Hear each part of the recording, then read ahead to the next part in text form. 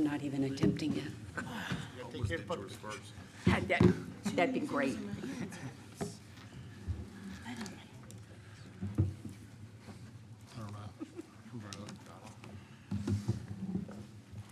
gotta prop mine up against the code book. You're a good man. Keep you around. Please, thank you, sir. Welcome, everyone. I'd like to call the April 22nd, 2025 Marine Resources Commission meeting to order. Please stand for the Pledge of Allegiance led by Associate Member Branson, followed by invocation by Associate Member Erskine. Pledge allegiance To the flag of the United States of America and to the republic for which it stands, one nation, under God, indivisible, with liberty and justice for all. Let us pray. Thank you, Lord, for this day and the opportunity to gather at Virginia Marine Resources to discuss important issues pertaining to marine resources. Allow us the wisdom and responsibility to discuss these respectfully. For this we pray. Amen. Amen. Amen. Thank you. Well, welcome, everyone. The first thing on our agenda is the approval of the agenda. Are there any corrections, deletions, or changes from the commission members or staff to the current agenda? That being said, matters before the commission. Motion to approve. A motion to approve from Associate Member Headley. Got a second from Associate Member Branson. Any further discussion? All those in favor say aye. Aye. All those opposed? All right, motion carries. 8-0. All right, the next one is minutes. I'm not sure who wasn't here for the last meeting. Associate Member Headley and who else? That was it. That was it? Okay, that being said, are there any corrections, deletions, or changes from the commission members or staff from the March 25th, 2025 commission meeting minutes? Don't see anything. Motion to approve. Got a motion to approve the minutes Second. from Associate Member Erskine, and a motion properly seconded by Associate Member Branson. Any further discussion? All those in favor say aye. Aye. All those opposed? Abstain. And one abstention, Mr. Headley. All right, now it's time to swear in VMRC staff and VIM staff that will be speaking or presenting testimony during the meeting. Do you swear to tell the whole truth, nothing but the truth, so help you God? Thank you. All right, Randy, we're moving right along. Chief Owen, you got the floor.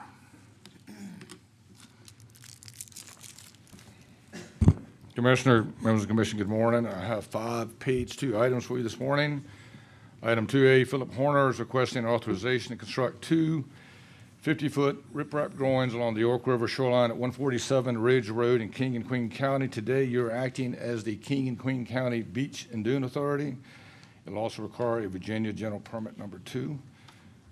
Item 2B, Brian Pay is requesting authorization to construct a 158-foot-long rock revetment along the Mattaponi River on Grass Creek Trail in King and Queen County, just south of the courthouse. Today, you're acting as the King and Queen County Wetlands Board.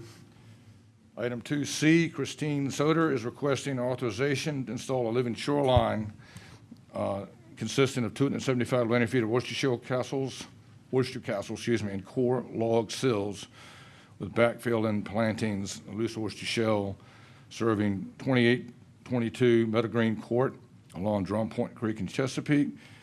You're also serving as the Chesapeake Wetlands Board today. Red Sky Holdings requests authorization to construct a 23-foot wide by 72-foot long open pile deck, attached 20-foot by 8-foot floating dock, and 72 linear feet of riprap, the tow of which may be installed a maximum of 5 feet shallow to mean high water, serving the commercial facility at 103 Watson Road along the southern branch of the Elizabeth River. Again, you're the default wetlands board for Chesapeake on this one. And lastly, item 2E, WF McGann Corporation is requesting authorization to dredge up to a total of 59,250 cubic yards of state-owned submerged land, maximum depth of 17 feet, mean low, at their east yard facility at 3106 West Norfolk Road along the western branch. The dredge material will be barged to and offloaded at Shirley Plantation. This was previously authorized, they just didn't do the work, but they did pay a portion of that royalty then. They've increased the footprint, so now the balance royalty that is due is $10,035 for the removal of an additional 16,725 cubic yards at a rate of 60 cents per cubic yard. That's all I have, sir. Thank you, Randy. Is there any questions for Chief Owen from the commission? Thank you. Is there anyone in the audience that wishes to speak on any of these projects, on item 2 projects? That being said, matters before the commission. Move to approve page 2 items. Motion to approve page 2 items from Associate Member Branson and a second from Associate Member Headley. A properly made motion has been properly seconded. Is there any further discussion? All those in favor say aye. Aye. All those opposed? Motion carries 8-0. Thank you. All right, so we don't have any consent agenda items. Is there any reason for a closed council session? No, sir. Thank you. That being said, Deputy Commissioner Grist and Chief of Fisheries Pat Gill, you have the floor. We already had it open.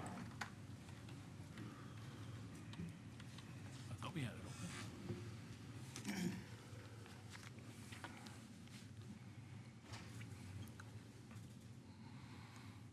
There you go. All set. Thank you, Chief. Good morning. Morning. Here before you today for petitions for rulemaking. I'll walk you through a couple of the guidance information for this, since we don't get one of these every month. There we go. The petition order for the proceedings will be, we'll have the staff introduction of the petition timeline. We'll have a petitioner presentation for 10 minutes, staff presentations concerning the petition, public comment period. Other petition signatories may speak with a time limit of 3 minutes per speaker at the discretion of the chair. Response from the petitioner, 5 minutes allocated. Commission questions and deliberation. Process is the commission issues a written decision to grant or deny the petitioner's request. If granted, written decision is published in the Virginia Register and rulemaking is initiated and advertised per 28.2209 of the Code of Virginia and placed in the Virginia Regulatory Town Hall for review by the Office of Regulatory Management. The proposed regulation would come before the Commission between October and December pursuant to 28.2201 of the Code of Virginia for decision and action. If denied, written decision is published in the Virginia Register. Petitions for rulemaking. Petitions for rulemaking follow 2.2-4007 of the Code of Virginia. VMRC has an exemption from the Administrative Process Act, the APA, for judicial review for every fishery except menhaden, pursuant to 2.2201. Notice and publication. A petition must specify the purpose and matter of the requested rulemaking, including references to relevant Virginia Administrative Code sections, and must reference the legal authority of the agency to take the requested action. Within 14 days of receiving the petition, VMRC sends notice to the Register for publication in the Virginia Register of Regulations, and the petition is posted on the Virginia Regulatory Town Hall. Public comment period. A 21-day public comment period is provided after publication in the Register. During this time, VMRC will conduct an interagency and university request for comments to be considered by the Commission for decision and action. Within 90 days after the close of the comment period, the Commission issues a written decision to grant or deny the petitioner's request. This decision includes reasons for either granting or denying the request. Initiating rulemaking. If the Commission agrees to initiate a rule change, it is advertised pursuant to 28.209 of the Code of Virginia and placed in Town Hall for review by the Office of Regulatory Management.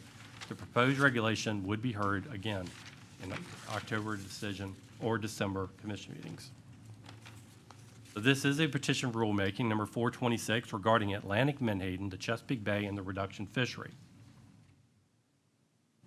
On December 18th, 2024, a petition regarding Atlantic menhaden, Chesapeake Bay, and reduction fishery was received via email from David Reed on behalf of the Chesapeake Legal Alliance and the Southern Maryland Recreational Fishing Organization, along with undersigned co-petitioners. On December 20th, 2024, the petition was uploaded to Town Hall to comply with the 14-day notice requirement. On January 13th, 2025, the petition was published in the Virginia Register of Regulations, and the 21-day public comment period began. Please note, this was the next available publication date on the schedule of the Register. February 3rd, 2025 was the 21-day public comment period ended, and this initiated the start of the Commission's 90-day period to issue a written decision on the petition. 1,336 comments were received during the 21-day comment period ending February 3rd, 2025. 1,325 were submitted through Town Hall, and 10 were submitted by email to VMRC. 12 additional comments were received via the VMRC website, 12 in support, 0 in opposition, as of April 18th at 11:59 p.m. Support versus opposition, 788 comments in opposition to the petition, 559 comments in support of the petition. Again, petition order to the proceedings. Staff introduction of the petition, as we're doing now, and with the timeline. Next, petitioner presentation of 10 minutes. Staff's presentation regarding the petition, the public comment period. Other petition signatories may speak with a time limit of 3 minutes per speaker, again, pursuant to the chair. Rebuttal from the petitioner, 5 minutes. Commission questions and deliberation. With that. Any questions before we proceed to the petitioner? Any questions from the commission? All right, that being said, I believe Associate Member Kellum would like a moment. Yes, point of privilege, I guess, if you would allow. Absolutely. The past few days, I've received some accusations that I may have a conflict of interest in hearing this petition. And I just want to be clear that Ampro Shipyard does not hold any contracts with the Menhaden Reduction Fishery or Omega Protein. And with that being said, I will be participating in the discussion and voting on the petition. Thank you. Is there anyone else? Mr. Erskine? Yeah, I'd like to make a declaratory statement. I've done this in the past, to make a disclosure for the record. I work for 2 baitfish packing companies in Virginia. One packs whole menhaden for crabbers, and the second company will grind menhaden for chum for the sport fishing industry. Based on those facts, I can fairly objectively and in the public interest discuss this matter. Thank you. Thank you. Thank you. Anyone else? All right. That being said, the petitioner present, and is that where we go next, Joe, I guess? Yep. Mr. Reed? Raise your right hand, Mr. Reed. You swear to tell the whole truth, nothing but truth, so help you God? I do. Proceed. State your name for the record, please. David Reed. Proceed. Good morning. Good morning. Commissioner Green, Assistant Attorney General Block, and Associate Board members. At the outset, I would like to follow up. I very much appreciate the issue being addressed. I want the Associate Board members to understand that was submitted with all due respect. I hope it was forwarded so the language was preserved.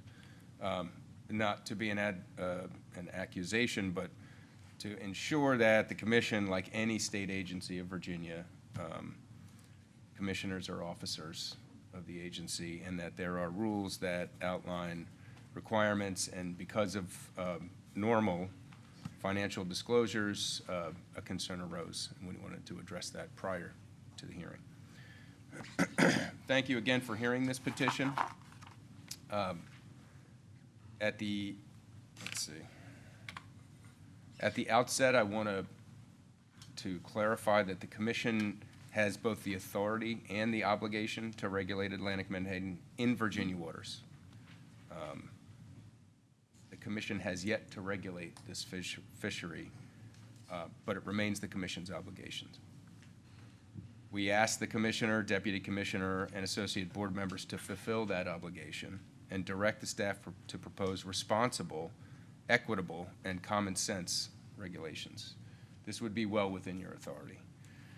In light of new science that calls into question the coast-wide harvest, the coast-wide stock assessment for Menhaden, new science on grave impacts to ospreys that are reliant on Menhaden, strong evidence of striped bass and other predator species suffering from a lack of Menhaden, and what is now the mountains of evidence and testimony demonstrating a lack of Menhaden regionally in the bay, we believe it should be clear and that sufficient evidence it does exist, at the very least, to take precautionary measures to protect the fishery and to protect the ecosystem. We believe continued inaction is itself a decision not to regulate. And that includes waiting for years and possibly decades, is an abdication of that statutory duty of this commission. In 2023, the Menhaden in the bay were so scarce that the reduction fishery was only able to catch less than 40,000 of its 51,000 metric ton cap. The fishery is increasingly traveling out of the bay to meet its quota, to meet its cap, as the Menhaden schools become more scarce in Virginia waters. We hope that the commission will not wait for the day that they're simply fished to the point where there is nothing left to manage.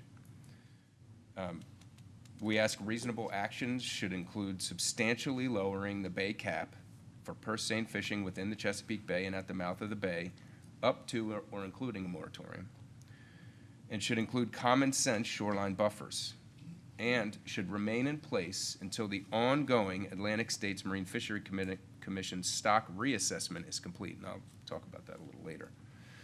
If this commission sees fit to rely on a bay-focused study, in the meantime, it should enact these precautionary regulations to limit the catch in the bay and the mouth of the bay.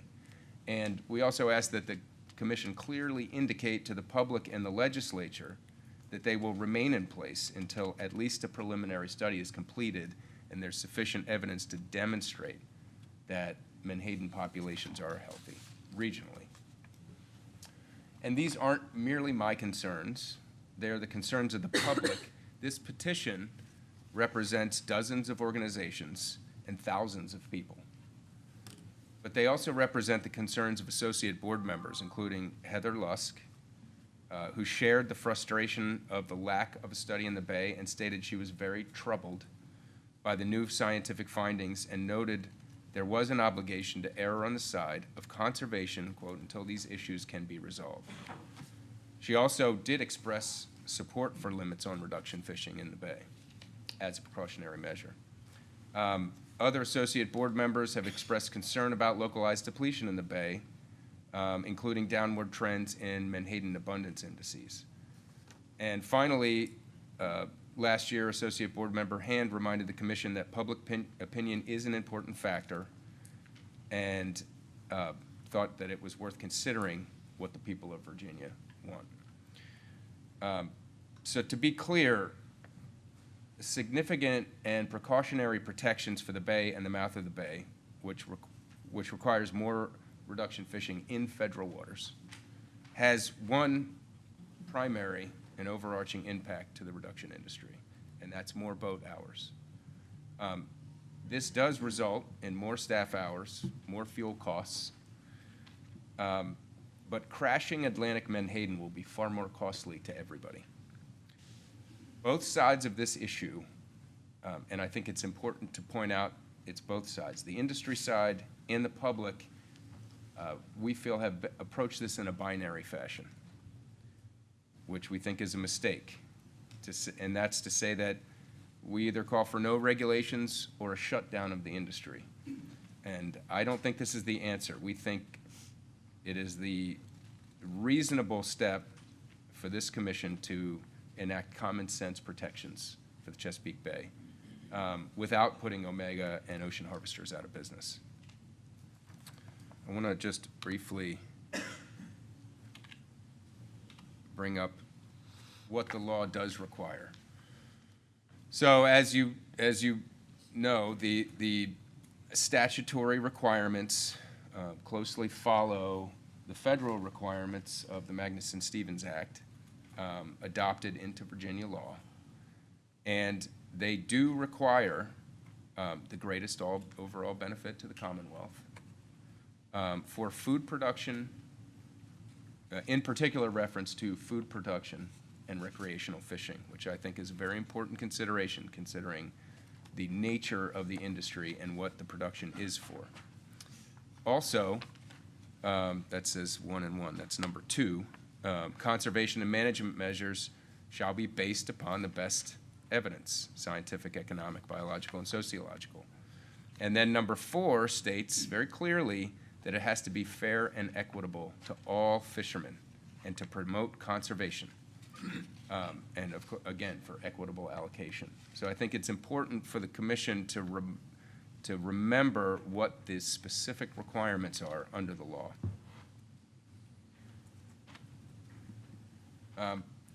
I'll try to be brief to leave just a couple of minutes if the commissioners have any questions, and associate board members. We all know that menhaden are among some of the most important prey species by number and nutrient content for sport fish, striped bass. We hear a lot about that. Bluefish, weakfish, ospreys. We'll hear some more about that. This commission, its staff, and the industry have relied very heavily on a previously assumed healthy coastwide stock. That has been brought into more than just doubt, but is being reassessed right now. And the commission has decided not to act because of what they found to be insufficient evidence of localized depletion. But now we know that there's a very high likelihood that that's simply not the case. We already know, as I mentioned before, relative abundance indices for juvenile menhaden have been declining. There has been a recent peer-reviewed published osprey paper by Dr. Brian Watts, groundbreaking research that shows that ospreys that are reliant on menhaden, more saline conditions they select for menhaden, are failing at far higher rates than their upstream nests. In other words, the lower salinity species that are selected by those ospreys are doing much, much better than the higher salinity ospreys nests that heavily rely on menhaden. And that paper shows a tenfold decline in a serious decline that is in lockstep with the tenfold decline in a key menhaden abundance index since the 80s. This new analysis that has caused the technical committee at the Atlantic States Marine and Fisheries Commission to reassess their own stock assessment and to issue a retraction of some of their modeling and data is a response to a new study now in review by one of the internationally renowned fishery scientists and ecosystem modelers, Drs. Alt and Luo, who found that the natural mortality rate used in the stock assessment is dangerously inflated, 14 standard deviations higher than it should have been, is their estimate. That's as if you saw somebody walking 100 feet away and predicted that they were 15 feet tall. As a result of this misestimation of a critical coefficient, natural mortality, and data errors, these authors have now published and are in peer review, have indicated that they think that the coastwide harvest has been overestimated by 100%. And right now, the technical committee and these authors are working to determine if it's somewhere between a 50% and 100% overestimate, which means it's double what it should be, or maybe 25 or 50% higher than it should be, which should cause concern for everybody. Again, these are not my opinions. These are facts, objective facts. The technical committee is, still reassessing this now, but we ask for precautionary, common sense measures to protect the bay and to protect the region. Mr. Reed, I give you a little bit more time, but you got to start wrapping it up. Okay, thank you. So, very briefly, we know the economic considerations. I hope I have a slide here. You know, Virginia and Maryland recreational fishing just for striped bass was over $900 million. That's in 2016, over 11,000 jobs in 2016. And that's in contrast to omega proteins, $100 million in business and approximately 400 jobs. You know, we think that on balance, the economic benefit of protecting the ecosystem it's not even close. It's orders of magnitude more valuable than riding the line and not regulating this fishery. So we recommend, again, common sense measures, nothing and not a shutdown, but a substantial and significant reduction in the bay and at the mouth of the bay. That could include a moratorium in the bay and the mouth of the bay, but there are, you know, something in between half of the cap. But we do think that the evidence demonstrates that also significant reductions at the mouth of the bay will allow for recruitment and replenishment of menhaden into the bay, which is apparently not happening. Mr. Reed, you've gone substantially over. I'm trying to be patient, but can you kind of go through your bullets real quick, please? Just go through each bullet so the commission can hear it from you. Thank you, Commissioner Green. You know, as you can see here, a shoreline buffer we think should be a mandatory buffer as a regulation. Right now there is none. It is a memorandum of understanding. It regards two tiny areas on the shoreline. It's not a protective buffer. And we have seen that the General Assembly is not willing to fund a study, so we ask for precautionary measures that are in place until there is evidence, even just a preliminary study that demonstrates sufficient evidence that the species is being protected. Thank you. Thank you. Any questions for the speaker? Mr. Branson. Yes, sir. Thank you, Commissioner. Mr. Reed, thank you. You started off by talking about new science. Are you speaking of there is new science out there, or is it interpretation of existing best available science? Thanks for that question. In Alt Luo's, assessment of, what they looked at. Is there new science? If so, what is the new science? New stock assessment? New what? What science is out there? So that's a very pointed question. The first answer is, with regard to the Osprey research, that is new science. It's not just Dr. Brian Watts, but Greg Kearns has also has a great deal of data showing similar results and similar threats to osprey populations that are reliant on menhaden, not the upstream nests. With regard to Dr. Alt, he sent a letter 6 years ago to the ASMFC Technical Committee laying out these same concerns, saying, and I'll try to be brief, Commissioner Green, saying, you did it wrong, here's why. They ignored him, and I'm sure for good reason.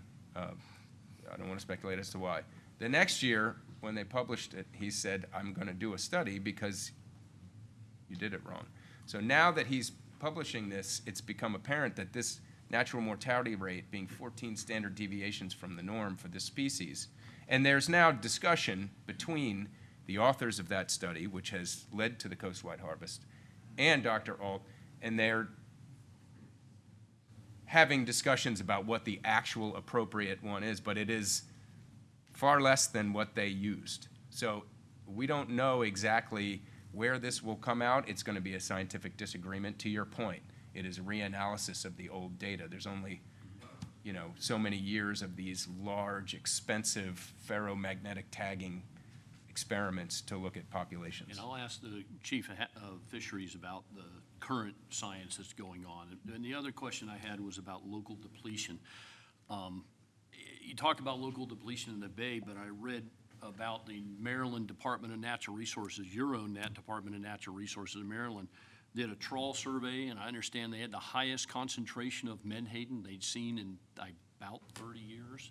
The last 2 years, it was the highest concentration. So, and I read somewhere, I think Dr. Latour is here, talked about local depletion is usually short-lived and very localized. You know, how do you determine what local depletion is in the bay? If you got one Department of Natural Resources, which is the only DNR that has an index for Menhaden, Young of the Year, I think it is, and Chief Gear will talk to that, I hope. You know, you've got your own DNR that says they've had more than they've had in the last 2 years in 30 years. Yeah, that's another point of question and a good point. Again, that was a single trawl survey, but it was of the smallest possible cohort. I don't need to tell this commission that this is a hatchery. This is an estuary for recruitment and replenishment. So those would not be, and the industry, I think, would agree. And I am curious of Dr. Latour if he can bring some clarity and accuracy and precision to what that study meant. But it did not indicate healthy Menhaden populations locally. It was this Young of Year. It was the smallest possible cohort of Menhaden, which if you don't have that, you have nothing, because this is the estuary. Okay. Thank you. Anyone else? Mr. White? Excuse me, Mr. Reed, on your thing, you got on there 10% and 25% for the allotments. Where do those numbers come from? Another good question. So precautionary measures are difficult because there has been no regulation to date. So we don't have, what we have is a coast-wide assessment. That is based on modeling. We have, and I'll try to be brief, Commissioner Green. We have an allocation that is based on historic commercial landings, not science. So the issue we have is that we're trying to bring together responsible management and nothing based on historic commercial landings, which is not a regulatory framework of any limit. The reason that those are proposed is that I think to date, the commission and the associate board members have wondered how to direct, just frankly, the staff to propose protective measures.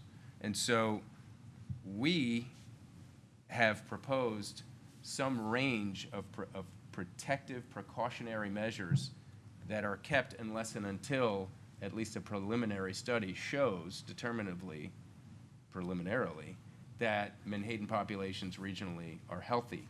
And so one of the abundance indices of Menhaden have been declining, and because of the intensity of fishing in the bay and the mouth of the bay, our recommendations are to heavily reduce the cap in those areas, or reduce fishing in those areas, or at the very least perhaps provide a hiatus of a month or 3 weeks to allow for recruitment of the Menhaden and predator species, frankly, for feeding, in order to provide that room. But it doesn't affect the cap. The federal waters are determined by the Atlantic States Marine Fishery Commission, and this commission determines the ability for the industry to fish in Virginia waters. So that's why it's aimed at the Bay and Virginia waters. As to the percentages, to answer your question, we think that those are precautionary and protective. I got to make a correction real quick, because there's been a couple statements to the commission from this gentleman that are not accurate. ASMSC does not regulate in federal waters, number one. They have no authority. That would be a different body. They regulate only in state waters. So I want to be clear, ASMSC regulates in state waters only, state jurisdiction. Well, can I, just for clarification? Mr. White. Go ahead, he can respond. They do set the maximum for the coast for every Atlantic state. So just in case I was not clear, I apologize. They set the coast-wide cap, and they set the relative allocations. So Virginia gets 75% of the coast-wide maximum. That does include federal waters. So Commissioner Green's correct, but I do want to make clear that the Atlantic States Marine Fishery Commission governs the cap. Federal waters, all waters, of how much Menhaden can be taken. This commission has authority within Virginia waters. Is that a fair? You're description. you're close. There was another thing that was kind of misquoted about, the historic landings not having science behind them. Well, historic landings is, Virginia, whatever state lands, that percentage, they get that percentage of the quota. The quota is set by science. So if the quota goes down, then your number is gonna go down, even if you have, 75% of it, it's gonna go down. So the quota is set by science, and the reason I want to be clear on that, because I can't wait for Chief Gear to get up here, because I've been told by every expert that I've met, and I'm sure Dr. Latour is gonna have some things to say too, that the stock assessment for Menhaden is as good a science as we've had for fisheries management. And so I'm not talking to the Bay, but I'm talking about the assessment they use. Because I remember sitting in ASMFC and that being a topic of discussion from New Jersey. So, on the second part of this, there's 8 of us commissioners, and we listen to you, and we're gonna listen to Omega and see what they all say, and everybody has an expert, and an experts all usually refute each other, and so we're 8 people up here that meet up here once a month, and we base our decisions on what we hear and what we read. And it's very difficult for us to decide which way we look at this unless we have some real facts. So how would you say that we should look at it from your point of view based on what you're telling us? Because right now, I don't have any facts that you've put it on the table. Now, I'm gonna ask Omega the same question, and they may or may not have any facts as well. So how am I, as a commissioner, supposed to make a decision without any facts? Well, thank you for that. One of the difficulties of this issue, there are a few. I think one is that this commission has not yet ever regulated the industry, not by a fish, not by 1 nautical mile, not by a day. Perhaps that is from a lack of evidence. I think part of the problem is, we're all aware of it, each year there's a failure to do a study. Well, if we're only relying on one specific perfect study, I'm trying not to be pejorative of that, but one study that, rules the day, we'll never have that. What we do have are a variety of different sources of evidence and studies. Some agree, some are in conflict. That creates difficulty, that creates a great deal of confusion and all the expertise required and the interpretation of those experts. And so I completely understand, and I think the coalition that signed this petition does understand, and it's why I made the comment that, we think this binary approach of nothing or everything is a mistake. In regard to that, but the fact is, pardon the frankness, but if you have 2 inches of water on your floor and a 6-foot hole in your ceiling, you don't start looking around for leaky pipes trying to figure out where the issue is. You know that it's removing 350 million pounds of menhaden every year from the, 2/3 of that from this region, from the bay and the mouth of the bay. You're talking about 500 million fish every year. So, we can quibble over the perfect science. We can quibble over what the perfect study is, and every year it cannot get funded.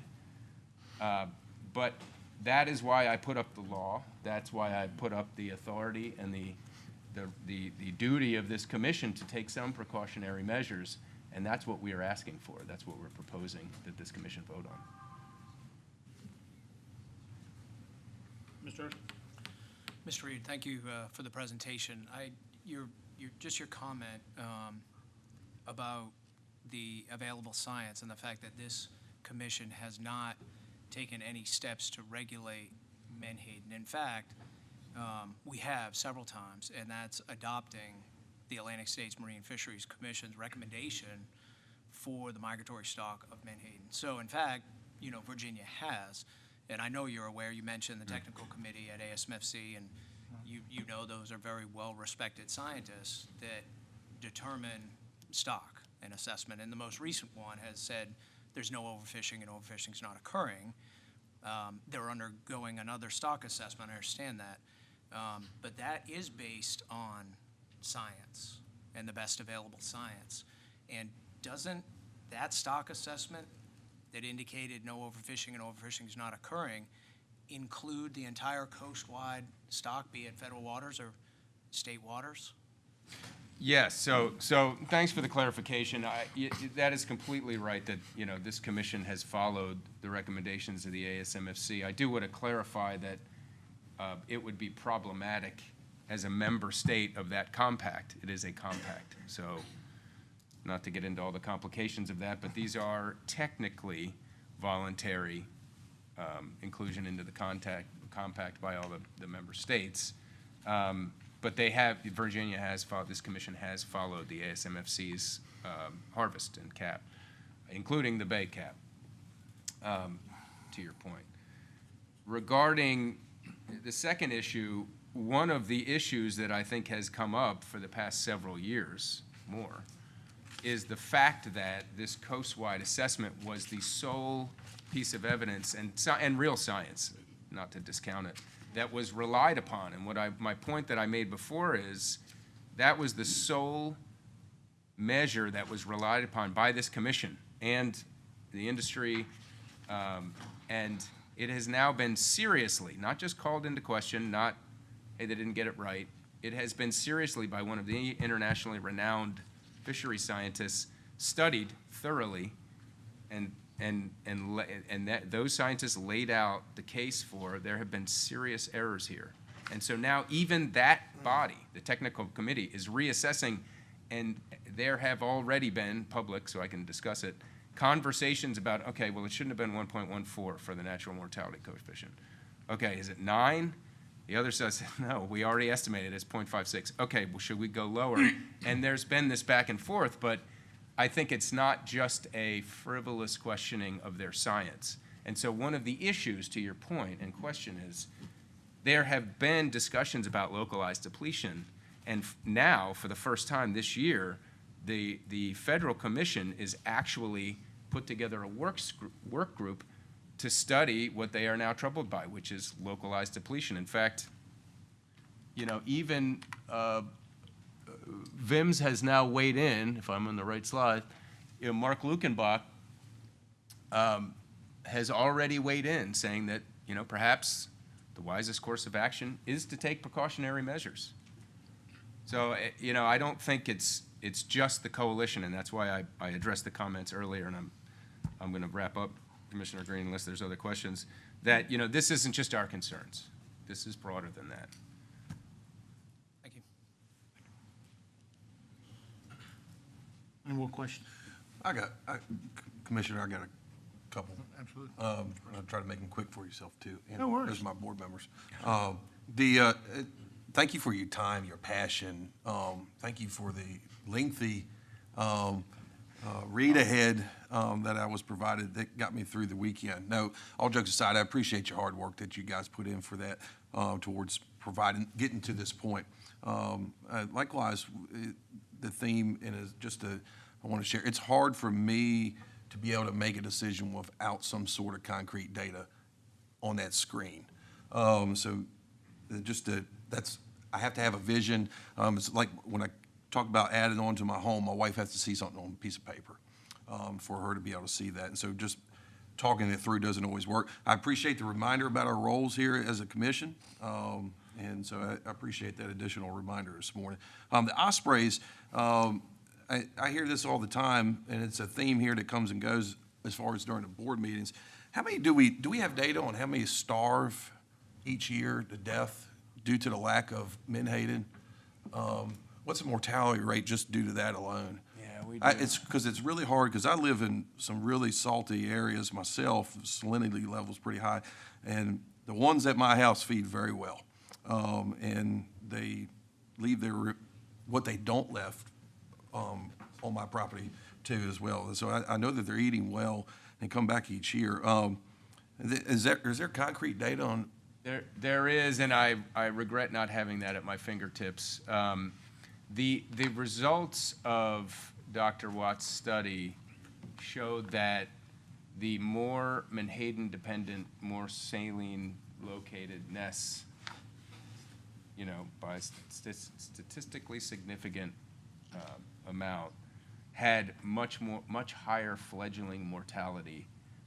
And based on his data and his the data that he analyzed, it was a result of a lack of menhaden as prey, because they rely on that species for their foods, for their primary, by a long shot, food source. It's why you hear about striped bass all the time. It's because it's their primary food source by a long shot. You know, and to your point, which is, I think, a very good one, and I would, you know, it sounds like you did your homework, and I very much appreciate all the attention and questions. I hope I've been respectful. Certainly, I've really appreciated the questions from this commission. You know, I think when we talk about seeing the data, we tried hard to, in our last year's petition and this, to provide those numbers. But we are also trying to have all of the professional integrity we can have, to not just make statements saying, no, for sure, everybody else is wrong, that we know these numbers. But again, you know, our argument is there's plenty of evidence. It's just, there's no great visual I can give you to say, this study said this in the Bay, and that's it. I think, well, in order to get my vision and my understanding, that's kind of where I sit myself, just that I have to be able to compare apples and apples, or facts to facts. Even if those facts from both parties disagree, at least I can look at results. The 40 metric tons to the 50 metric ton quota that you quoted, that Omega and Ocean Harvesters they missed their quota by 10 metric tons. I think that's what you quoted earlier. I'm sure they probably will address that here coming up, but it's probably wasn't so much so due to the lack of fish. It might have been due to the lack of availability to get out due to the weather. Wind is a big driving factor on that harvest itself. And somebody already mentioned it about the commercial landing. That is a very valuable piece of data that's collected from every commercial waterman in the state of Virginia who's required to report on a daily basis, and those numbers those are all go into consideration for setting regulations. So I disagreed with that, respectfully disagreed with how. If that I may was just stated. briefly respond to that, because I think that is a very important point. You know, the industry is effective, and one of the reasons I wanted to address and avoid the binary approach is, look, this is we recognize this is an industry with tradition and longstanding, and they have expertise, and they are effective. They are an industry. They are not.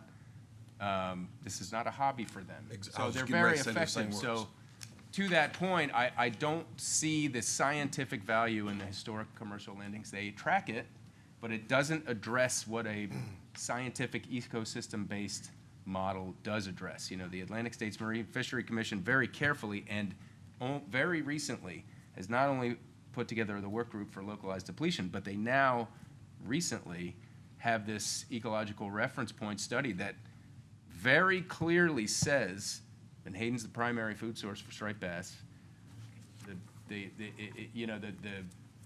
If the striped bass are faring poorly, it is very, very likely that it's because menhaden are faring poorly. So, again, there is a lot of data, and I think a lot of evidence presented in our petition. I did not want to muddy these slides up with that, but I do totally understand your concerns and appreciate your questions. Thank you. Thank you. Thank you.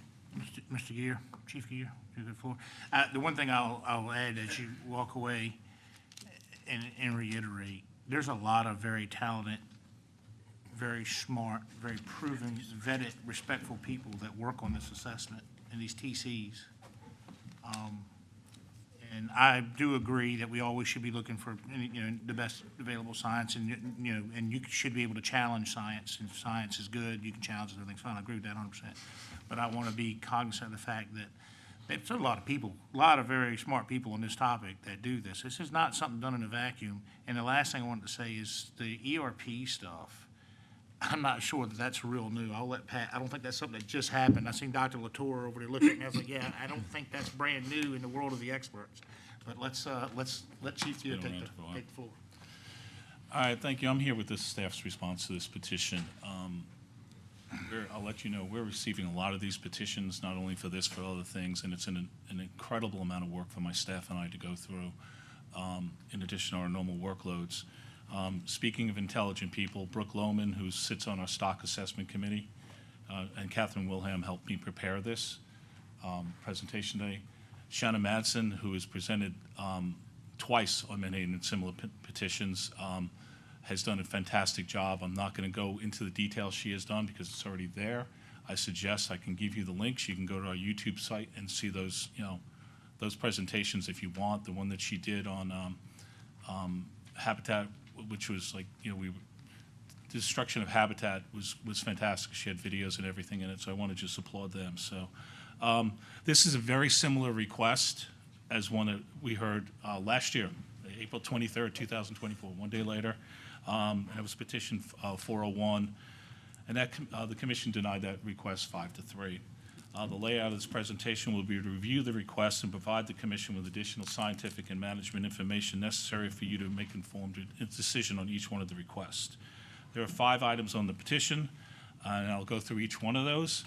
And you've seen this already. It's just one, to impose a moratorium on reduction fishing, or as Mr. Reed said, a substantial decline, move the fishery more offshore, create a permanent 1 nautical mile per seine exclusion zone along the whole coast, formally request the General Assembly to fund the VIMS research planning, and finally require comprehensive monitoring and public reporting. I'll go through each one of those, and I'll give a response to each one as we go along. The first one is, I'm going to take requests 1 and 2 together. Those are precautionary catch limits. The ASMFC board considers stock assessments in relation to and the ecological reference points when determining which level to set the TAC, which is the total allowable catch for the coast. According to the latest updates and assessment results, the estimate of fecundity, and fecundity is a measure of reproductive potential, was above the target, indicating the menhaden stock was not overfished, and the fishing mortality was below the threshold, indicating that overfishing was not occurring on a coastwide basis based on the 2022 stock assessment. Based on that information, the Atlantic States Marine Fisheries Commission's Menhaden Board passed a TAC for the 2023 through 2025 season of 233,000 metric tons. Based on the ecological reference points. Those ecological reference points takes into account the role of menhaden's importance as a food source for other species. That was a 20% increase. According to the models they had, they could have increased it almost 40%, and they went with a precautionary of doing 20%. During that same time, there was a reallocation of quota. Our quota went from roughly 78% to 75%. So even though overall the TAC went up 20%, we got roughly about 16.7, about 17.2% more quota that could only be fished in the ocean because the bay cap was not touched. The bay cap was still at 51,000 metric tons. It has been that way since the early 2000s, 2013, I believe is what it was. Before that, it was 87,000 metric tons. Typically, that bay cap was developed based on historical landings. The last time they lowered it, it was a precautionary approach. They lowered it 20% as a precautionary approach. So, and I think that's the crux of what we're talking about some today is the bay cap, what the bay cap should be. And like I said, it's Mr. Reed noted in Dr. Lukenbach's statement that he has, which is in your documents. I sent everybody a memo with a series of papers and letters. Stated, and I quote, "The wise course of action is to take precautionary approach and give serious consideration to reducing purse seine fishing in the bay." But what Mr. Reed did not put in there was the pretext of why Dr. Lukenbach said that. It was because VIMS has done a lot of work, we have done a lot of work, trying to get the funding to do these studies, and we haven't. And in lieu of not having, by not having the frustration of not being able to get that funding, maybe a precautionary approach. What he actually said was, and this is a quote from the letter, "As we have noted in the past, there is insufficient data available to quantify the impacts of the purse seine reduction fishery on the ecology of Chesapeake Bay, nor its impacts on individual species in the bay.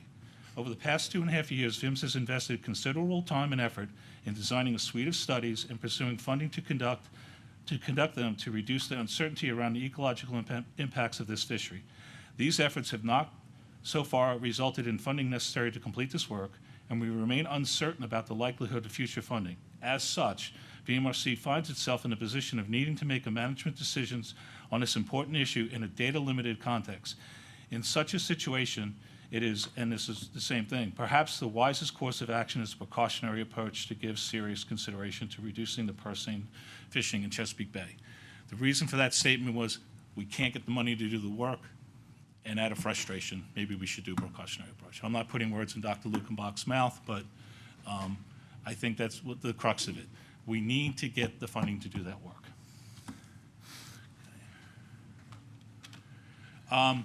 The other part, response, as far as total allowable catch in requests 1 and 2, the petition repeatedly cites recent work from Jerry Alt and Shangang Lo to cast doubt on the Menhaden stock assessment and its the best available science. This paper is still in peer review, which means it has not been accepted yet, but I'm sure it will be accepted. The stock assessment subcommittee, it didn't form a special subgroup on this. This is things that they do. They're doing a new stock assessment now. It will be done by the end of the year. So it's not, they're doing a special assessment. We have routine, regularly scheduled assessments, and we're on that schedule, and they're going to be completing those at the end of this year, probably get the results of it by by the February ASMFC meeting. They're using, and basically what they're doing now is they're looking at, they're sitting down, they've met with Jerry Alt, and they're talking to him, and they're trying to come up with the best plan of attack and a solution for all that. So they are working with him. That work group will have a report that's in the stock assessment. So it's not, and as I say, the scientists are working together, trying to come up with what's the solution there. So, and you know, on that's what they're working on. Until we have those results from the stock assessment, we won't know.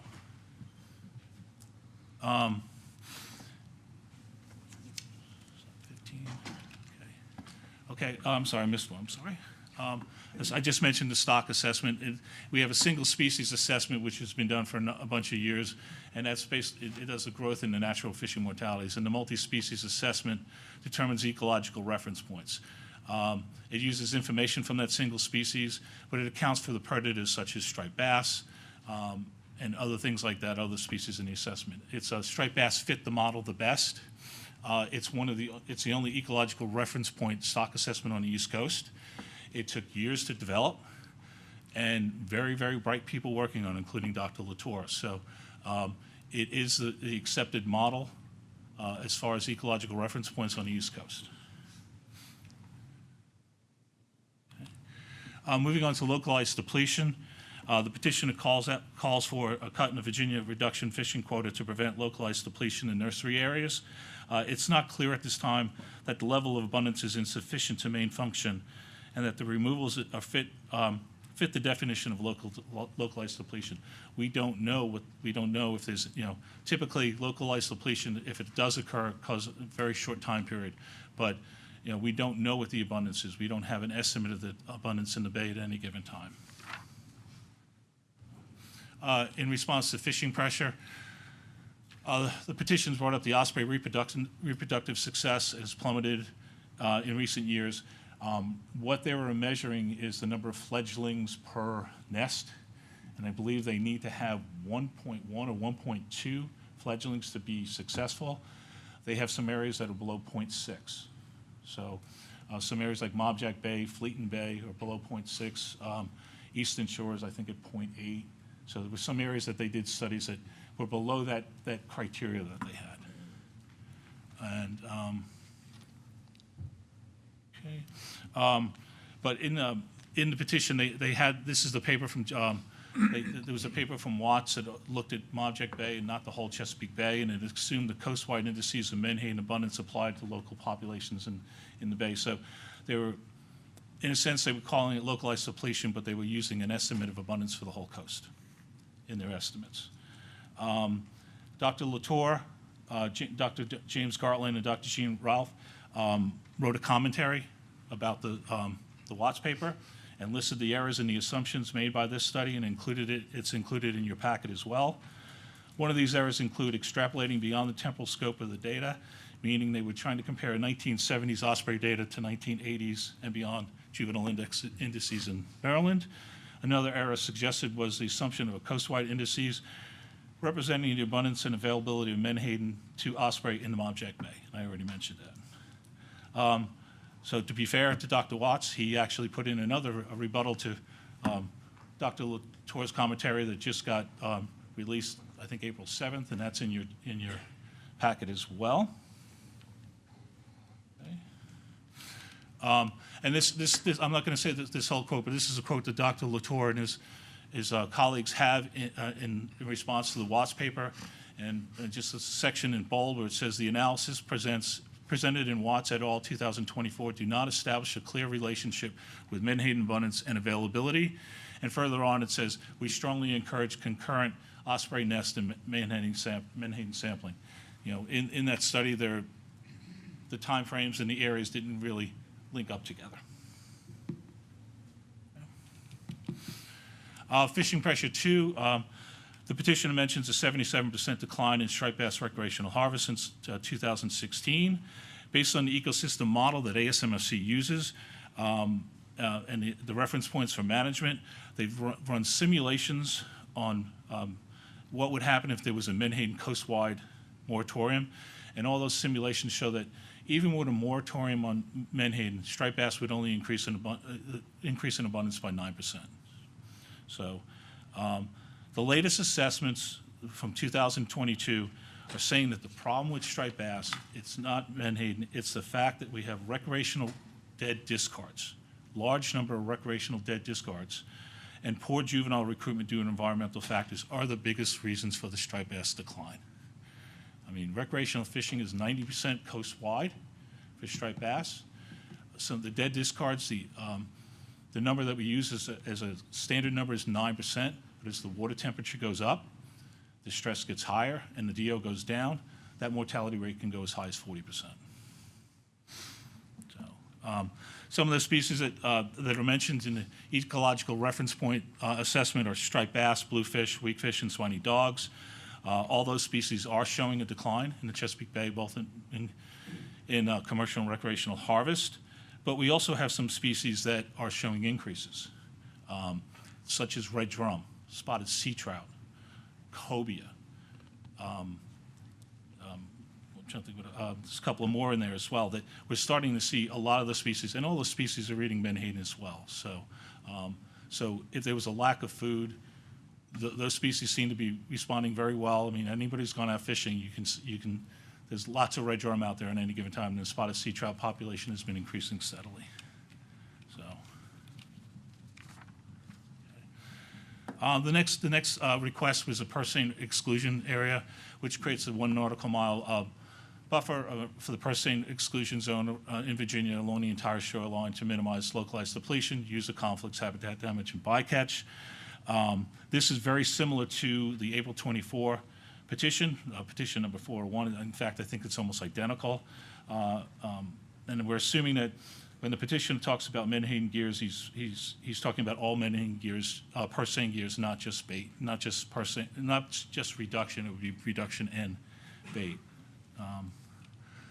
And this, as a result of, we've already, just to show you what we've done already, in December 2022, we brought up this issue, and the board voted at the time to create a memorandum of understanding. That memorandum of understanding was signed by the commissioner and the industry on April 20th, 2023.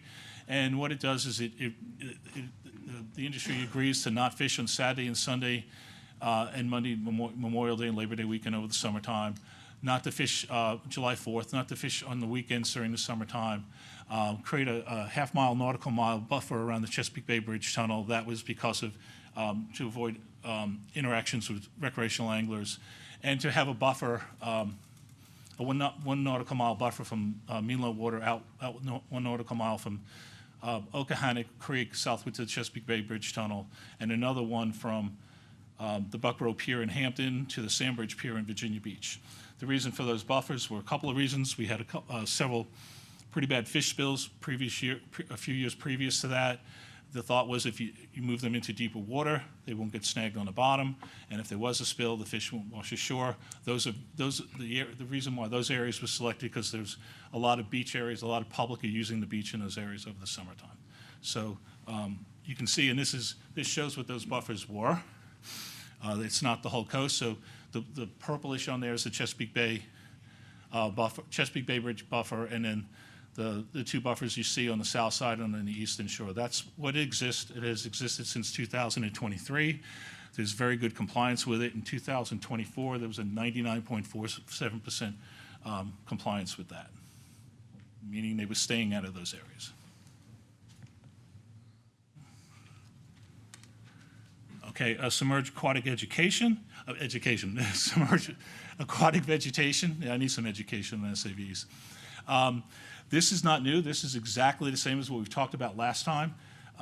You have a letter that we didn't even update. We just put the same letter in from, I talked to Dr. Lukenbach, he said, nope, it's the exact same issue.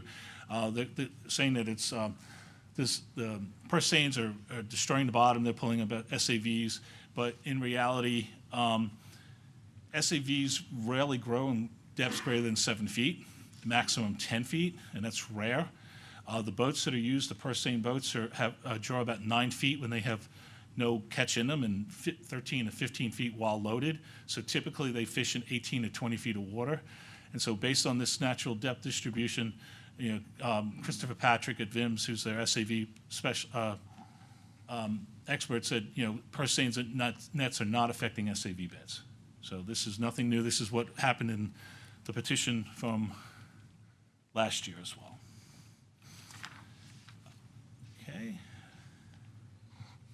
Okay, and then moving on to, impacts with the bottom. This is from the petition that we did. It was petition 391, which was done in October 2023. It was saying that the gear was not being used properly. And I'm not going to go into detail. If you really want, go look at. I'll give you the link to that video because it's got some really good information in there. But the ring line on the bottom is a large part of the gear. If that gets snagged on the bottom, it will destroy the net, and the net's $75,000. So they want to try to avoid that. They want to try to avoid picking up anything like oysters or clams or rocks, because if it gets into their equipment and it gets into the pumps, it will clog the pumps. So they try every effort they can to try to avoid having the net on the bottom. Request number 4, which is the funding the Menhaden Research Project, and they're formally asking funds from the General Assembly to expand that. This specific request item does not pertain to rulemaking. We cannot do that under regulation. So that's beyond our purview. And request number 5, which is industry oversight, require comprehensive monitoring and public reporting of the reduction fleet, including electronic reporting and vessel monitoring. This was, again, the same as the petition from last year. I'm not sure if everyone understands what the data is from where this data comes from. Everyone thinks, oh, they're not monitored, they're not checked. This is probably one of the most observed fisheries as far as landings are concerned. The National Marine Fisheries Service, the Beaufort Lab, has been collecting this data at Reedville since 1940. They have a port clerk up there who's been taking lengths and age and size composition of the catch since 1955. They do this on a daily basis. They go right on the boats and they collect the samples. They also collect the crew logbooks. Those crew logbooks are called the Captain's Daily Fishing Reports, and they've been doing that since 1985, and the Captain's Daily Fishing Reports. And to let you know, here's an example of what one of those reports looks like. For every single tow, every single set they make, they have the starting time, ending time, how much they caught, what plane was used to spot it, the coordinates, where it was located, the area where it was caught, those are area codes, how far they were from shore, the visibility, what the visibility was, and things like that. We do not get this kind of data from any one of our fisheries. We don't get we don't get coordinates in every crab pot. We don't get coordinates from every single scrape that the oystermen do, or every patenton. This is very detailed information. That is that I worked on a regular basis. And it's a very good data set. And so this data is brought in, the port clerk takes it, sends it down to Beaufort Lab, they scan it in and collate it, and then it's available electronically. But it's only available because of the rule of 3. In fisheries, if there's less than 3 entities in a fishery, that information cannot be released because it's giving someone's private information. If I'm fishing and you're fishing, and we release that information, well, I know how much I made, and how much I caught and how much I made. Now I know how much you made. So there have to be 3. And that applies to everything. It applies to dealers. If there's only one dealer, we can't release the information if that's concerned. In this case, we have 6 boats that are owned by Ocean Harvesters, and we have 2 bait boats that are independently owned. So this information cannot be given out to everybody. You have to ask for permission. Every 3 years, I have to go through the process of asking for permission and get Mr. Commissioner Green to sign off on it and send it back to NIMS. And this works with the states as well. I have to do the same thing. Some states will call up and say, why do you need that information? And we explain it to them.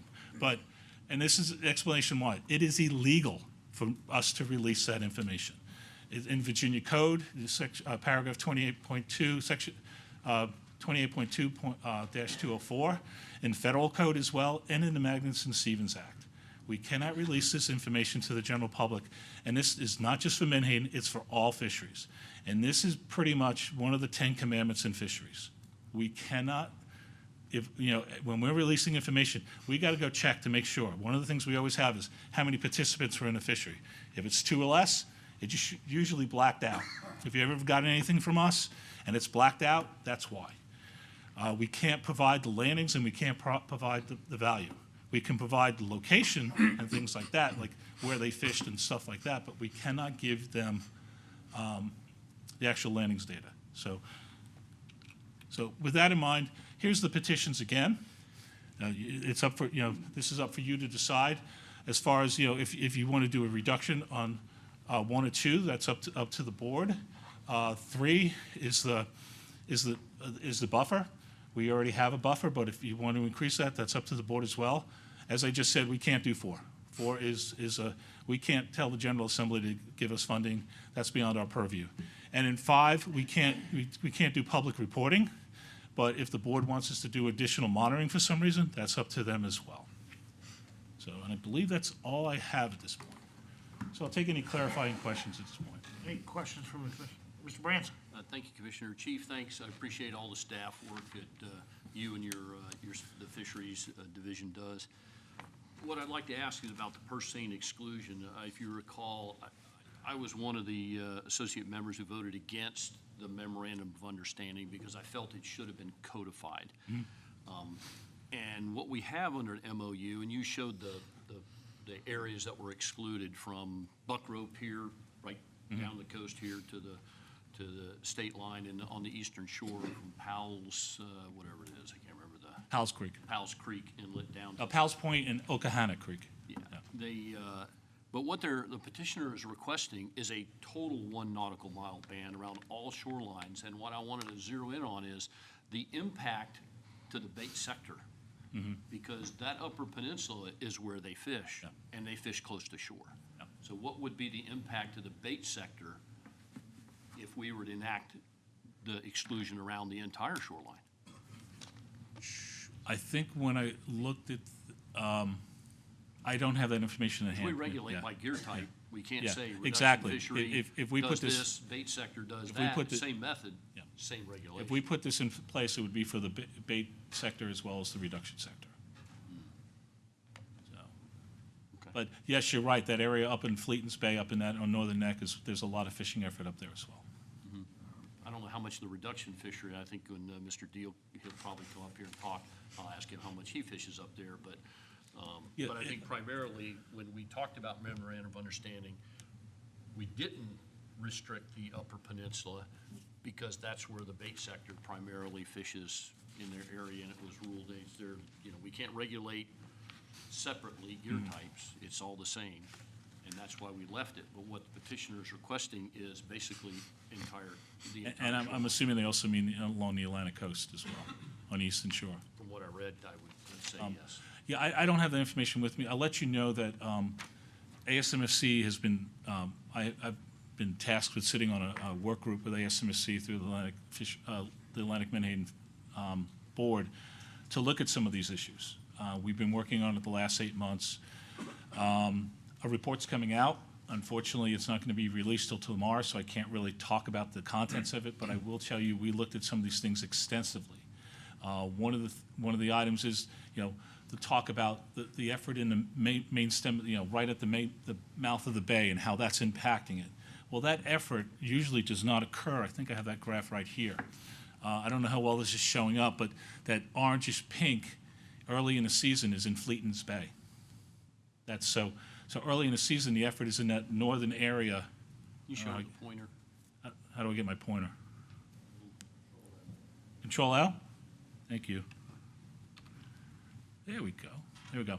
Okay, this orange area represents Fleeton's, this area up in here, which is called Smith's Point. These are the reporting areas that the industry uses, and this is Pocomoke. So the majority of the effort is occurring in these areas early in the season, and they don't really start using the lower bay until much later in the season. Those areas are Cape Charles, which is in blue, and Ocean View. So those are Cape Charles over here, and this is Ocean View. So those areas aren't used until much later in the year, in the season. So there is most of the effort is occurring in that northern area early in the season.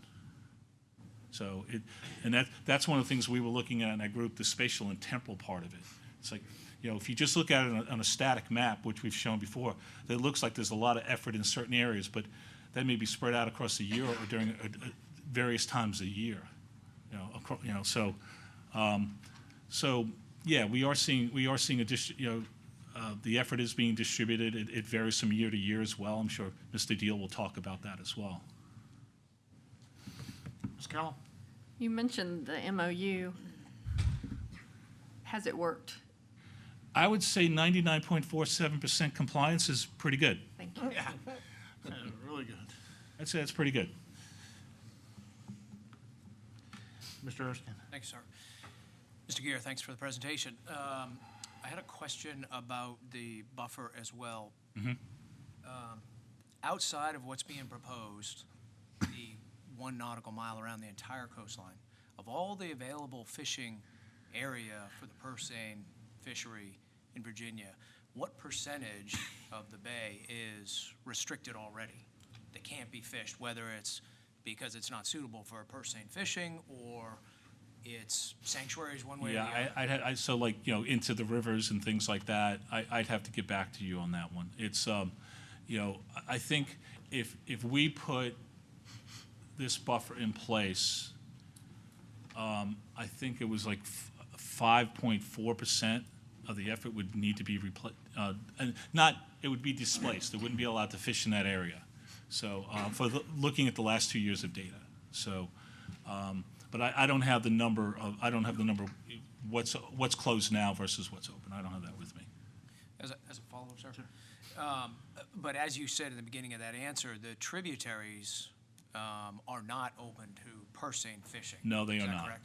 No, they're not. Okay, thank you. Any more questions? No? Well, thank you. Okay. Yes, now we're, Mr. Commissioner, let me ask you, we sent all this stuff from VIMS. Are they gonna make a presentation or we just read it? you can ask Dr. Latour to come up and speak if you have some questions. You have a presentation or, no, but come on, Dr. Latour, please. Just state your name for the record on the microphone and. Thank you. Robert Latour, Virginia Institute of Marine Science. As the presentation was unfolding from Mr. Reed and from Chief Gear, I wrote down some notes here that are purely just to clarify what I think is some lack of context and some misunderstanding. The new science that is being referenced, ASMFC did not ignore Jerry Alt when he approached the technical committee several years ago. When an assessment is unfolding, there's a certain timeline to the process. The process must be followed because we have peer review at the end of it all. There's a well-organized and thoughtful timeline set out. Jerry came to us very late in the process, too late in the process, to consider any of the analyses he had done. But he was encouraged to come back during this most recent cycle, which is what is happening. In my opinion, it's way too premature to base anything, any rulemaking on the results of that deliberation. That is in scientific discourse phase, if you will. Authors from the previous Menhaden study and Dr. Alt and Chang-Gang Liu are conversing. They're talking about the different approaches. They're talking about the different assumptions regarding efficiencies of the tags, et cetera. I could give you a long description. The bottom line is it's the scientific process as it naturally happens and it's unfolding, and it has not been resolved. Even a publication by Dr. Alt is not going to resolve it. It needs to be resolved by the TC, and that is what is unfolding as we speak. Claims about scarce abundance of menhaden in the bay, we have no data to know that. Anything else is correlative. If you use industry as a proxy, it's probably a dangerous thing to do. Industry makes decisions on where they fish for all the reasons in addition to where the resource is. Same with osprey fledgling survival. The Maryland DNR data that was referenced is a SANE survey. That's the SANE survey that's been ongoing since 1955. It's not a trawl survey. The last 2 years have been the highest indices since 1990. That is a metric of age 0 fish. They are the most abundant cohort. They are the youngest.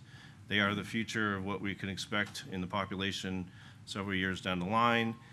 I will note that there is no clear, well-established, what we call a stock recruitment relationship. That means the abundance of adults is not well linked to the future abundance of age 0s because these animals are spawning almost continuously for 7, 8 months of the year from the southern part of the coast, Cape Hatteras, all the way up to southern New England.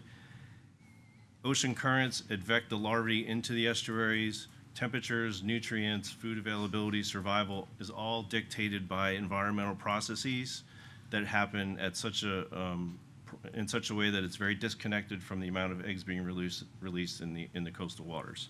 So bear that in mind as we interpret age 0 indices. They are certainly important, but there's no linkage to what's in the adult population. The osprey question, there is no concrete evidence on osprey fledgling mortality in menhaden abundance. What we do know, and Brian Watts did a very nice job characterizing the decline in fledgling survival in the Mob-Jack Bay area and some other areas more recently. The birds are dying. The young are dying at a rate that now is unable to replenish the population. I have no problem with that as a scientific result. The linkage to menhaden is speculative and is out of phase temporally and spatially because the data do not exist to properly analyze that question. We would need a study of birds simultaneously with a study of the fish abundance in the same general area to understand how well they are being provisioned and how well survival is playing out. So just a point of clarification there. Striped bass, there's overfishing, there's disease, there's poor recruitment, there may be challenges with menhaden. There's a whole suite of reasons why striped bass may be where they are. Mr. Reed failed to mention those other things. In Chesapeake Bay, by age 4, 3 out of 4 fish are infected with mycobacteriosis. This is a long chronic disease that will lead to elevated mortality. Chief Gear mentioned the elevated catch and release associated with warm waters. That's been speculated but not well studied. And finally, to the VIMS letter in general, as Chief Gear mentioned, we in VMRC has put a lot of time and effort into the last 2 General Assembly sessions. Industry was involved, recreational stakeholders were involved this last session. I had numerous conversations with representatives of the House. We tried our best to get some funding to move the needle. It didn't happen. There's a variety of political reasons why that we don't need to discuss here, but the VIMS letter is predicated on the realization that we're not going to get the type of funding to do the science we need to resolve these questions from a science-based perspective. So what that means, in my opinion, is when science can't drive the policy making, then it shifts to you're dealing with limited science, lots of uncertainty, and then you have to shift into that or bring into that the values of the natural resource and the systems that it supports. So it's a trade-off of industry versus ecosystem services here, Menhaden are a vital part of the ecosystem and the food web. We will not have a science-leading, very clear, strong body of evidence anytime soon. So the challenge before you, and I'm sorry to say, in the face of a great deal of uncertainty, is to balance what we do know scientifically with the overall value of the resource to the ecosystem. I'll take any questions. Any questions for Dr. Latour? Mr. Erskine? Thanks, Dr. Latour, appreciate it. I want to go back to the Maryland SANE, Yep, you're right. SANE survey. So it seems to be unusual that it would have been high for those 2 years, but why do you suspect it was so different if this has been done for many decades? Why all of a sudden would it be high? Just environmental factors, or what would have been the reasoning behind that? There's a couple of things. One is important context. It's actually a survey designed to sample young of year striped bass. So it's designed for that purpose. Happens in the upper reaches of the tributaries. Virginia has one as well. There's a complementary one happening in the Commonwealth. These are beach seines, so they're deployed from land or from the shoreline in sort of a semicircular area, enclosed, pursed up in a sense, brought to shore, fish are counted, rinse, repeat. As you know, menhaden are a schooling species, especially young of year.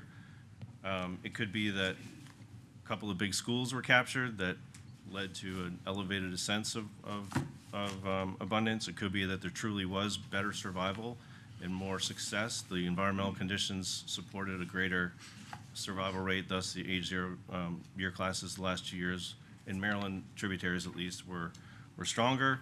What this translates to is very difficult to tell in the future. But it is, all things considered, the methodology has not changed very much over those 60, 70 years. And so in a relative sense, those 2 years are certainly better than they have been since 1990. And that is a positive sign.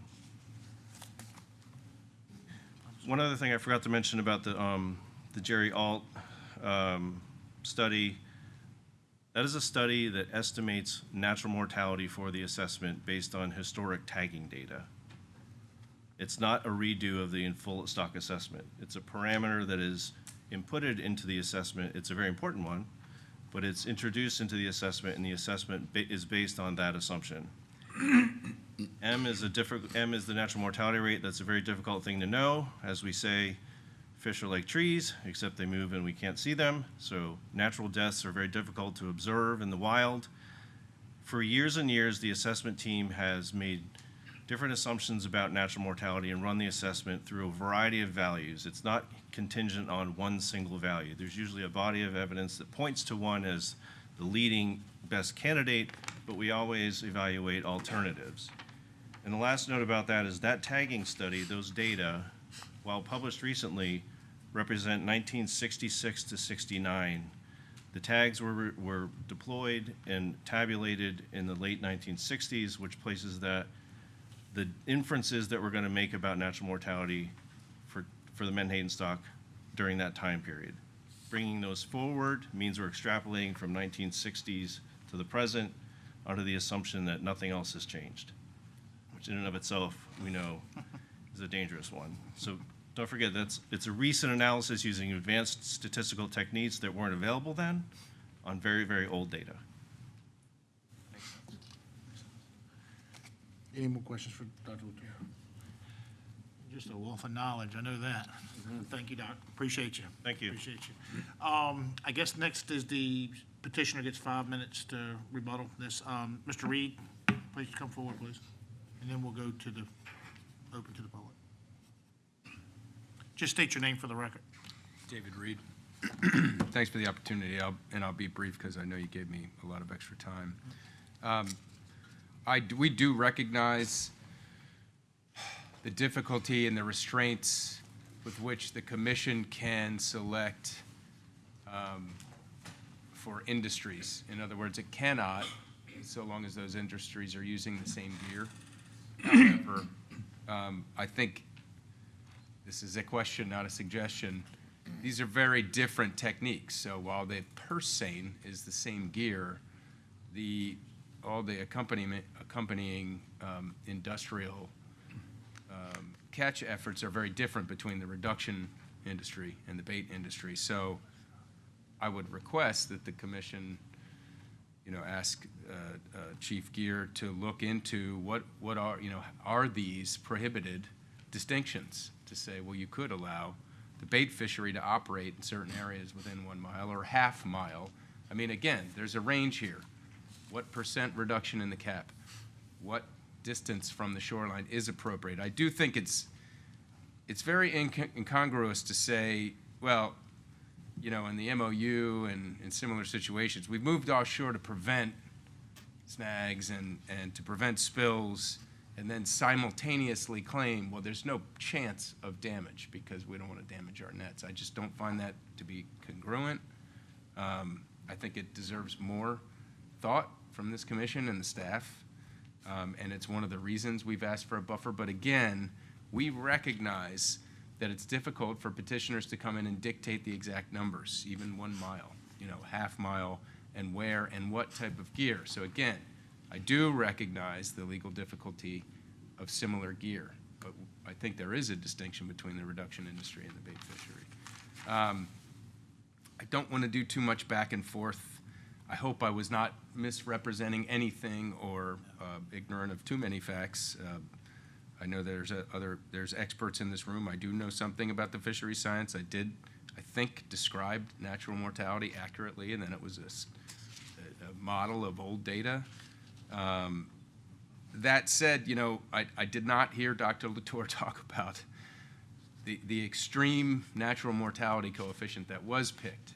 And if I said they ignored him, maybe I misspoke, but he did ask them to think more carefully, and maybe it wasn't late in the process. But, part of the reason that I addressed that is because, and as Dr. Latour and Chief Gier described, we have a data deficit, and the idea, and I think Dr. Latour had the last word on what VIMS meant, which is we don't expect perfect science. That's, forgive me, a red herring.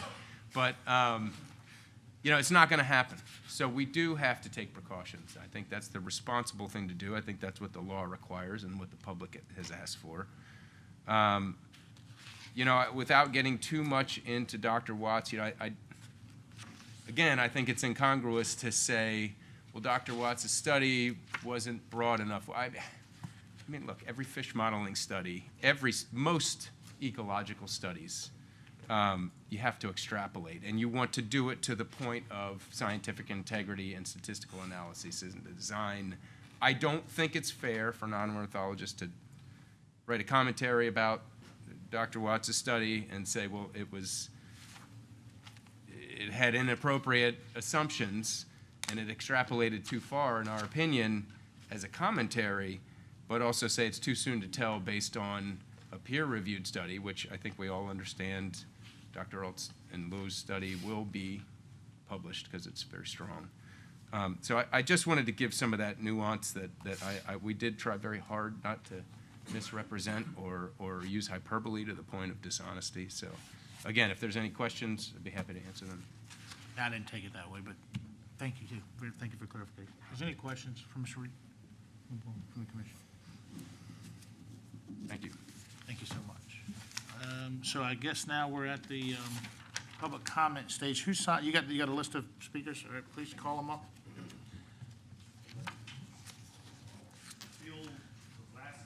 Close enough. Yeah. Close enough.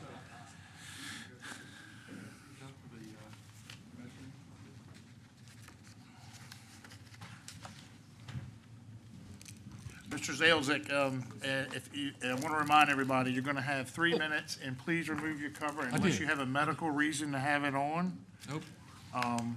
Please remove your cover when you address the commission. And Lisa, if you would, get the 3 minutes. I'd hate to be strict on the 3 minutes. I know I got some friends out there. I see Steve looking at me, but 3 minutes, it's a lot of people we got to get through here. But please, the floor is yours. Sir, my name is Phil Zalzak. I'm president of the Southern Maryland Recreational Fishing Organization, and I am the petitioner. The Atlantic States Marine Fishery Commission is in violation of the Magnuson-Stevens Act, a federal law for allocating 75% of the Atlantic coast, Atlantic Menhaden to Virginia. See the top red line in your page 2. The VMRC is in violation of the federal and state law for allocating over 90% of its quota to omega protein, the last reduction fishery on the Atlantic coast. That allocation is over 2/3 of the total allowable catch for the entire Atlantic coast. See the top blue line on page 2. Violation of these laws has led to localized depletion of Atlantic menhaden in the Chesapeake Bay. The typical deployment of omega protein harvesting ships is shown in the red dots in the Chesapeake Bay and its entrance as shown on page 3. So just take a look at that. 2/3 of the entire Atlantic coast is being removed out of Virginia waters. Striped bass are dependent on Atlantic menhaden for their survival. Since 2016, recreational harvest of striped bass in Virginia and Maryland has declined by 78%, as shown on page 4.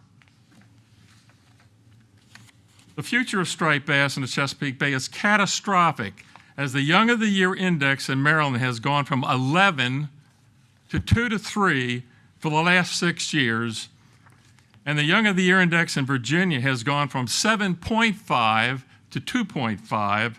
See pages 5 and 6. Bluefish and weakfish are also primary predators of Atlantic menhaden, and the recreational harvest has also significantly declined from their highs in the last 20 years. See pages 7 and 8. Specific violations of law are listed on page 9. This is Virginia law, and are fully documented. Violations include ignoring commercial fishing for food production, ignoring recreational fishing, ignoring the best scientific information, ignoring the best economic information, ignoring and managing interrelated stocks of fish as a unit, ignoring a fair and equitable allocation of the fishermen. In conclusion, the VMRC is in violation of law, resulting in an ecological and economic disaster in Virginia and Maryland. See page 10. And the VMRC needs to do something about it now, not later. I'll be glad to answer any questions you may have of anything I said. You've been practicing. Not me. Why would I do that? Thank you. Thank you. Brevity's good. All right. Any questions for Mrs. Ilza? Any questions? Thank you. Thank you for your passion and thank you for timeliness. Lisa, the light's not working. So if you can hook it up for me, please. No questions for Mrs. Elzak? I would like to make a recommendation, Mr. Chairman. We have somebody who can talk to the economic impact on Virginia and Maryland. It's Brian Collins, and I'd like him to speak at this time, with your permission. If he's on the list to speak, we're going to stick to the decorum, and if he's on the list, then he'll get his 3 minutes like everyone else. But I appreciate that, though. Thank you for the recognition. Is it not? That's okay. I'll take care of it. I'll take care of it right here with my phone. I mean, he was accurate. So that's about how long you guys got. So next one, Gerald, please.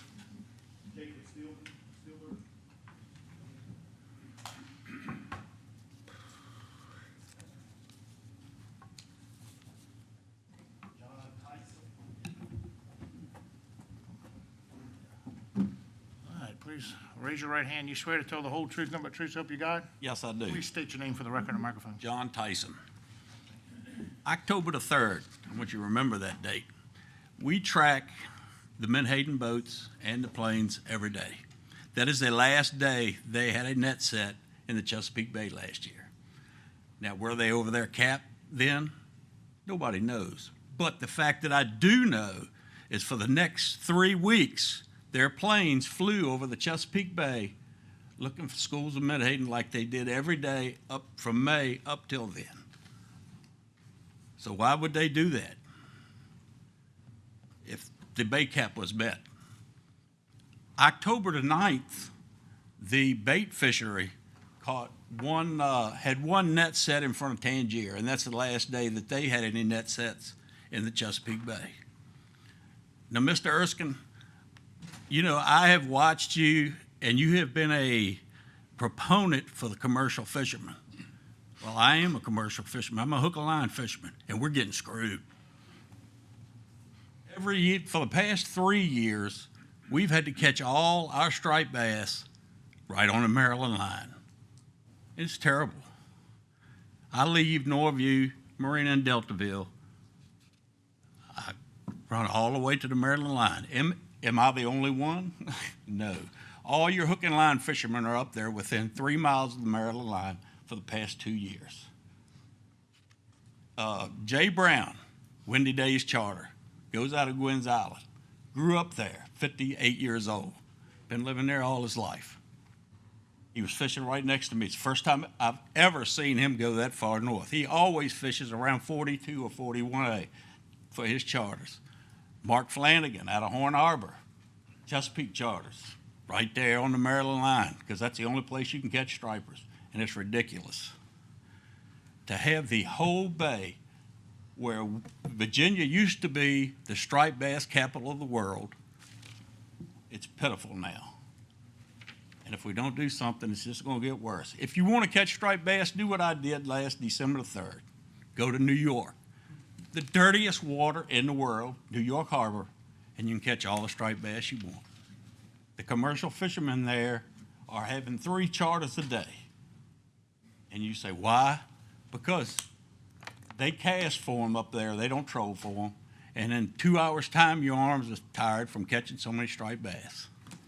And that's all I've got. Any questions for the speaker? Thank you, thank you. Jill, next.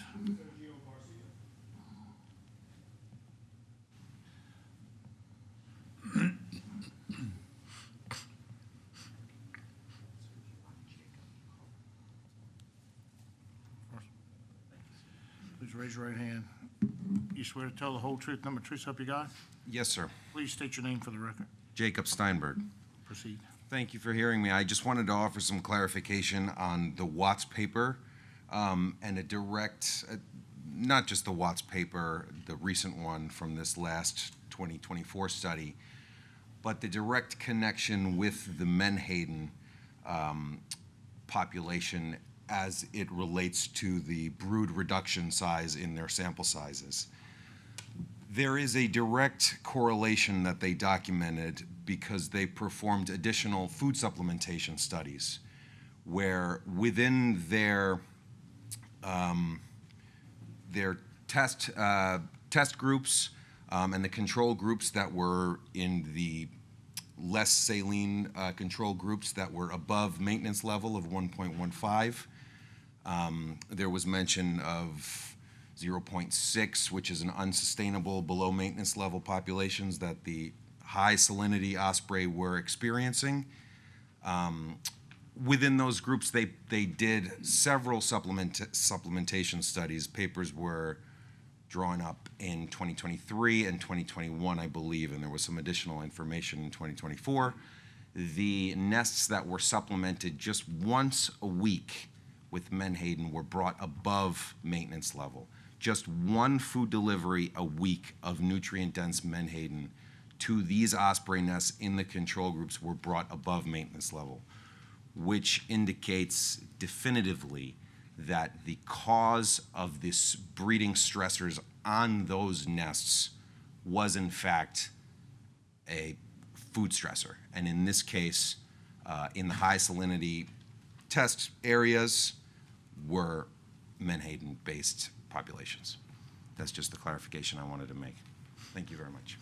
Any questions for the speaker? Thank you.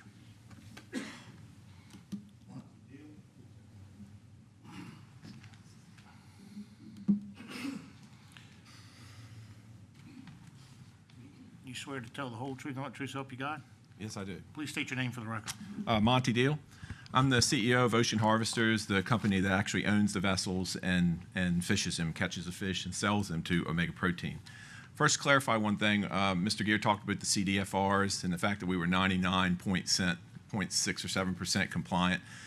That other was not that we were non-compliant, it's just that we're using a 1960s document that has to be handwritten, and it uses a 1960s Scantron to scan that to plot the data location, which is the same reason that there have been a couple of sets in West Virginia and on top of the Eastern Shore, is because if that number is not perfectly written, the Scantron will show that set somewhere else, just to clarify that.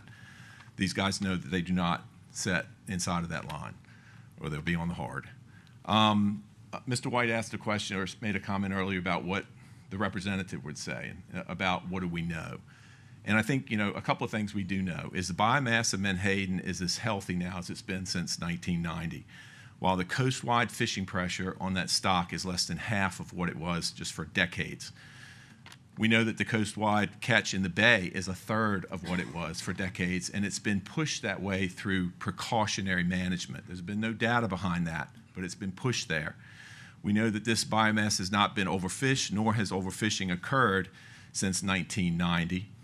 And we know that, as it's been discussed, the Seine Trawl Survey has shown an ever-increasing number of menhaden juveniles since 2001. And that's at the same time the striped bass juvenile index has been going down. So why is there an inverse relationship there? Does that make them totally linear in the fact that they essentially abide by each other and one directly affects the other?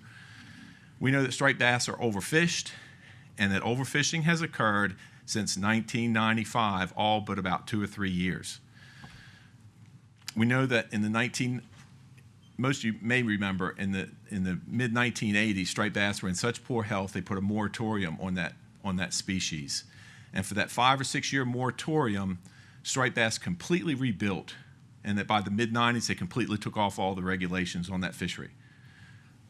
We did not change our fishery one bit, and we're catching 3 times more menhaden in the Chesapeake Bay during that rebuilding period of 5 or 6 years for striped bass, further indicating that there's not that relationship. In addition, VMRC and PRFC keep a striped bass health index.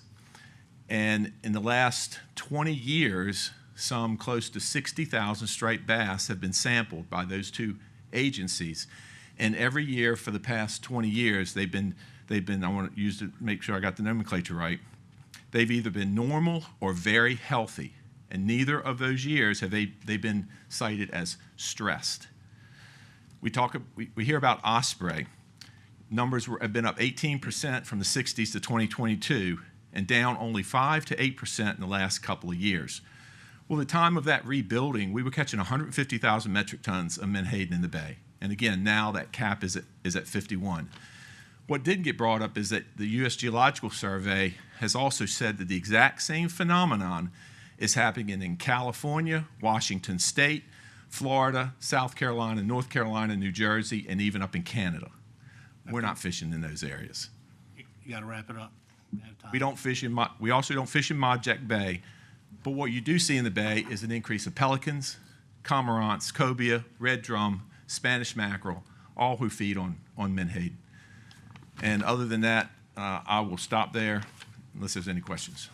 Any questions for Mr. Deal? I have one question, sir. Yes, sir. Thank you, sir. I had the question earlier. I'm sure the 40 metric ton catch versus the 50. What were some variables there? I know weather's one, but many of you were here on the board in early 2023, and what happened in 2023 is we had that MOU that we signed, that we would stay off of our most productive fishing grounds. And we argued that point when we were in here that day, for those of you who were here. We were catching most of our fish right around that 3/4 mile line right off the eastern shore of Virginia. And in agreeing to do that, we essentially gave up our best fishing grounds. And as our captains went into that fishing season, obviously very unhappy, I don't know how many days they sat along that 1 mile line hoping that these fish would move offshore when the tide changed, and we ended up not catching our quota. The next year we realized we had to do something different and couldn't just sit and wait. But that was the anomaly that we had in 2023. Thank you. Mr. Hand? What was the 2024 total landings? Is that already determined? You mean the total landings in the bay? As I understand it, 2023 was the 40,000. Yes, sir. Yeah, in the bay, you're just talking about? In the bay. We caught 98.8%, and some gentlemen said that, why were we still looking in the bay? to be fair to all, we only have 6 fishing boats. And to be fair to them, we break up that 51,000 metric ton bay quota by 6. And what that does is it encourages them to save what bay quota they have for when it's too rough and unsafe to get in the ocean. And we had two captains who still had a very small 1 or 2 metric tons, 2,000 metric tons that they could still catch in the bay. So the planes would still go and look in there, but they were too busy catching fish in the ocean to finish up that 1%. So you used almost. Right. the You know, 51 when our captains make a set, if we only have, let's say, 1 million fish that's left on that quota, you know, when they make a set, we're guesstimating, you know, how many fish, and typically we're off tens of thousands of how many's in that school. And can you imagine what we would go through today if we went over by 10,000 or 100,000 fish? Because once you circle them, you need to put them in the boat so that they don't end up dead floating. But that's the reason. We never catch 100% because there's too much uncertainty in what we catch in a set. All right, thank you. One more question, though. Yes, sir. So, Mr. Gier explained very well that we cannot require the exact catch amounts information, you know, per boat, per day, whatever. But, I mean, I'd like to ask why, and I don't know if it's really up to your company or Omega, you know, why that's not just offered to comfort the public, so the public and this commission doesn't feel like something's being hidden from them. Well, I mean, I believe we provide that to the fishery scientists on the technical committee and at VMRC to actually do stock assessments by. Yeah, but my question is why the public isn't allowed to have that. Well, I mean, the same reasons that. You're not required Right, to offer right. it, I'm just asking a question. Just because it is considered confidential information. I mean, listen, we already have people that track our boats. They go to our boats when they anchor at night. They threaten these guys. You know, I've had my employees, we went through all this before. Actually, it was in the General Assembly when we had to push to get a new bill passed, essentially a right to fish bill, so that we're not harassed. I've had my own son who's on one of these boats, have a sports fishing boat, come up beside him, threaten him and saying, I'm coming back for you all later tonight. And then I have employees that want to bring their weapons on the boats.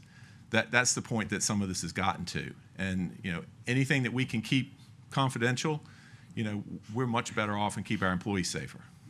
Yeah, I mean, I'd like to see this amongst this commission and with your company, try to come up with something that works for everybody.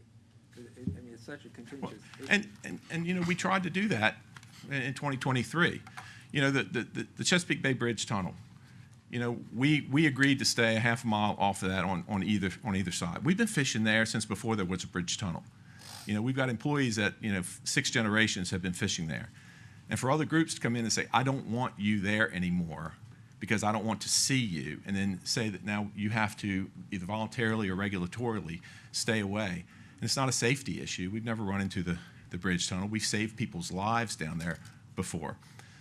And if you're worried about a safety issue, you know, you're more likely to get hit by a car flying off the bridge than an ocean harvester's vessel. So, I mean, we tried to do that, which is the reason that we try to avoid weekends fishing in the bay, but nothing seems to be enough. Yeah, thanks. Ms. Callum? Mr. Reed in his rebuttal mentioned catch efforts and the difference between the bait and the reduction fishery and purse seining and catch efforts, but he didn't understand, he didn't explain the differences. Are you aware of any differences?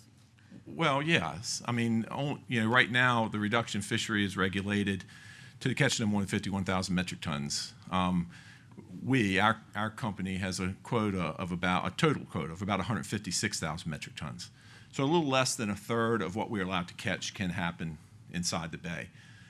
I don't know, obviously Mr. Gier knows, you know, what the total purse seine bait harvest is. It's give or take around 10% of that, but they don't have a spatial restriction. You know, all, some, or part of that can be caught in the bay. I mean, I don't know if that's answering your question, but. But as far as, I'm sorry, follow up. As far as gear type and the process? Oh, it's the same. It is. Yeah, we actually, they will use some of our nets, by our purse boats, and the vessels are the same size. It's all, Thank you. Mr. Erskine? Mr. Deal, thanks for the testimony. I wanted to follow up on the study that you all participated as part of an industry. Many others did, various stakeholder scientists and whatnot, a couple years ago. Do you all support either part of that study or all of that study being conducted? And what are your opinions on that study? yeah, I participated in the day-and-a-half workshop, and as a result of the workshop, there were about 9 or 10 different specific areas that were recommended. There were some I didn't necessarily think were as important as others, but they were important to someone. So I certainly voted for all of them, that they were all great topics. That was the what. What we didn't really get an input in was to the how. How are we going to do these things? Which a few of the things which I considered the most important, like menhaden migration into and out of the bay and how do you track that, was very uncomfortable with. Not that I don't think Dr. Latour and VIMS would have done a great job at that. It's just we were uncomfortable with what we saw as an arbitrary timeline of 3 years. I've talked to Dr. Latour about my concerns. We are certainly willing to participate and even help engage in something to start this process. But the last tagging surveys, I know they've changed. Information gathering is probably much more efficient now. But what you've seen right now, all the indicators for menhaden are positive. Yes, we don't have all that we want. Somebody made a comment, there's no perfect science. Probably not, but you have just as much science on this fishery, plus 150-year history to show that why is the benefit of the doubt not given to the fishery instead of let's continuing to push them out of business. And my point about the science is, if we're going to do something like this, it needs to be as close to perfect as what science can get, because that always comes back against us. Thank you. Any more questions? Mr. Deal? Thank you. Thank you. Next, Gerald.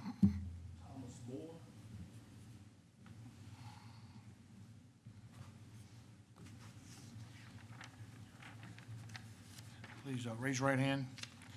You swear to tell the whole truth, nothing but the truth, so help you God? Yes, sir. Please state your name for the record in the microphone.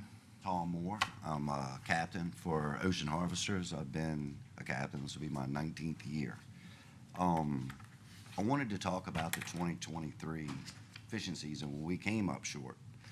And from my perspective, I spend more time trying to justify how not to fish in the bay. We want to preserve that bay quota for when the weather's bad. I've got 15 guys, we're together 7-8 months out of the year. I got to keep them safe. And by having and preserving that bay quota, when it's too rough to get in that ocean, I can come on the eastern lands. I can get up underneath of it with a northeaster and I can fish. And losing the bay, if I can't fish in the bay, it's too rough in the ocean, what do? Tie up, go home. That's a huge concern of mine. User conflicts. We don't get around sport fishing boats. We when we see them, we go somewhere else. That's what we do. We just, it's not how we don't want to be pictures taken of us, and we stay away. And monitoring, I've got our net logs, and I wanted you to pass them out. We have to keep these now. Yeah, help yourself. So there's 12 points of data that's captured on that. Every day, we're filling them out every set. And with AIS, my mother knows if I slow down at night, she's like, what's wrong? And so we're monitored from the factory with those. And, these are generational jobs. I've got 10 guys on my boat whose dads and granddads fished. And it's very important to our community. So thank you for your time. Any questions for the speaker? Thank you, sir. Gerald, next one.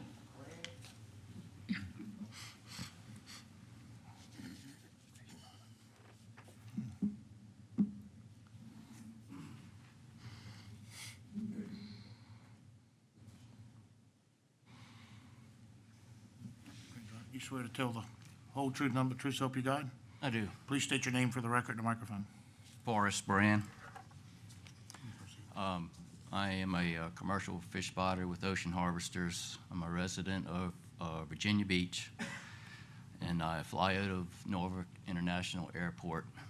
And I guess I have a unique perspective of the aerial view of the menhaden stock and, you know, what I observe.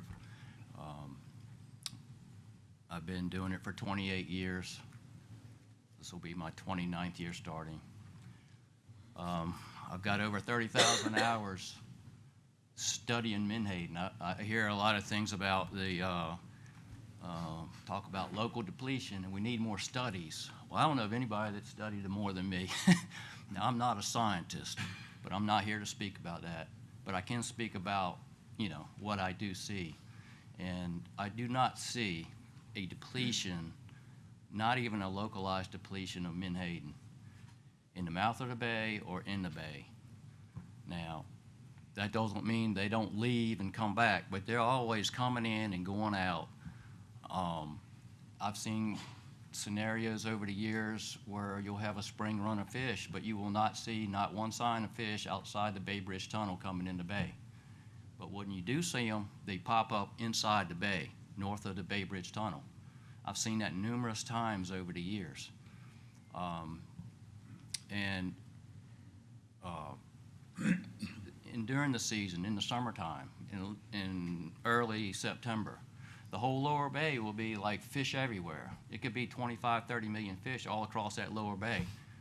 You go home for the weekend, you come back the next week, you expect to see the fish there, they're gone, you know. They've all moved up the bay. You know, I can't explain when they decide to leave or why they leave or where they go, but they just do. They move around. So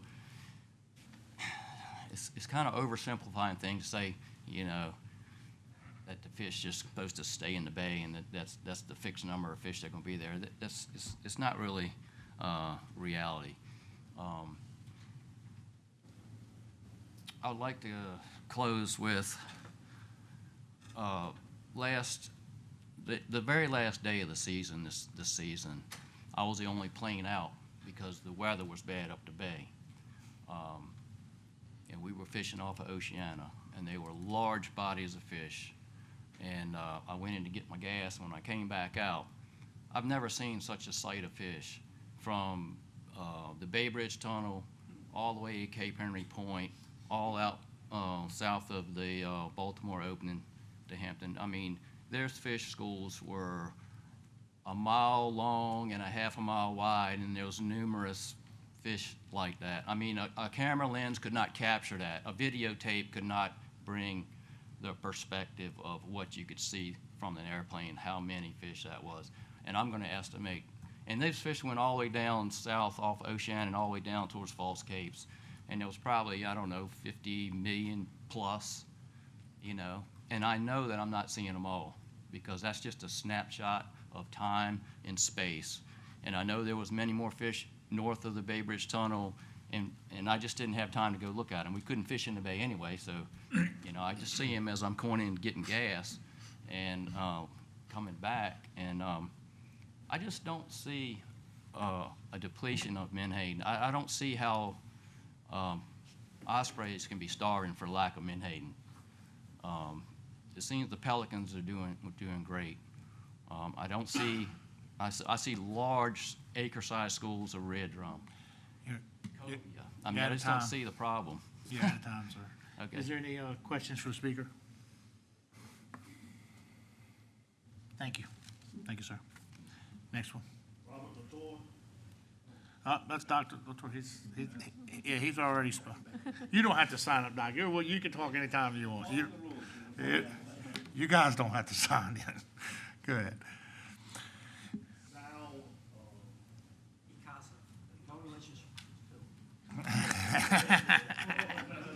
Please come forward.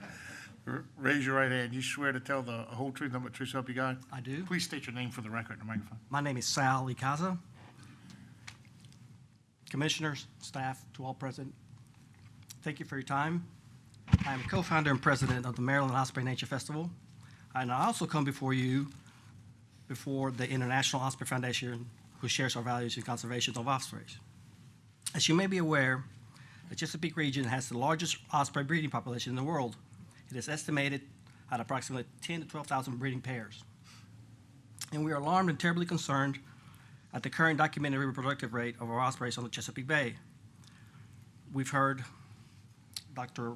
Watts come up, his studies come up. As an example, in Mojack Bay, for 2020-24, osprey reproductive rate dropped to less than 6 to 0.6 per active nest in the main stem of the bay. 0.6. As a note, the minimum reproductive needs to be at 1.5 per active nest for the ospreys to survive. So something's going on. It's not only that, but we also donate money to a lot of rehabilitation places, or wildlife rehabilitation places, and they are showing records numbers of starving ospreys being brought to them for rescue and to bring them back to life. Currently, the breeding population of the Chesapeake Bay are at an alarming low level, the lowest since the DDT era of the 70s and 80s. And make no mistake, as Dr. Watts' study proves, this is because there are insufficient menhaden for them to rely on the main stem of the bay. So this is why we fully support the petition. The menhaden is the osprey's primary food source at the stem of the bay, and the ospreys depend on the menhaden for survival and reproduction. Now, we may hear that there could be some other reasons as to the decline of the ospreys: El Niño, La Niña, global warming. But the overall culprit is the Atlantic menhaden, and anything else is just a distraction. Kicking the can down the road is to create an ecological doomsday for our generations to come. And I once again urge you to do the right thing and accept the recommendations set forth by this petition before it's too late. I'll leave you with this. You know your car is low in gasoline, and your low fuel light is also indicating as such. Your car stops running before the gas station. You don't need to check under the hood. You know what the problem is. You add gasoline to your car. The menhaden is the fuel for the bay. We need menhaden to sustain the ecological system and the balance of the below the bay. Thank you. Any questions for Speaker? Thank you, sir. President Rogers.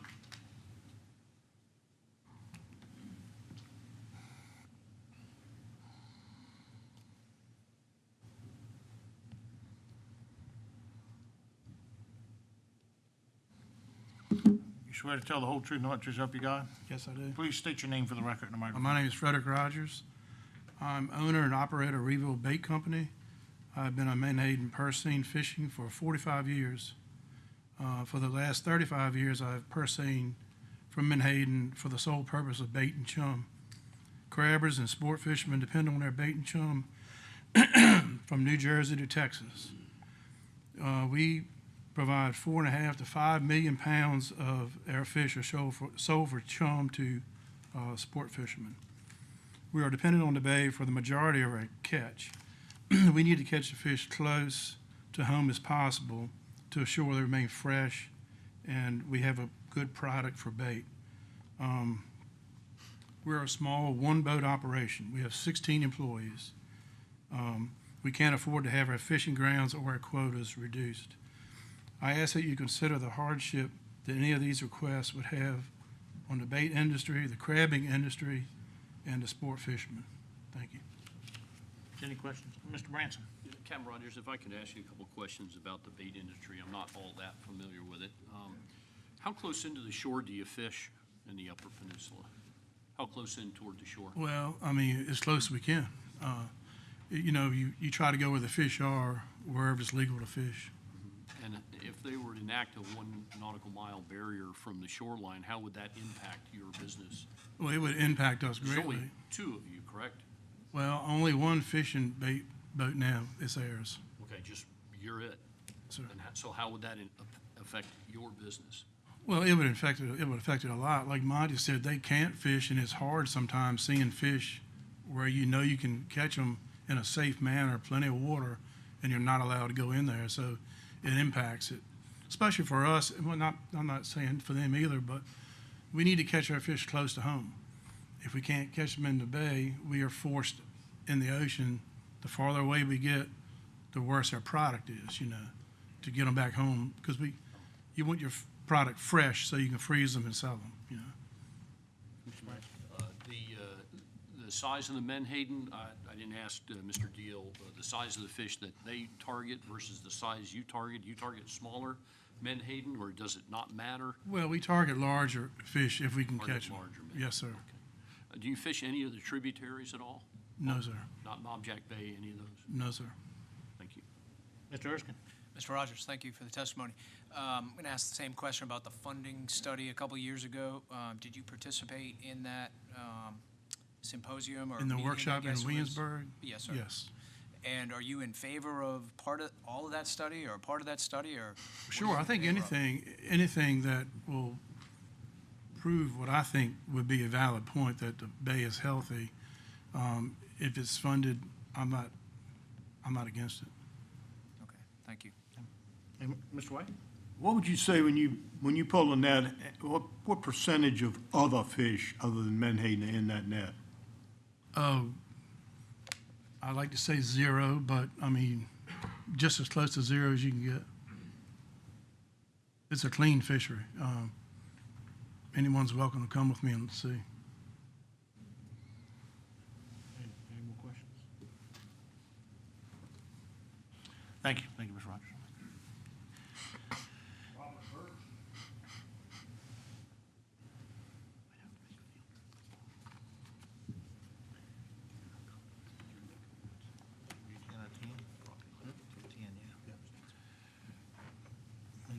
Raise your right hand. You swear to tell the whole truth, nothing but the truth, so help you God? Yes, I do. Please state your name for the record. My name is Robert Birch. I'm a project manager at Line Shipyard in Norfolk, Virginia. Annually, Ocean Harvesters brings vessels to our local shipyard for maintenance and emergency repair, and has done so for decades, thus supporting our shipyard and its employees with revenue and steady jobs. Any impact to Ocean Harvesters would have a direct impact on Line Shipyard and its employees. As a small business, we rely on companies like Ocean Harvesters for not only keeping our business profitable, but also supporting the men and women that are employed at our shipyard with reliable jobs and work year after year. Thank you. Any questions? Thank you, sir. Thank you. Taylor Deal? It's a family affair.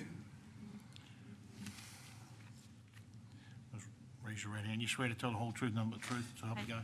I do. Please state your name for the record. I'm Taylor Deal, and I work in public affairs for Ocean Harvesters. I'll start by saying this is actually the 4th petition that we've had to face in just the last 2 years. 3 right here at the VMRC, and then 1 at the DEQ. The first was in July 2023 at the DEQ. This petition claimed that our pump water was a toxic point source pollutant, but it was ultimately recognized as simply water separated from the fish as they were being brought on board, and that petition was denied. The second was in October 2023 here at the VMRC. Like Mr. Gear mentioned, it claimed that our gear type was being improperly used. That petition was also denied. And then lastly, most recently, at the start of 2024, the same group submitted another petition almost identical to the one that you heard today, and that too was denied. I think that track record speaks volumes. It shows that this body and other Virginia agencies are committed to making informed decisions based on the best available science, instead of reacting to the emotions and the pressure of a very vocal opposition. Not only do we face repeated petitions, our opponents have gone so far as to file lawsuits in an effort to stop us from fishing, requiring us to engage in litigation in both state and federal courts. And on top of that, over the last 2 years, we've spent a lot of time at the General Assembly working to raise awareness about the harassment our fishermen are experiencing on the water. Because the fight isn't just happening in meetings like this. It's happening out on the water too. And as you know, we've seen a rise in interference with our boats. And frankly, I believe some of that behavior is directly encouraged by individuals that are in this audience today. There are Facebook pages dedicated to tracking our boats, like you heard earlier, posting their GPS locations throughout the day, where they anchor overnight. These pages falsely report fish bills, they misrepresent our operations. Even worse, they sometimes call in their followers to approach or interfere with our boats. That said, I'd like to acknowledge the support that this agency has given us through all of those challenging situations. We most definitely appreciate it. So I share all of this to say this isn't about a single petition or a single regulation. It's a sustained and repeated effort to try and make something stick in hopes that they will eventually shut our operations down. And if that day ever came where they are successful, I have no doubt that they'll just shift their focus to the next Virginia fishery. So anyway, with all that being said, I hope that you will reject this petition today. And if I can just add one last thing, I know I may be over. I don't know that Captain Moore said it, but you all are invited to take a trip out on any of our vessels at any point. All of our newer vessels are outfitted with guest rooms that we have taken officials on trips before. So we're happy to accommodate you if you can find a day or two. And that's all I have. Thank you. Any questions for the speaker? Thank you. Thank you. Mike Mola.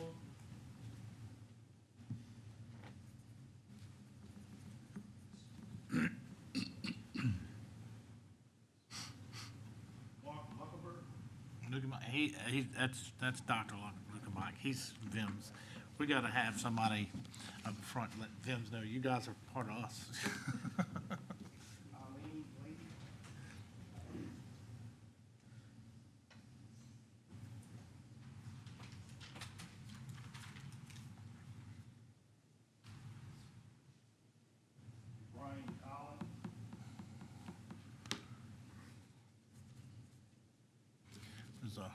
Raise your right hand.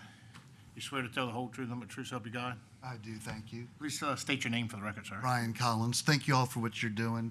I'm up here to express a few comments, but one is I'm very concerned about the absence of any science for justifying the quotas that you're setting. I hear comments about how great the menhaden population is, and that's true, I think. We don't have, I don't have any particular doubt about that. However, that's an ocean assessment. Virginia is the only state that allows industrial fishing within 3 miles, the only East Coast state. Maryland banned it about 50 years ago in 1950s. Now, I think that's important. I hear all this talk about some science, but it's really, there's nobody that knows what's happening in the Chesapeake Bay, which is a separate ecosystem from the ocean. It's the nursery for up to 90% of the striped bass on the East Coast. If the striped bass population in the bay fails, the whole East Coast fishery is gone. There's a lot of tension, yes, because there's about 5,000 jobs that have been lost in the striped bass industry. We hear concerns about this industry, fair enough. They can go 3 miles off and be in viable business. Yes, they might have to charge more for their bait that they send to Canada. It's a Canadian operation. We have some very serious indicators of damage. Osprey, the count on striped bass is historic lows. Crabs, people don't talk about crabs. Crabs eat dead fish. Menhaden die. Crabs eat menhaden. It's their favorite food. What do you put in a crab pot? Menhaden.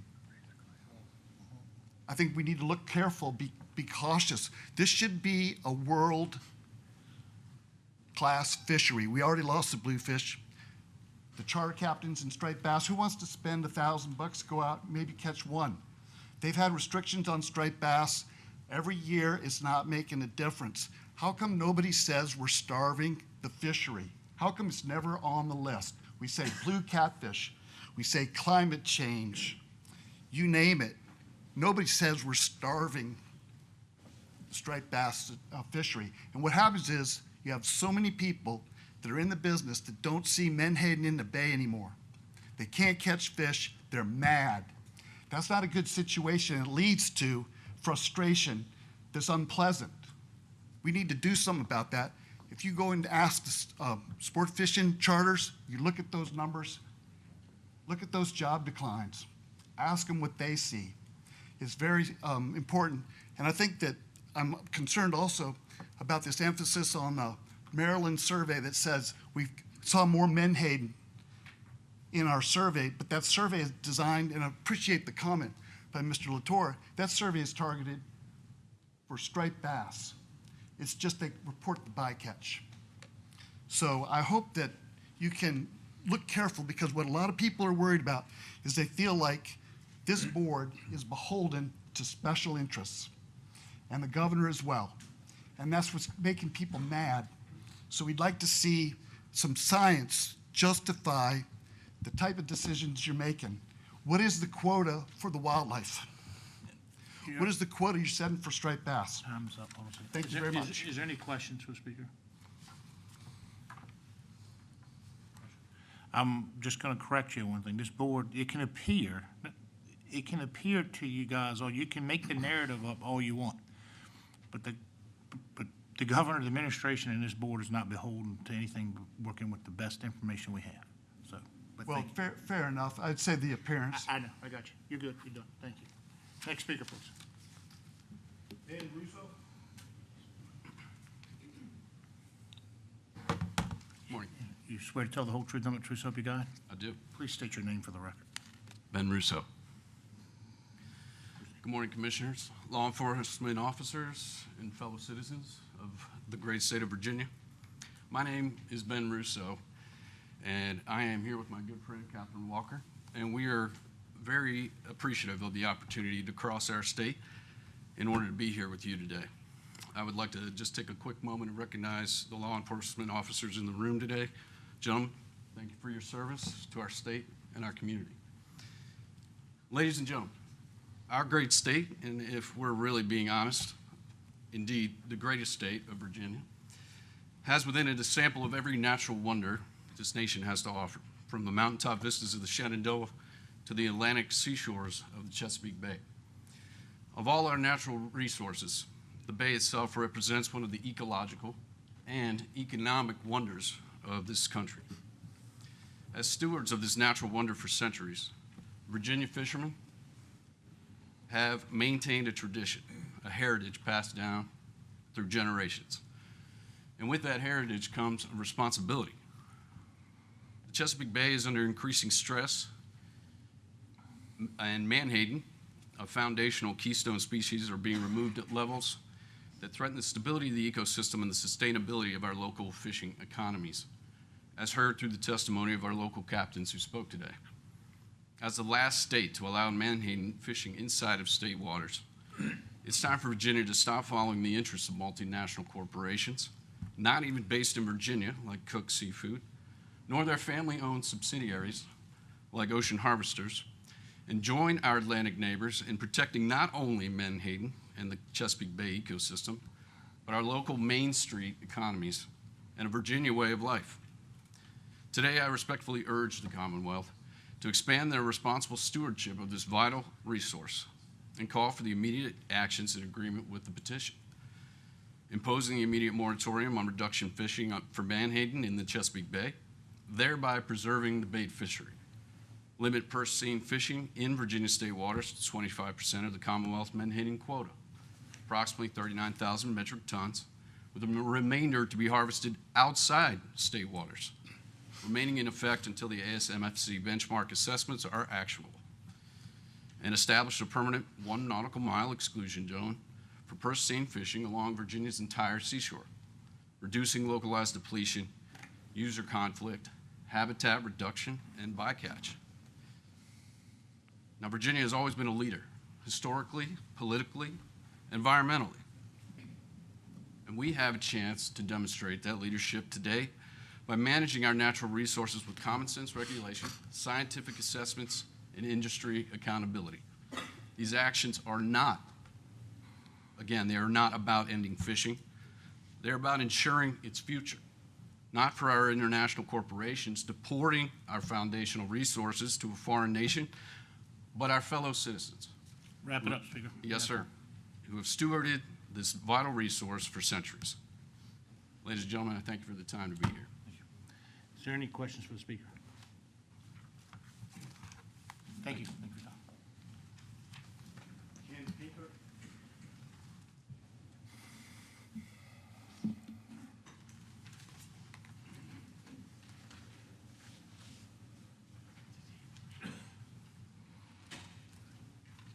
Please raise your right hand.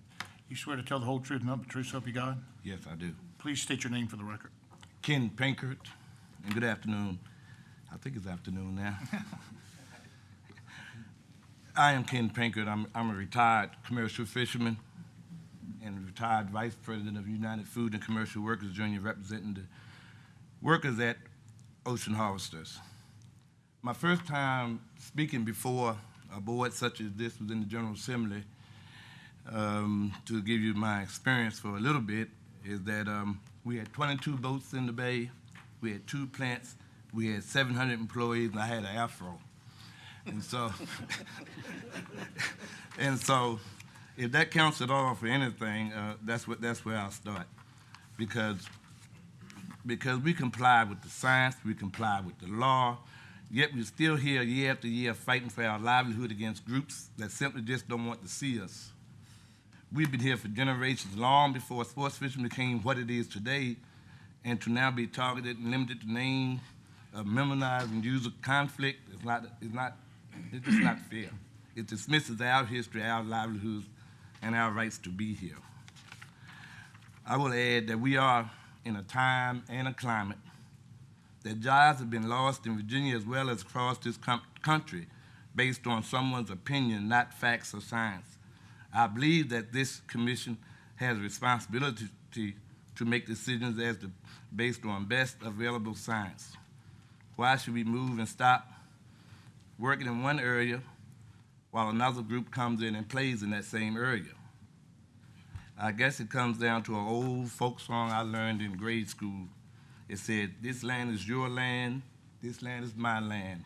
From the redwood forest to the Gulf Stream waters, this land was made for you and me." Thank you. Is there any questions, sir? Speaker. Thank you, sir.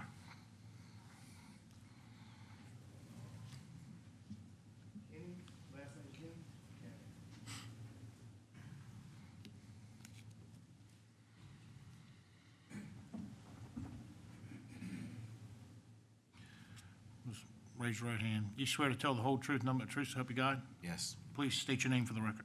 My name is Dewan Kenner. Good afternoon, y'all. I'm a fourth generation fisherman. I'm a chief shop stewardess for the local UFCW Local 400. I'm representing the crew, the bosuns, and the chiefs of Omega Protein. We do not support this decision. And Omega Protein is made up of blue-collar workers with great pay and benefits to provide for their family and send our kids to college. With constant attacks made on this company, it makes it harder for us to do as such. Yeah, it was fast. Any questions for the speaker? Thank you, sir. Thank you so much. I think I had my time. Yeah, you know, unless there's a different Reed, David Reed. I was going to give an opportunity for it to be two in there.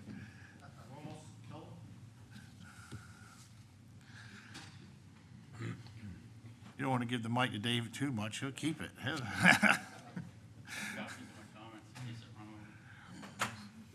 Raise your right hand. You swear to tell the whole truth, nothing but the truth, so help you God? I do. Please state your name for the record. I'm Ross Kellum.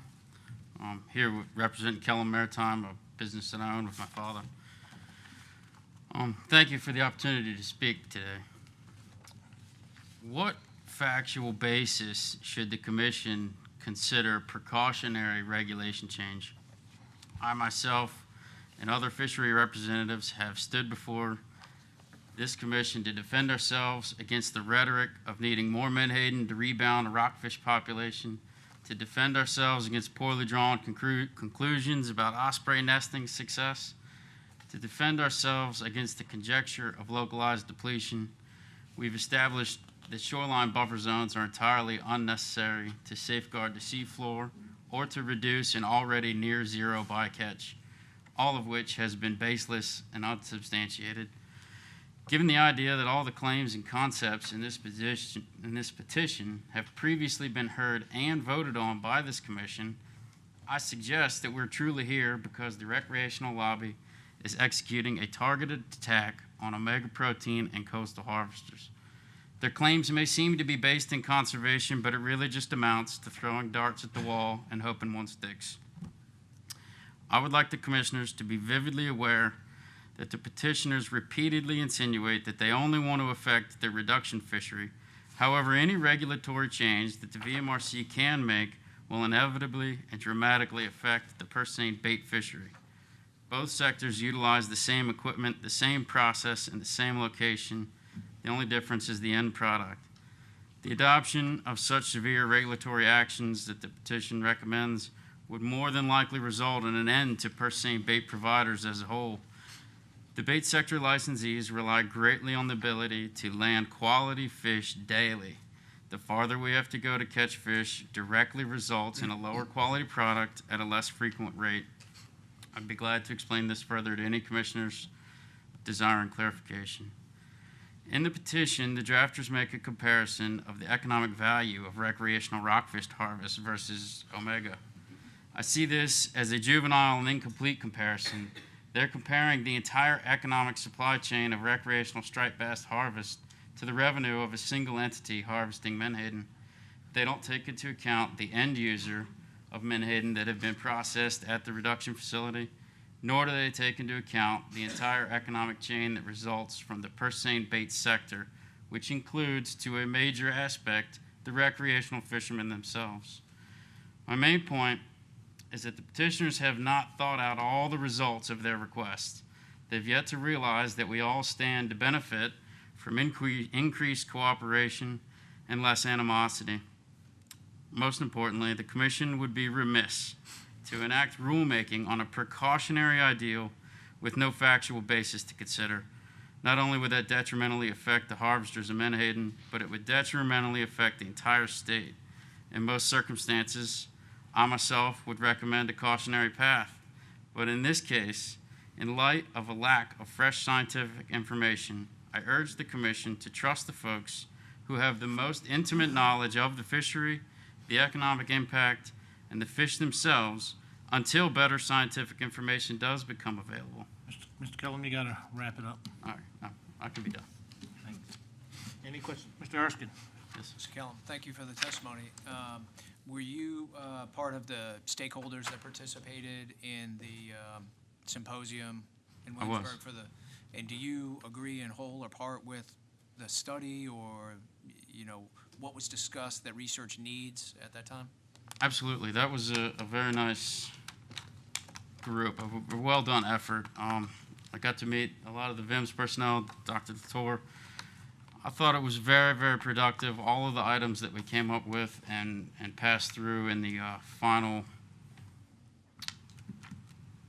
I guess, paper that Dr. Lukebach report he put through. All of that was agreed upon. But like Mr. Deal made the comment,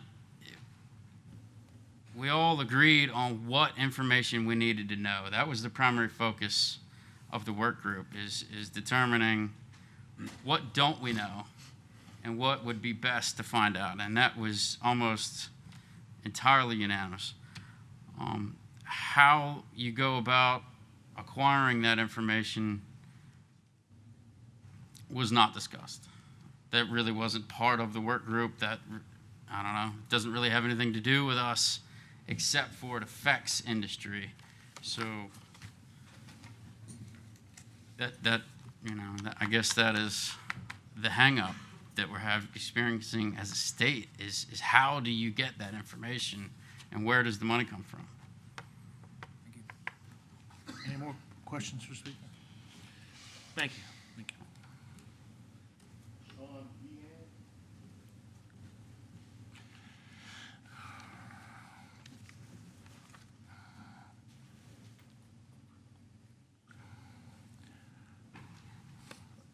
I know, I don't know how many attorneys I've already sworn in, so I'm gonna go ahead and swear you in. You swear to tell the whole truth, nothing but the truth, so help you God?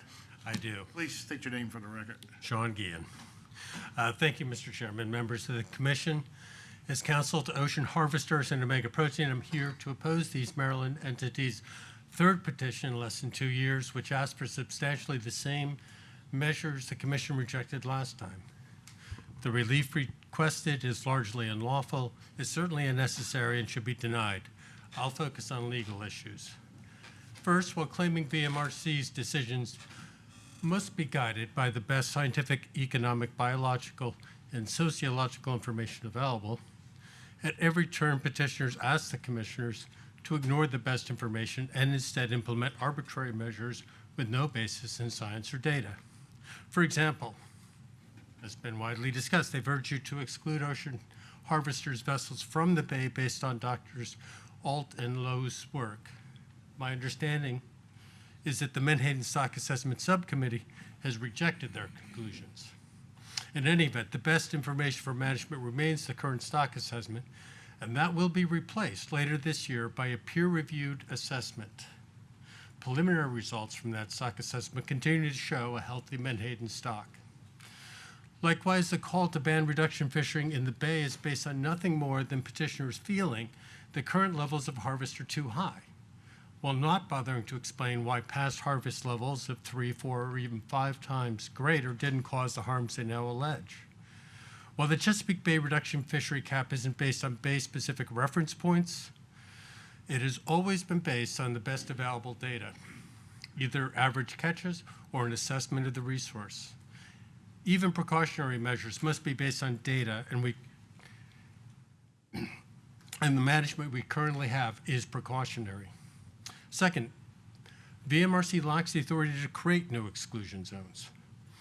During the hearing on the bill giving the Commission management authority over some aspects of the Menhaden fishery, then Secretary of Natural Resources Matt Strickler explained an important change to an earlier draft bill, which included a clause, quote, or is otherwise provided by regulation, unquote, in the section outlining per se enclosed areas. Mr. Strickler said, Secretary Strickler said, we've stricken that provision, and that's just to ensure that the sections of the code that outlines the places where menhaden fishing is and is not allowed is not something that's modified by this bill. Only the General Assembly has the power to create new closed areas. Third, petitioners ask you to make ocean harvesters pay half of any research costs and adopt electronic reporting and vessel monitoring systems, relying on a law that allows the Commission to, quote, collect from any source any fisheries data and information. By its terms, this section does not give the VMRC authority to adopt the requested measures. Also, as Mr. Gear noted, the law requires data confidentiality. And to the extent I have a second, I will address the excessive share questions in Magnuson-Stevens Act. If somebody has a question. You have a second. I'll give you a second. Well, I mean, of course, the Commonwealth isn't governed by federal law, federal fisheries law that governs operations in the ocean. But on the question of excessive share specifically, you could take the red crab fishery, which is allocated entirely to one entity. It doesn't violate the provision, the excessive shares, or any other provision of Virginia or federal law to allocate based on historical use. And I will just note that, you know, we've lost historic shares since the initial allocation in 2012. Thanks. Yeah, I appreciate the comment. I mean, you know, the management style on that is when you first come up with a quota system, it typically goes by historical landings in every fishery, so. That's the most common. Yeah, that's, is there any questions for the speaker? Thank you. Thank you. Sir? Peter. Who's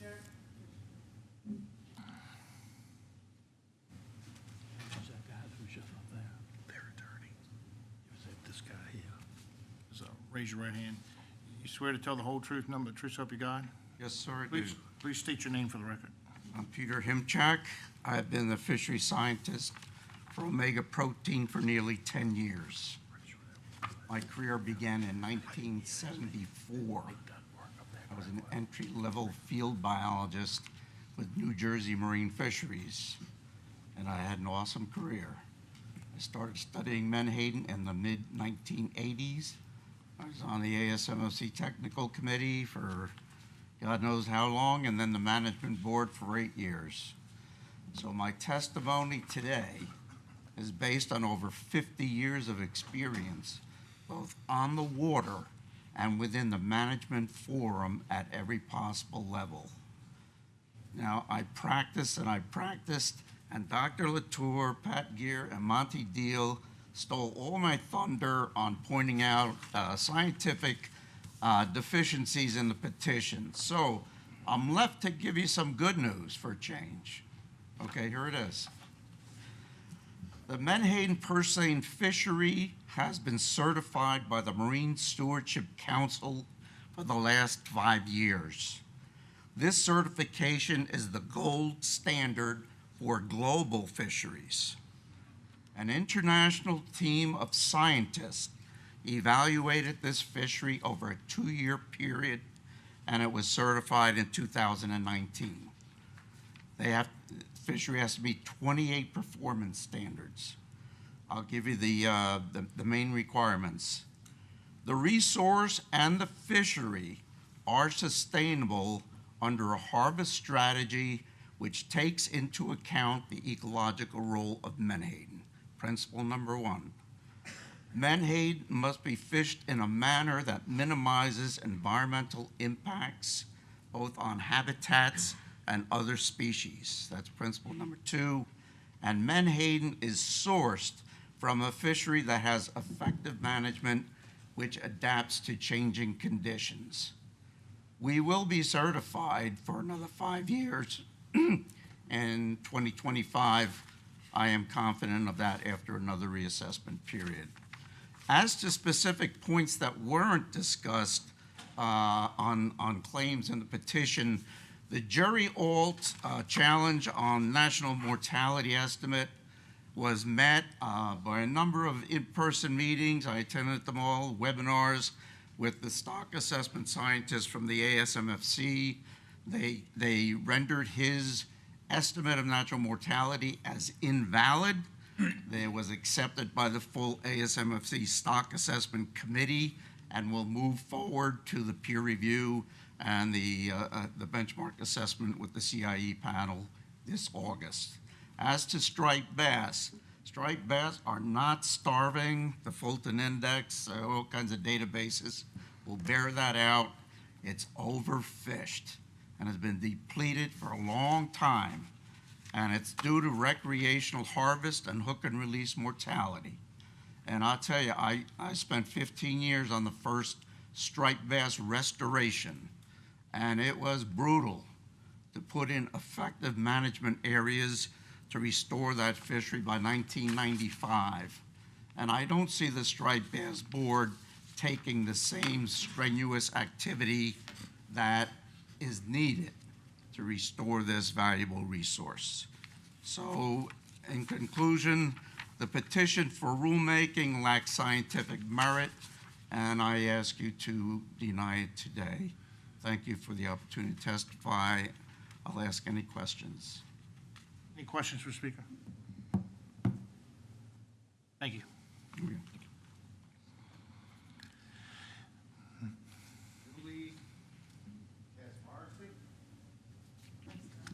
Yeah, you did good. Thank you.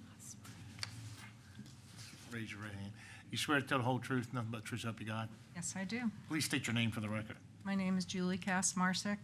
I'm a federally and state licensed bird bander here in Virginia. I'm a second-generation Richmond Audubon member, currently the conservation chair. I had a set bunch of notes that have pretty much been dissolved after listening to folks this morning. I have a lot of questions which won't be answered. They're kind of rhetorical. I'm curious if Omega Protein is a Virginia fishery or a Canadian company fishing in Virginia.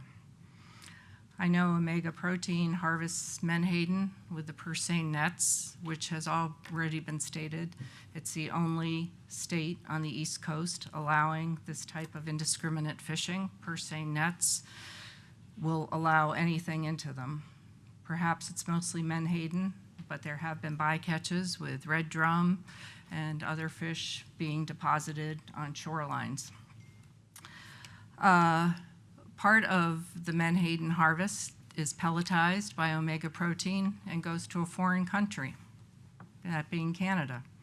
So we have a foreign country operating in America, sending a product to a foreign country, and thus depleting our native osprey, striped bass, cormorants, loons, and a lot of other wildlife in the Chesapeake Bay. There have been a lot of red herrings thrown up here. I've heard somebody say pelicans are doing great. Well, of course pelicans are doing great. Pelicans would eat a can of chicken of the sea if you threw it out there. They don't care if it's just menhaden. Dr. Watt's study, which I did want to start this morning or this afternoon with saying today is Earth Day. Earth Day started in 1970. Ironically, Dr. Brian Watt's osprey study, maybe not as specifically targeted as it is now, also started in 1970. Everybody is asking for science. We're trying to give you science. I was present for 2 petitions voted down here in this room in the last 2 years asking for more study. You guys shot them down. I've been at the General Assembly talking to delegates in the last 2 years, asking for more research. Shot down, not even at a subcommittee. Where's the responsibility to the Commonwealth of Virginia, not just us, people, but to the wildlife? The osprey, and I may exceed my 3 minutes, but I wanted to address Mr. Preston's question that he had for David Reed earlier. If I could answer that at the end of what I'd like to state here. Yeah, ma'am, you're over now. So Okay. To wrap it up. Okay. Well, then will I, in addition, be able to speak to Mr. Preston's question? You want to answer, you got one or the other? Sir? One or the other. Okay, well, I'd like to address Mr. Preston's question, which I have not met. If I recall correctly, he was asking David Reed for numbers. And a lot of these numbers that people have thrown out with percentages and whatnot, just, I don't know if it doesn't go over your head, but it goes over mine. But I can tell you that in 2023, out of 167 nests of osprey, only 17 produced young.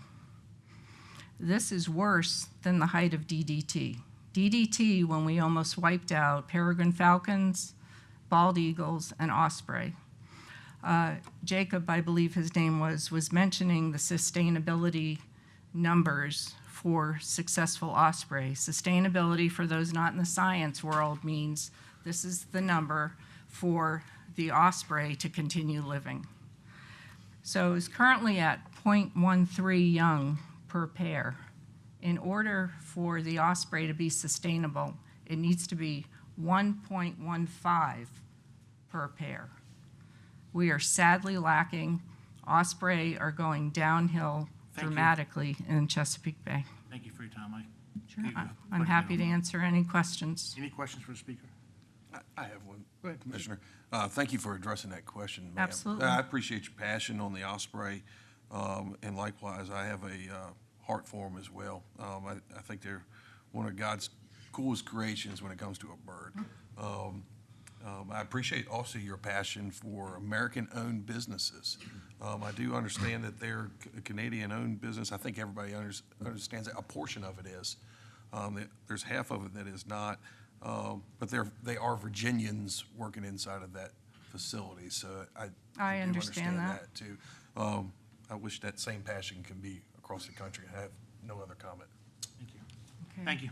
Eh, Any more questions? I would like to say one thing which is very important, please. Your time is up. Thank you. Appreciate you, but I gave you 2 minutes longer. Thank you. Next speaker, please. Thank you so much. Thank you.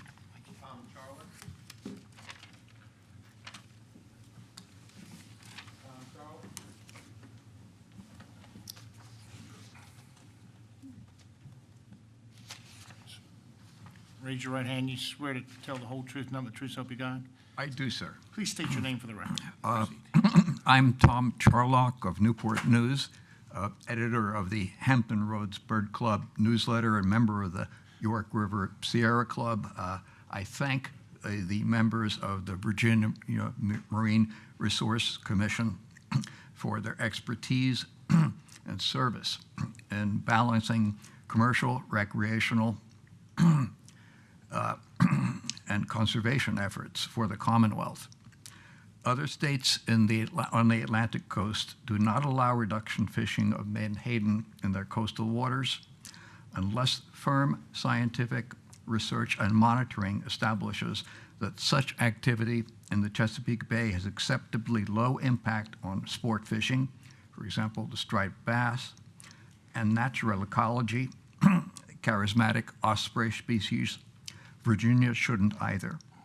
Menhaden reduction fishing should be taken out of Virginia waters.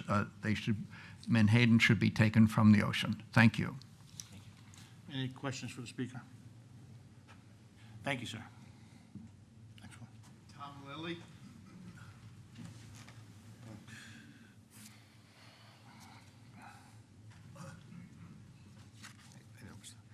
Raise your right hand.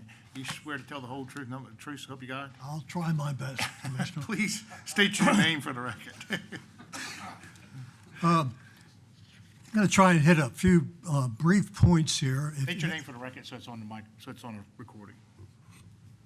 State it in the microphone, please. Name is Thomas Lilly. Thank you.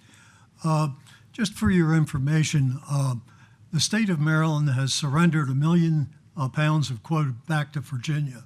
I think, 5 out of the last 6 years, because our fixed net fishermen haven't been able to catch their small quota. And we have a lot of fixed net fishermen up on Tillman Island who depend on menhaden, and they're just hanging on by a thread because the fish aren't there to catch. Our delegate to the menhaden board testified at the August meeting, put it very bluntly, this past summer, there were no menhaden in Maryland, he said. That's what he said. And he is a very respected member of that commission. Bob Beal is the director of the ASMFC, as you know, and Katie Drew is a respected scientist there. Both of them have stated in writing any number of times that the Atlantic assessment tells us really nothing about the condition of the stock in Chesapeake Bay. It's an Atlantic assessment.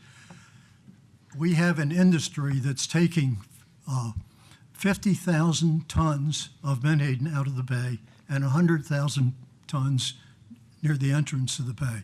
So obviously the conditions in the Atlantic for what's there are completely and totally different than the Chesapeake Bay. One thing I'd like to mention, I've come to this before you all several times. I've been to many menhaden meetings. I've spoken my best at a number of meetings. But I keep hearing it said that there isn't adequate science about the connection between menhaden and the ecology, the connection between the striped bass difficulties and the ospreys. I want to read you a quote, and I gave it to you earlier. I hope you got that. In the Journal of Frontiers in Marine Science, Dr. Latour and Shanna Madsen co-wrote the article explaining the environmental reference science to the public. And as you know, the environmental reference science was approved by Virginia, unanimously approved by every state on the Atlantic. It took 10 years to develop. They spent 10 years, the public waited 10 years for that to happen. Wrap it up, Jim. Okay, I want to read you this very quickly, and that'll be it. I'm going to speed this up. Okay, this is what Dr. Latour and Ms. Madsen said. Striped bass was the most sensitive fish predator to the Atlantic menhaden harvest in both models. In the full NWACS model, nearshore birds, fish-eating birds, were also sensitive to Atlantic menhaden mortality. The commission says that striped bass are the canary in the coal mine as to the menhaden harvest. And what this means, both of these species that the commission has identified as the, You're out of time, sir. Thank you. both of these species, the osprey and the Thank you. striped bass. Mr. Lilly, you're out of time. Oh, I didn't hear Any you. questions, Thank Mr. Lilly? Would somebody ask me a question about that, please? I'd like to explain that. All right. Thank you very much. Listen, guys, I understand it's a passion issue. I told you 3 minutes. Mr. Zalzak's the only one that's really listening. I'm going to hold you to 3 minutes from now on. So thank you for your time. You bet. Thank you. Jeff Campbell.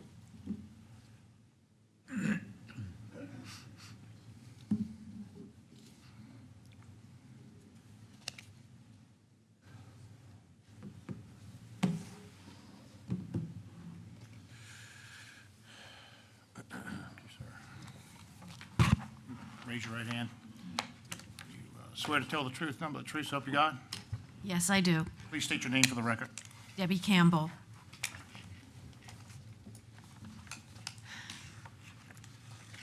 I have brought you slides. They're well cited so that you can check them. You can look at the source. You can look at the context. I'm standing on my tiptoes here to get to the mic.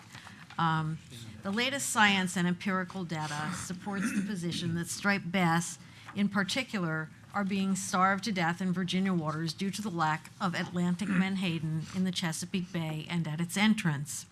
The Ecological Reference Point Stock Assessment Report documents this relationship as stated on page 2 of your handout. The report shows the relationship between the striped bass biomass and the mortality rate of Atlantic menhaden. The higher the mortality rate of Atlantic menhaden, the fewer striped bass can live in the environment. See slide 3, please, for that.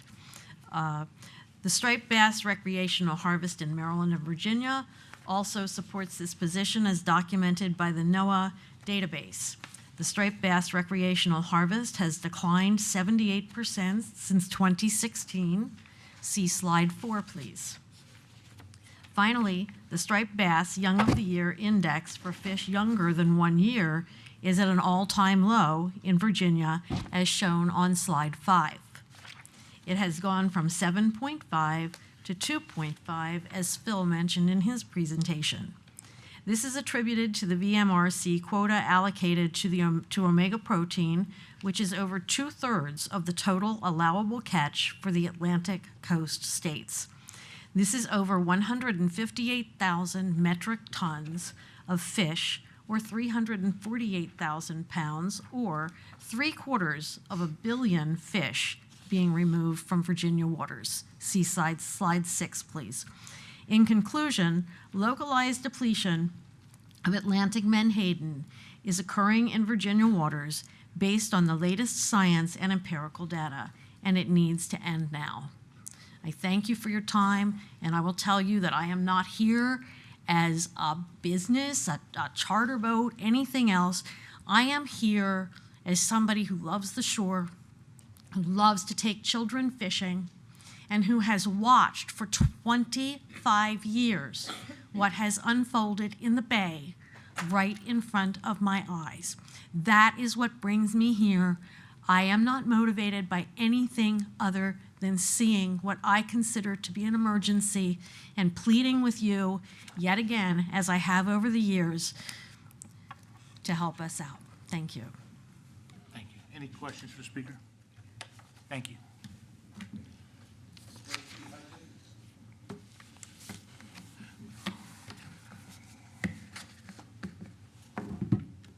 Raise your right hand. You swear to tell the whole truth, and nothing but the truth, so help you God? I do. Please state your name for the record, please. J.C. Hudgens, I'm president of the Virginia Watermen's Association. Good afternoon, Commissioner and Associate Commissioners. The Virginia Watermen's Association does not support the 5 recommendations made by this petition. We are mainly concerned with the effects of the purse seine fishery regulations on the bait fishery for Virginia's blue crab industry and invasive blue catfish pot fishing industry. Similar boats are used in the bait fishery as a reduction fishery.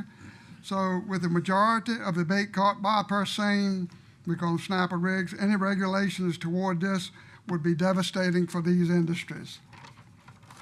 The Virginia watermen depend on menhaden to bait their crab traps, to catch their delicious blue crabs, to make a living, and support their families.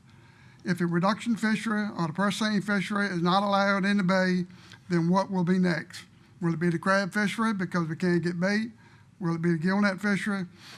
Or they're all tied together somehow and depend on each other. The population of menhaden fluctuate in the bay, as everybody knows, as well as other species, not from overfishing, but from drastic changes in climate, water temperature, predation, water quality, and other environmental factors.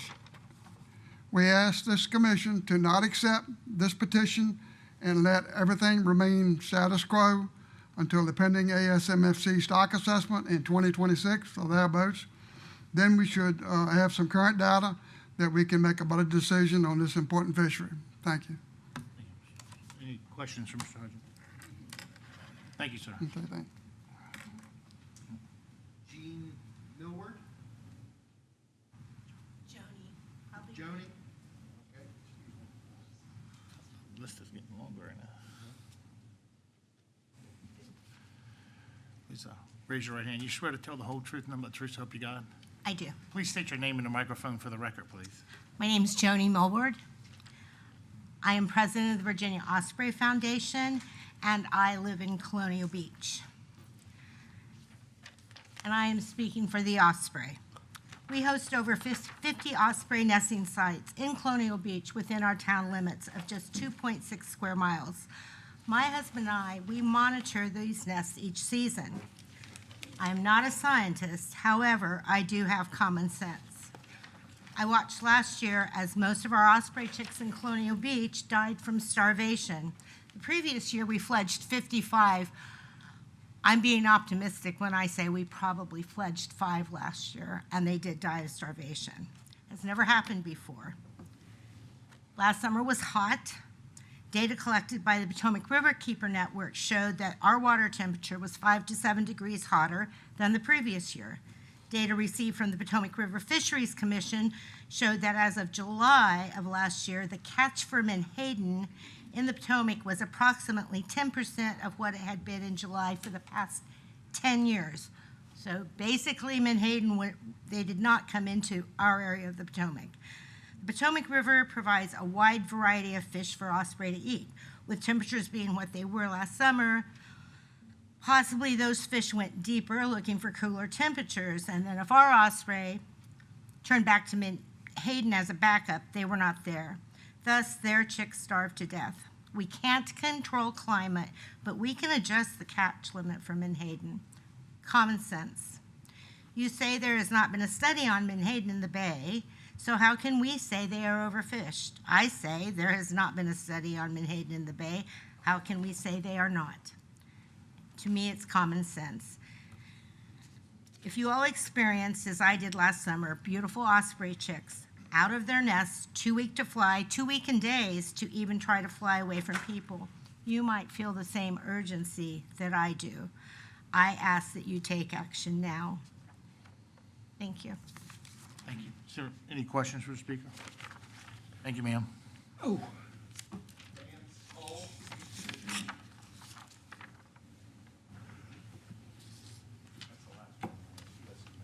you.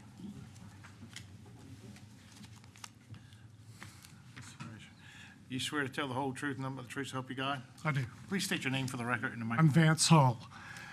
Good afternoon, commissioners and guests. My name is Vance Hull, and I serve as the Director of Business Development for Kelowna Shipyard, and I'm also a board member of the Virginia Maritime Association.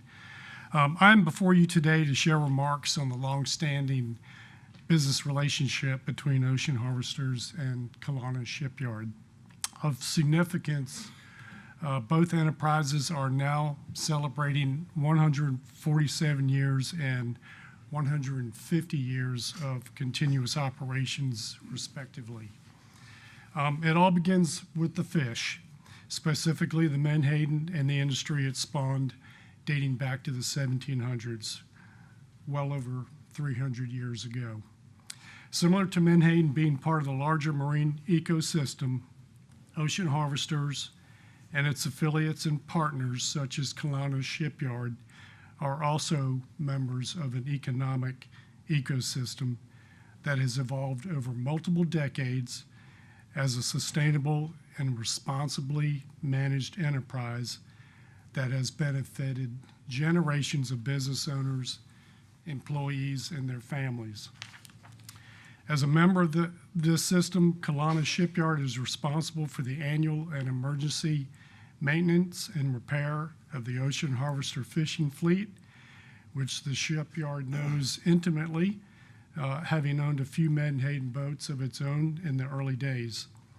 Of note, Kelowna Shipyard also serves the Virginia Institute of Marine Science, NOAA, and many institutional research vessels, all of which are designed to monitor the various species and health of our rivers, our bays, and the ocean. As mutually engaged employees dependent on this particular fishery for our own livelihoods, we are all invested together to ensure sustainable harvest, properly and scientifically managed fish stocks, safe and reliably operational vessels, and adherence to federal and state regulations that pertain to all. So thank you for listening. Thank you. Any questions for Speaker? Thank you. Okay.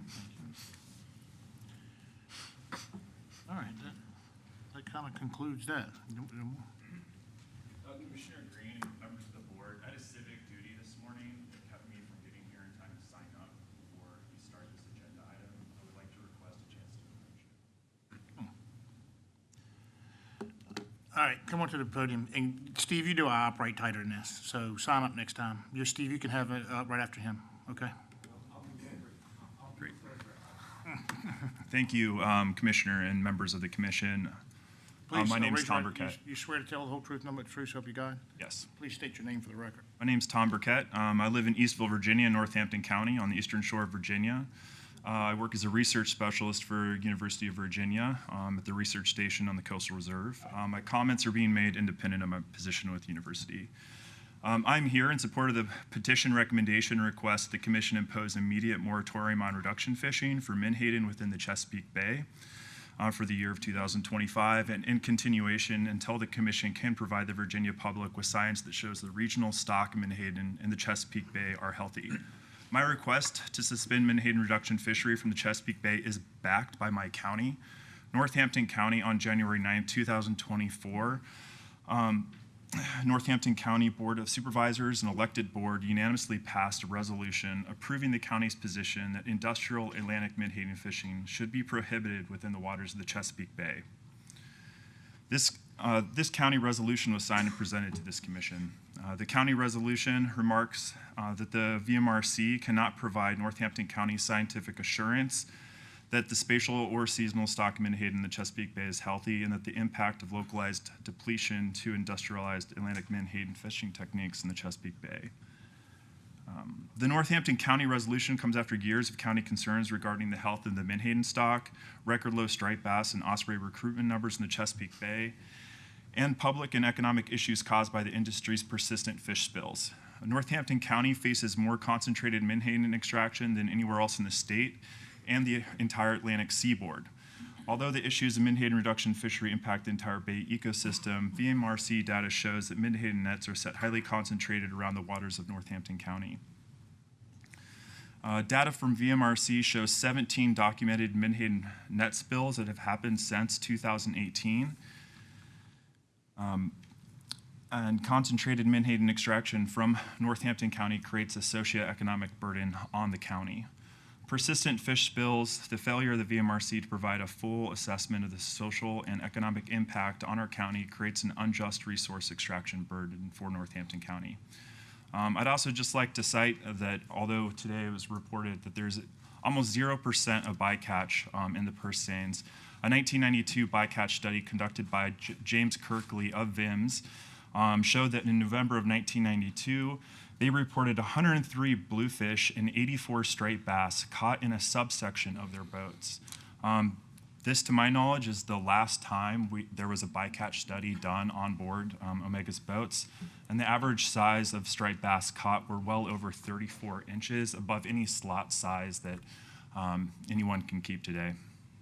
By imposing a moratorium, Your time is up. as the petition, Sir. I recommend to the board Sir. that you adopt a moratorium. Thank you. Questions? Yeah. I gave you time, but I gave you 3 minutes. You I did appreciate time. it. Thank you. What, Steve? I was on the list. I don't know what happened. Raise your right hand. You swear to tell the whole truth, nothing but the truth, so help you God? I do. Please state your name for the record, Steve. Steve Atkinson. I'm with the Virginia Saltwater Sport Fishing Association. I represent hundreds of saltwater anglers that would much rather be here today than at work, I can assure you. I just want to make a comment about the research issue. There's this has been thrown around a lot, the need for science. I want to make sure we all understand the dilemma here. Almost everyone, and certainly including VMRC staff, ASMFC, Virginia Institute of Marine Science, everyone seems to agree that a study is needed, and certainly I do as well. And while the industry claims to support science, the fact is it continually fights against it. And I witnessed that this year. It happened 2 years in a row. We had some good bills lined up. We had bipartisan support lined up. And we were working against the industry that unleashed an army of lobbyists. And they're the ones that killed the study. The money was there, the bipartisan support was there, and the lobbying killed it. And that's a couple of gentlemen down here were looking for facts. Those are facts. So it's pretty clear to me after that, and plus 5 years ago, Virginia Institute proposed to develop a model of menhaden abundance in the bay 5 years ago, and the industry refused to cooperate. So that study, that work was never done. If we had that now, we'd be way down the road in terms of understanding what's going on. So to me, it's really pretty simple. We're not going to get a study here. Their lobbyists are quite good. And so to me, the simple solution is move them out of the bay until science can show it is not causing harm. And I bet if you do that, suddenly the industry will be embracing science. Thank you for your time. Is there any questions for Mr. Ag? Thank you, Steve. Thank you. All right. That being said, Joe? Yeah, we're done.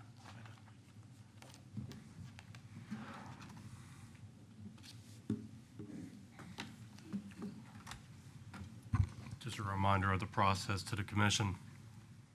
Commission issues written decisions to grant or deny petitioner's request. Again, if granted, the written decision is published in the Virginia Register, and rulemaking would be initiated and advertised per 20.2209 of the Code of Virginia and placed in Virginia Regulatory Town Hall for review by the Office of Regulatory Management. The proposed regulation would come before the commission between October and December. That's pursuant to 20.2-201 the Code of Virginia. If denied, the written decision is still published in the Virginia Register. And your petition request. And I think you've heard all of them, so I'm not going to say them again. Any questions for Deputy Commissioner Gross? All right. Yes, sir. I have one question. If Dr. Watts is here? Is Dr. Watts here? I'd like to address some of the questions I'm sure the commission has on these studies that were done and some of this narrative that's been put out. And I haven't seen him. Doctor, can anybody announce outside the doors there, officer, please, see if there's a Dr. Watts is here? I haven't seen him. He's been quoted plenty today, but I haven't seen him. don't think so either.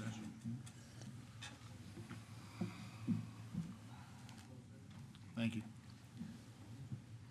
Any more questions? No. That being said, matters before the commission. Commissioner, I have a comment that I would like to take to a motion. Okay. My comment is, we are very blessed as far as in the Chesapeake Bay, and especially its tributaries, that we are a nursery to a whole ton of fish. Rockfish, herring, shad, you name it, white perch. We're very blessed.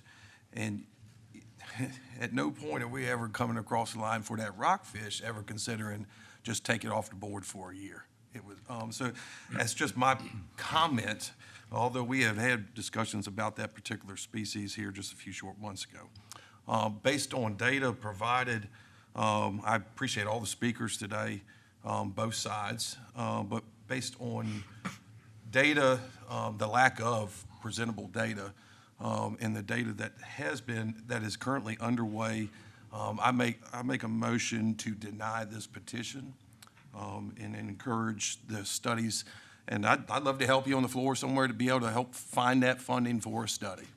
I think that's not here, that's in your General Assembly. That's who you put on a ballot each November. So, but my motion is to deny this petition. I'll second that. All right, so I have a motion, a properly made motion to deny the petition from Mr. Preston. And I have a motion properly seconded by Associate Member Headley. Any further discussion? Yes. Sir. My concern on this is how many juvenile one-year-old fish are actually in the bay?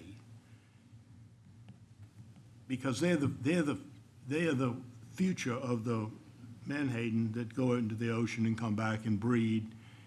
And basically, the bay is my main concern. Obviously, the Atlantic Ocean is almost impossible to control with the fishing.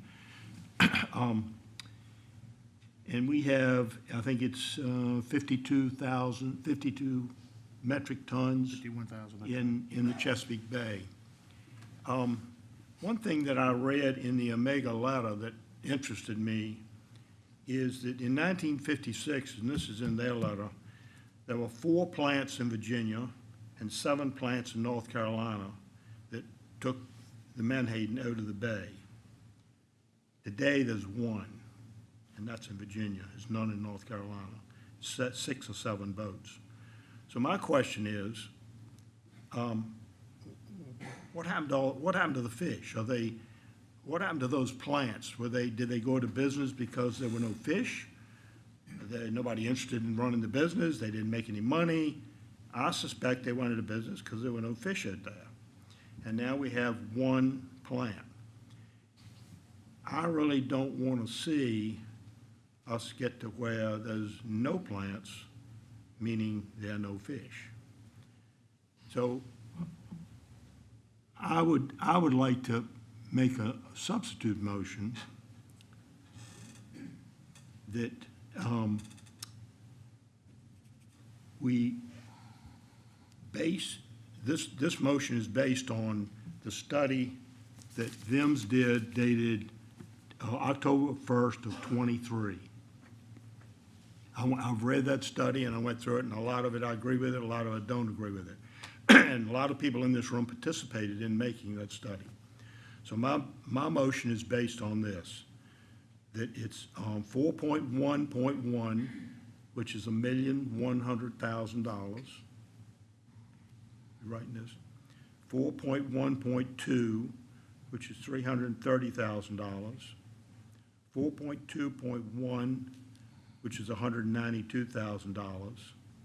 4.2.2 is zero money, but it's something that I think should be done.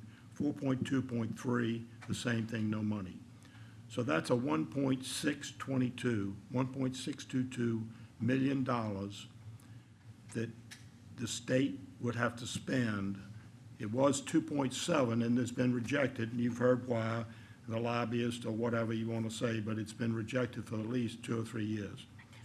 So I would like to propose that we put a bill in that we have a moratorium of 50% on menhaden fishing starting at the end of this season, not starting now, but starting the end of the season, which gives the state plenty of time to get their ducks in a row to get the money. And that we make that demand that we will not change that until they get the $1.6 million for the study to be done, so we can see what we have. You heard me say in the beginning of this meeting, I base a lot of my stuff on facts, and we have no facts. And if we just kick this can down the road and don't get any more facts, we're going to be here again next year with the same thing, with another petition from somebody else to stop this. And the only way we can do it is to put the pressure on the General Assembly to cough up the $1.6 million to get this study done. And the only one that's going to happen is if Omega puts pressure on them and the fishermen put pressure on them. That's the only way this is going to happen. That's a long motion, but that's my motion. I stopped writing because you got way out of bounds there. We don't have the authority. I'll let council talk. This is the first I've ever seen a motion like this, but we cannot. We are an executive branch agency. We do not, we can't even make recommendations to the General Assembly, but proceed if you have anything to say. My big concern is that the basis for this regulation is very explicitly and clearly not among the reasons why this this commission can use to pass regulations. It's pretty clear, like, what we have to consider, what the regulation has to be based on, and passing a regulation to try to force the General Assembly to do something explicitly, I don't think that that is an appropriate reason within our authority to pass a regulation.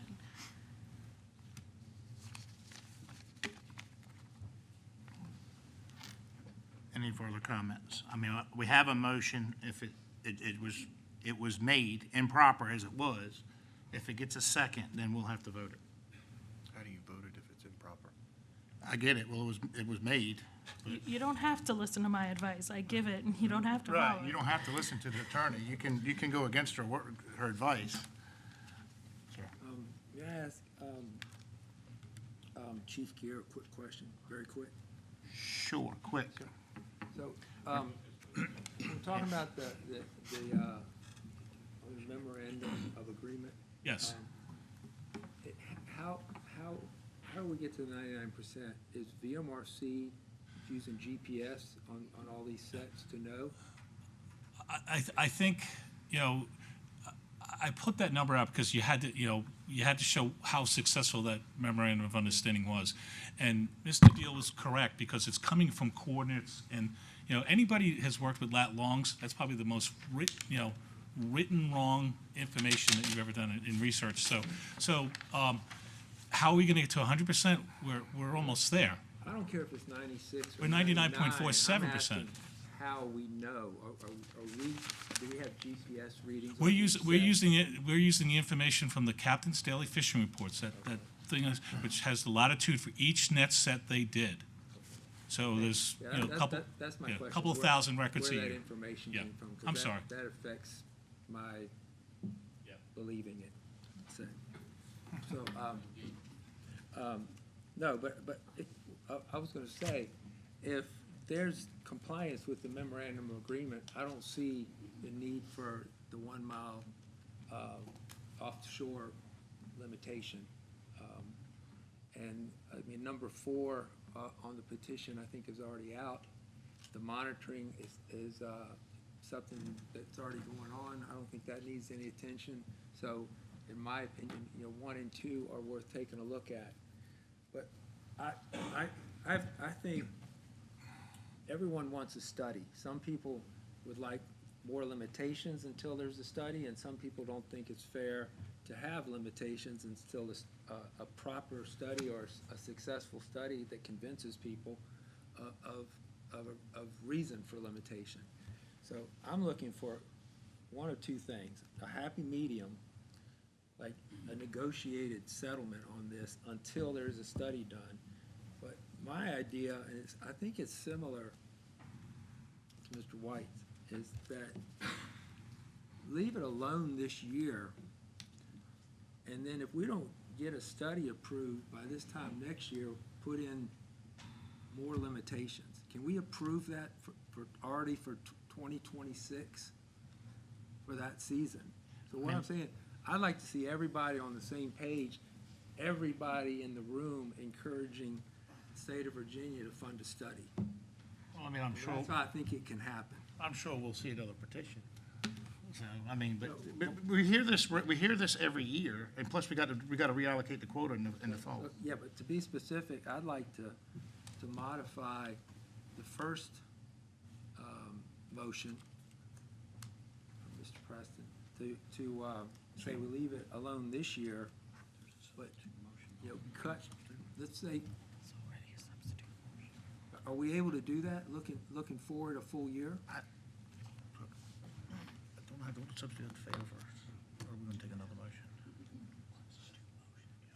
Called for a second, and there wasn't a second.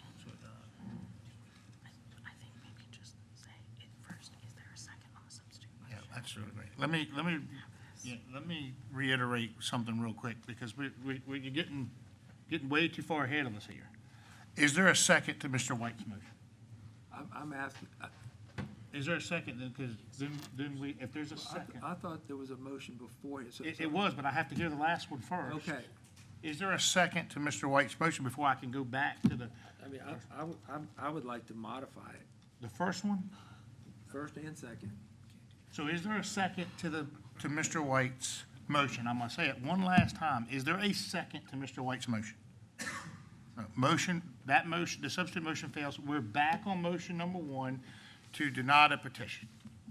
That's been properly seconded. So I'd like to modify. or So you'd like ask to make a modify substitute to that motion? So we have a substitute to that motion. So, all right, proceed. To allow the current quota numbers for this year, 2025, but if there's no study funded next year,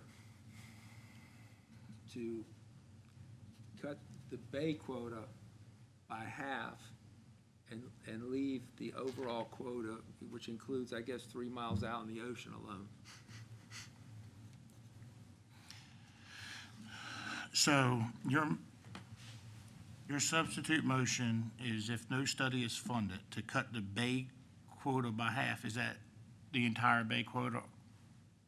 Bay quota for 2026, Well, only for 2026. I get it, but Look at it, you're not being specific to what sector. Chesapeake, the whole Chesapeake Bay. So all sectors of the bay be cut 50%. It has to be all sectors.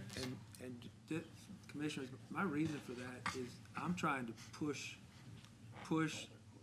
everybody working together to get a study done. That's the reason for it. I'm not sure that that's your position on this board, but we'll find that out later on, because I don't think we have that that's not what we've been tasked to do here. But we will get that information. So I have a motion from, a substitute motion from Associate Member Hand, that if no study is funded for 2026, to cut the entire bay quota across all sectors in half. Discussion. Yes, sir. The study, even if it went through Richmond, you wouldn't know anything about it until April, May of the year, when the fishing season has already started?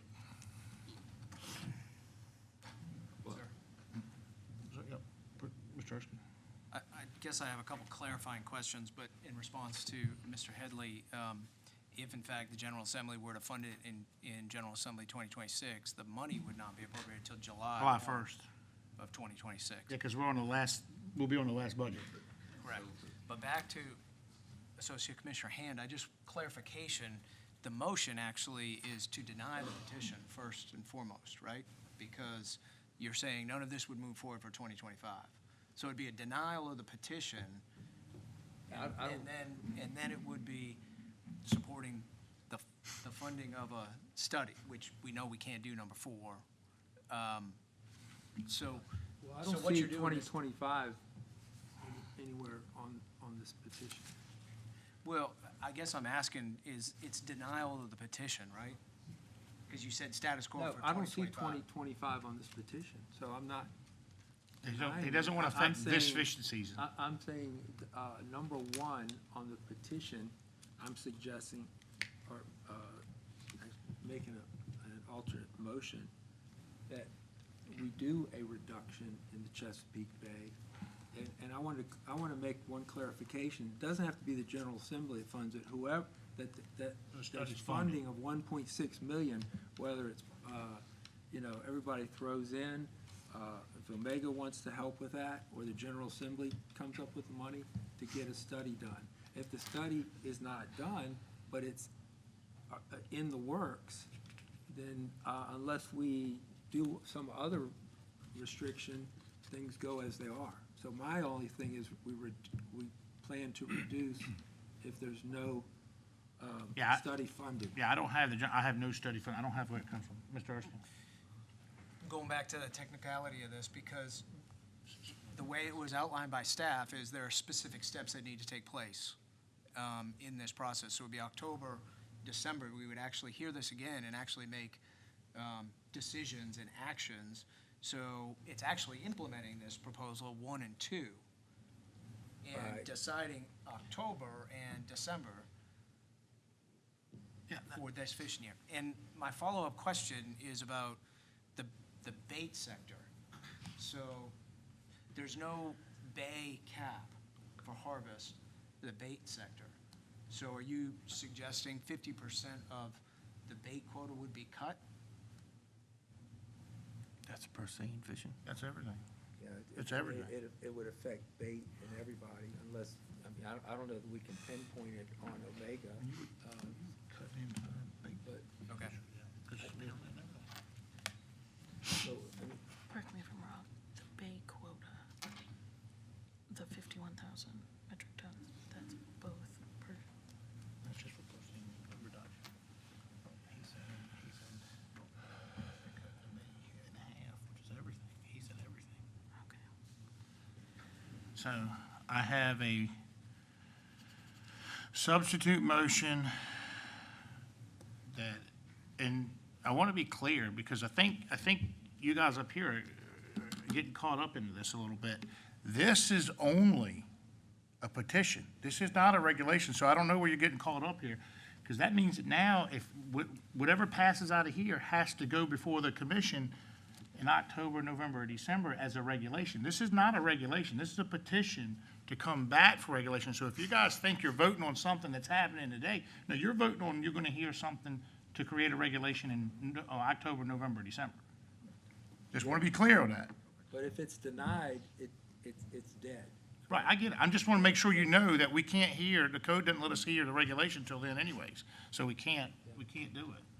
But this is just a petition. So, I think I understand Mr. Erskine's concerns on the timing, but I don't know if it needs to be stated that that process needs to be slowed down or not.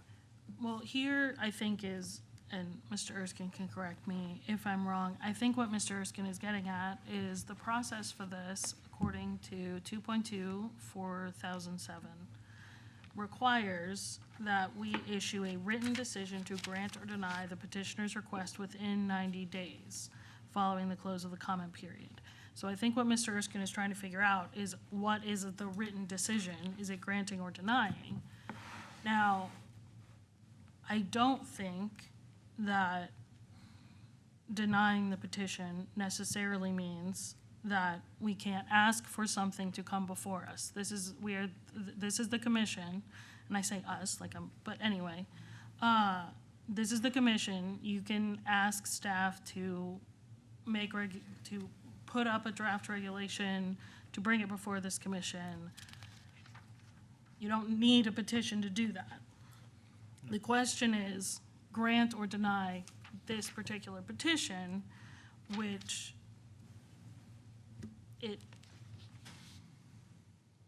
the delaying it until next year makes it a little more complicated, but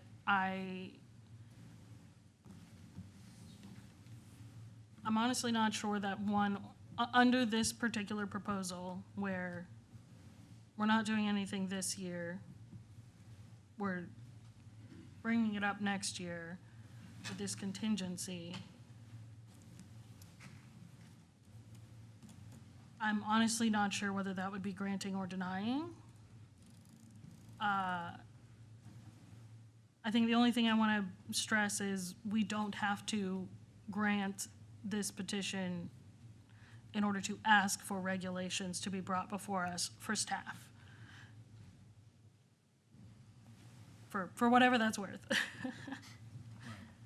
It's the way we did it prior to the petition for rulemaking, was people would make comments from the public or otherwise to the commission, and the commission would make a motion to put it on the agenda, or, have staff look into it and bring it before committees and stuff like that and have it vetted. That's the process, that's what our normal process was. So, as I understand it, if we voted to deny this petition, this could come up next month. Public comment, yeah. Well, the actual regulation obviously couldn't come up this month. It would still have to be within October, December range because of the statutes. That's a technical requirement. But you could certainly ask staff to prepare something. They could do what they have done in the past and bring it to you for approval, to publicize it for public comment. Again, we couldn't consider it until October. But you could do that. Yeah, they can make a motion any month to have it heard Yes. during the legal timeframe. Yes, I'm sorry if that was, I might have gotten confused. Yes, you could make a motion at any time to have staff bring a regulation up for these things. You don't need to wait for a petition. That's right. So we're back to square one. So I have a motion. How about if I make it easy, withdraw my motion? Thank you, that made it easy. Can we have more discussion? Can we have more discussion? Sure, absolutely. It's before the commission. Sir? So the substitute motion Mr. Hand made has not been seconded, is that correct? Yes. Yes, correct. Okay. The substitute motion Mr. Hand has made has not been seconded at this time. We're still discussing.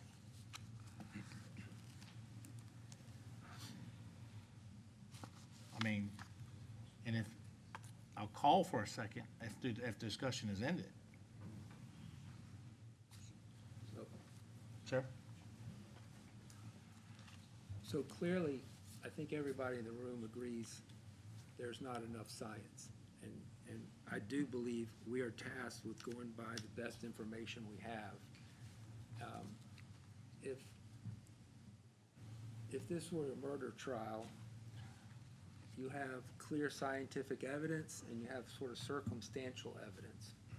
It's my belief that we have some circumstantial evidence that the very effective, efficient fishing of menhaden in the Chesapeake Bay has some impact on not only rockfish, possibly osprey, but the chemistry of the bay. There's natural systems and cycles that when an important species is overfished, there's a lot of factors, and there's a lot of factors we don't know about. So I've proposed ideas before about being fair to the fishery, understanding, and I'll try to be as quick as I can, but the numbers I understand are about 30% of the catch is within the Chesapeake Bay. The rest is in the ocean. Okay, if you take away the Chesapeake Bay entirely, you're talking about 30%. But a lot of that 30% can be caught in the ocean. It may not be as efficient, probably burn more fuel, you have a little more time with their staff. And, you know, if you lose, and I'm making up numbers now, I'm not, but if you lose, you know, 20% efficiency on 30% of your business, what's that? You've lost 6%. Not, I mean, I don't think you put anybody out of business like that. I'm more sympathetic to the issue of weather and safety. That, you know, there's days you can't go out and fish in the ocean, at least not safely, and I wouldn't ask people to do it. So I've come up with the idea of making limitations based on how many days a month, you know, you could fish in the bay, but that didn't go over so well. So I would like to see a limitation, further limitation in what can be caught in the bay. But my motion is to err towards fairness to the business, but require, you know, they can fund this study, but I can't ask them to do that, but whoever can fund it, I think it's very critical to get more information. And we can't indefinitely leave things alone. And to correct you, 1/3 of one sector is caught in the bay. That's not all sectors across the board. So just to correct you on that, you're assuming that every one of them's the same, and it's not. It's not how it works. I don't know the percentages. We weren't presented with the percentages of the others, but it's going to be higher. And Pat checked, it's going to be considerably higher for the other sectors. It's not even going to be close to 1/3. So, sure. Add something. I understand what Associate Member Hand wants to do, but I have a fundamental problem with holding the bait sector and the production fisheries sector accountable potentially for what the General Assembly may or may not do in the future. I think that's just fundamentally wrong, that it's almost a sort of holding them hostage to say, look, if somebody doesn't have a bake sale or a car wash to fund this, then you're gonna take a sector reduction in the bait and the reduction fishery. I think the bait industry heard from, is it Captain Rogers? Yes. You know what? Okay, that hold him hostage when his margins are so tight. I think that's just fundamentally unfair to put him in there. And because we regulate by gear type, they're in this too. And I just don't think that's fair to the bait Well, I'm sector. willing to modify my motion. If I'm understanding correctly, the bait portion is a very small percentage of the. 10%, I think.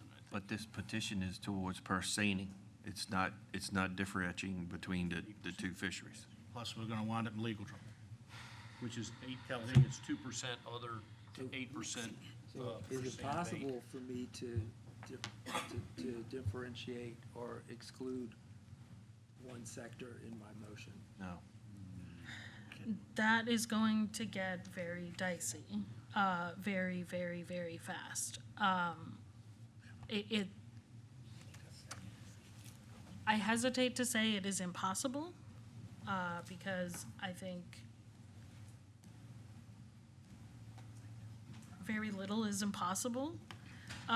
Whether we could write a regulation that is fair and equitable to all fishermen, reasonably calculated to promote conservation, and carried out in such manner that no person acquires an excessive share of each privileges, and that we can show that it is necessary to discriminate among user groups, not just because we like one over the other. I think that's going to be very difficult.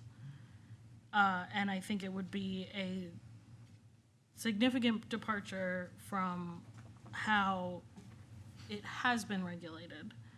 And I think that might be as close to impossible as I'm willing to say. Isn't our real big question here is to answer, do we deny or do we, the request, or do we allow the request? I feel like we're mixing apples and oranges and putting too many things into one decision-making. We're trying to make a decision and then a resolution to it. I think you first have to make the decision. Mr. Erskine? Thank you, Mr. Commissioner. I guess I just want to make a clarifying point and remind this commission, there was some testimony about it previously, that we do have some science, and that science is based on ASMFC's technical committee and the prior assessment that was done. And that prior stock assessment said overfishing is not occurring and the stock is not overfished. And at that time, ASMFC actually increased the total allowable catch. So there was an increase in the catch in the last stock assessment. Why? Because based on precautionary approach, the stock was abundant. In fact, I think Chief Gear said it could have withstood a 40% increase. And there was a 20% increase. So I'd remind the commission that ASMFC has made the precautionary approach already available to us, and that was 20%. We accepted that increase. Of course, the numbers got reallocated along in that process as well. So Virginia's quota actually went down. But we should be reminded of that the best available science that we've all agreed we wanted to follow showed us that the stock was healthy and there was an increase in the total allowable catch. Now, that may change in 2026, whenever the next stock assessment is certainly done. And I've made a point here during public comment to ask people whether or not, stakeholders, whether or not they agreed with a study that was suggested a couple years ago. And I firmly believe that is important. How we go about it was the testimony you heard from each of those individuals about the funding in this study. But I don't agree, I agree with Mr. Bransom that we can't simply hold somebody's feet to the fire and say if this is not funded, that you're gonna take the impact of a reduction. And a reduction in both sectors of purse seine fishing out of the bay, in particular to bait, is devastating, and reduction for that matter. So I just want this commission to be reminded that there was an increase in the quota based on a precautionary principle within ASMFC. Thank you. And not the bait cap. I'm sorry? And not the bait cap. Correct. The bait cap stayed at 51. Can you clarify? Hey, this is not open. Any interruptions, escort them out. Sure. All right. So one of the things that we have here, one of the issues we have is, I've been doing this been coming to these meetings for a long time. I have never seen a commission member, associate member, associate dollar bills to a motion for a regulation. I understand how important the study is. Everybody does. Everybody's been taught. I think both sides have spoke to wanting to study and stuff. Well, here what we have before us is a petition for rulemaking. I caution you on your legal, on the legal liability you're putting this agency in and this board by going too overboard with this. So I'm gonna restate your motion. You have a motion to leave 2025 alone. And if the study is not funded, cut the bait quota across all sectors by 50% in 2026. Okay, I understand that motion creates some complications and risks, liability risks. We can address each item in that petition separately, can we not?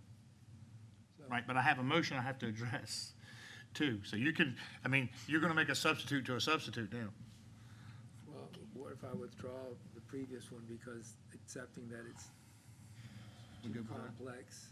Yep, that's fine. Then we go back to this one. Yep, all right, we're back to the original motion, but the floor is yours, Mr. Ham. I'd like to see something happen. So, I mean, I don't, I'm happy to see if only the number one in the petition, we have some reduction. Just further, I understand there's already been reductions, but further precautionary reduction, not enough to prohibit them fishing in the bay a few days a month, which should help with weather limitations. And perhaps it's not 50%, just out of fairness, but I'd like to see some reduction. I don't know what this commission's willing to do, but I'll change the motion to a 20% reduction of the fishery in the bay. And number 2, 3, 4, and 5,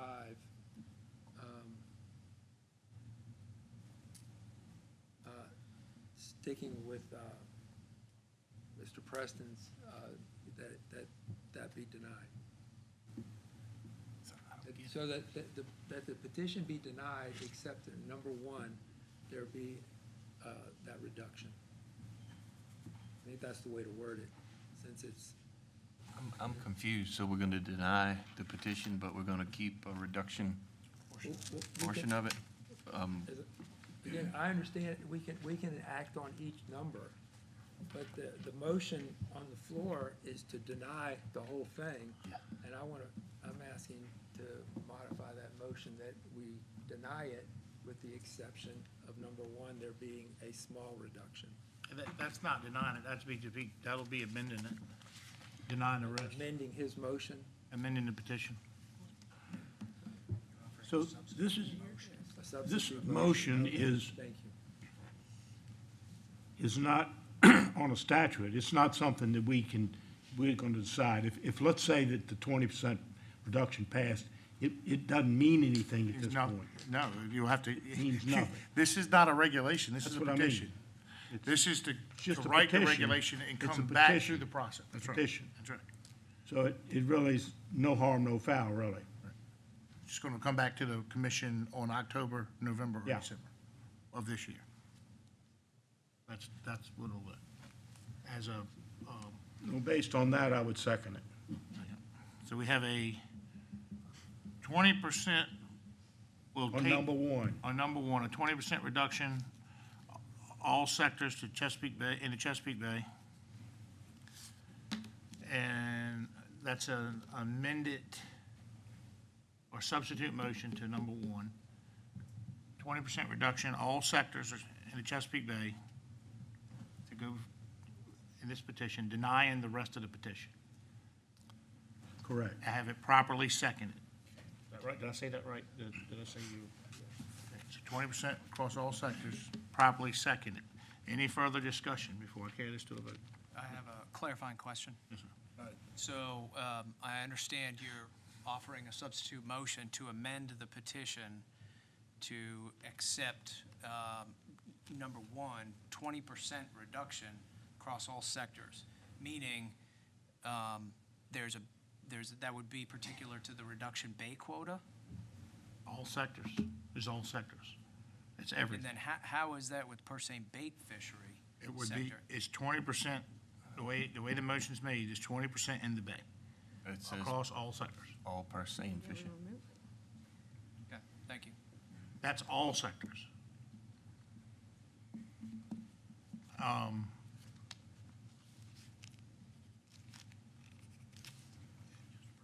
I have a properly made substitute motion from Associate Member Hand for a 20% reduction, except moving forward in the petition with the 20% reduction across all sectors in the bay. That's the only portion moving forward with, and it's been properly seconded from Associate Member White. Is that correct?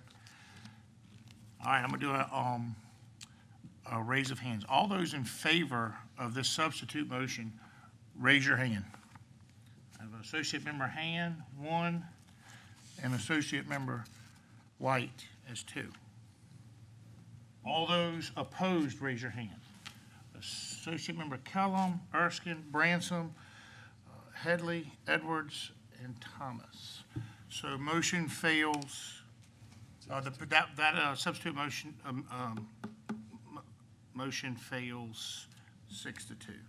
Can we go back to the original? Now we're motion? back, we have to go back to the original one. So now we're at a denial of the complete petition with the properly made motion. The motion was made by Mr. Thomas, and I believe was Preston, I'm sorry. I told you I was gonna do it. Mr. Preston, and it was properly seconded by, I got so many seconds and stuff, Mr. Headley. And I'm gonna carry this one to a vote. All those in favor of denial of the petition has properly been made by Mr. Preston and properly seconded by Mr. Headley, raise your hand. Ms. Kellum, Mr. Erskine, Mr. Bransom, Mr. Headley, Ms. Edwards, and Mr. Preston. All those opposed, raise your hand. Mr. Hand and Mr. White. All right, petition is denied by a vote of 6-2. Denied. All right, guys. I would say we're going to the next one, but Michelle is gonna kill me if we don't go to lunch. So let's take 30 minutes. Back at 2 o'clock.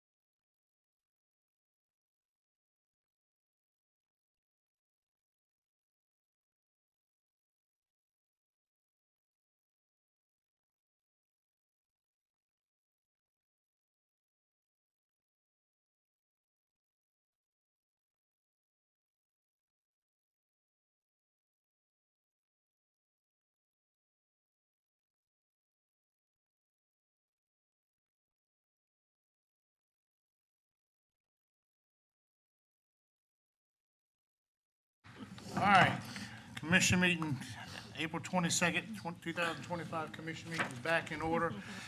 Lisa, could you let the record reflect that Associate Member Hand has left the building? From item, what item we're on now, 7? Just, we're only on 7? My lord, what have we been doing? 6. Any more? 6. Item 6 on. All right, Randy, proceed. I'm going to bring you clarity and brevity because I have learned one thing in 30 years after a meeting like that to go get on with it.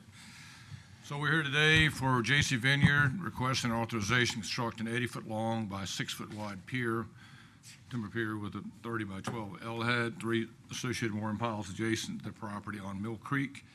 At 619 Train Lane in Northumberland County. Project is protested by adjacent and nearby property owners.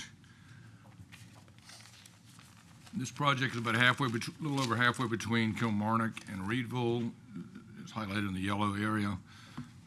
About halfway up Mill Creek. A little bit more of a close-up of the property. The Vineyard restaurant sits right here under the laser pointer. This is their property, and they're asking to build a single slip pier right here for daytime mooring for customers of the Vineyard and the restaurant. This is the state location of the pier looking out into Mill Creek. So the pier will run out an L head. There'll be 3 mooring piles. The original plan called for an 8-foot wide pier, 90-foot long with 5 mooring piles. We advertised that and sent out the letters to the neighbors. We did get 15 comments in opposition, arguing that the pier would disrupt the pristine nature of the creek. It would invite additional boat traffic. It would lead to an expanded use of the pier and the property. And they argued that the pier was not justified and went on to say that the Vineyard was advertising the use of nearby private piers for access to the Vineyard. In response to those concerns, they dropped the length of the pier to 80 feet, reduced it by 10 feet. They dropped the width of the pier from 8 feet to 6 feet. They did pull out 2 mooring poles. It's now 3 mooring piles. They did add a handrail for safety, and they removed any reference for additional moorings in nearby property, so this will be the only pier that they'll call on for the Vineyard. The pier will encroach onto the lease of Robert Smith, Chesapeake Bay Soft Crabs LLC, but Mr. Smith not only provided his written consent in December, he went on to support the project, stating that he thought it might help his business. I'm going to quickly move to my summary and recommendations. I've got the slides up that show you again the state alignment of the pier, the location of the property and the pier here, as well as the plan view and the cross section. While Commission staff is sensitive to the issues raised by the protestants, the applicant has reduced the length and width of the pier to address some of the concerns raised by the protestants. The structure appears to be a reasonable use of state-owned submerged land, and it does not appear to pose a threat to navigation. In addition, all necessary local approvals have been granted. Accordingly, after evaluating the merits of the project against the concerns expressed by those in opposition, and after considering all the factors in 28.2.1205A of the Code of Virginia, we will recommend approval with the assessment of a royalty of $3,024 for the encroachment over 1,512 square feet of state-owned submerged lands at a rate of $2 per square foot. We also recommend approval with a special condition that the pier shall have no overnight mooring and no vessel-related services. In addition, the permittee agrees that this pier will be the only pier to serve the commercial purposes of the Vineyard. That's all I have, sir. Thank you. Any questions for Chief Owen? Mr. Headley? Thank you, Chief Owens. If this was a private pier, would this be under statutory? I mean, could it be- Absolutely. This is designed well underneath the 400 square foot tolerance for private piers, but being a commercial property, it is before you, since it is protested. Instead of them reducing it to 6 feet, how about 8 feet? Would that still be under the 400? The statute only allows a maximum width of 6 feet for private piers, and we did not have an objection to the 8-foot wide pier. They voluntarily reduced it in an attempt to meet some, I guess some of the concerns raised by the protestants. Okay, thank you. Yes, sir. Any more questions? Thank you. Is the applicant or representative of the applicant here and wish to speak at this time? Let's come forward.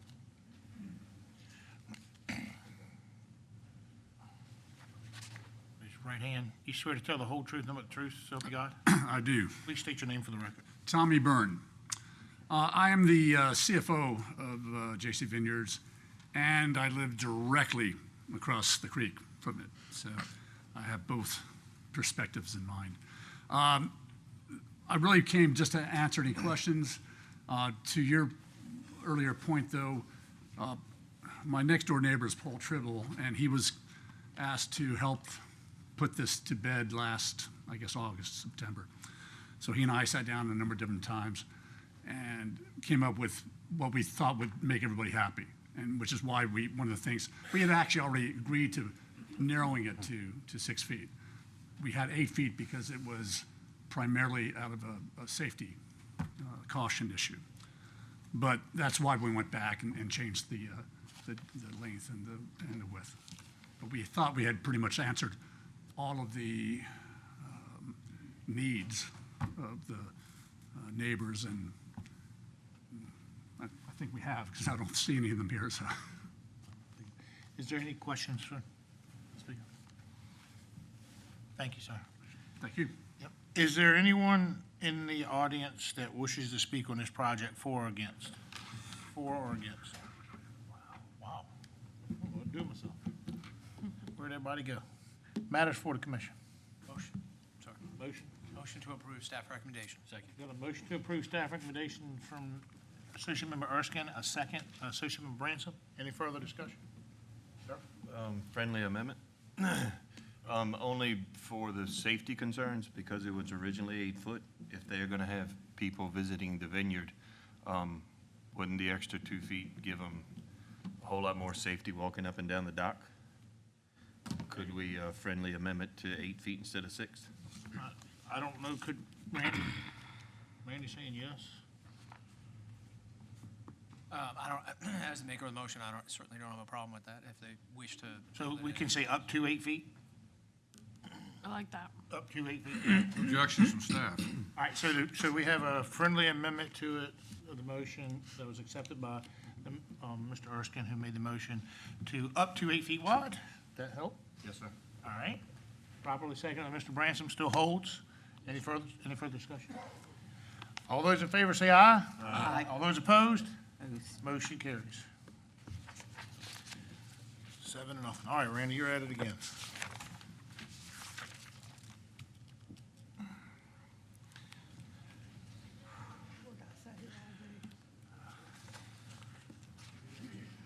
Waiting for that. Seconds.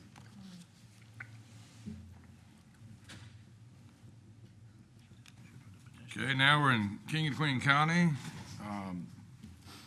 Out of the board is requesting authorization to install a 14-foot by 37-foot open-sided boathouse and a 16-foot by 18-foot open-sided gazebo on an existing statutorily authorized private pier on the York River at 361 Simpson, I just lost my screen, Simpson Creek Road in King and Queen County.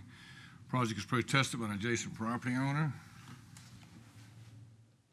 We are just east of West Point along the York River shoreline. You'll notice the Mattaponi River coming in here. So this is the upper reaches of the York where meets the confluence with the Pamunkey and the Mattaponi. You see the Middle Peninsula Airport just to the south.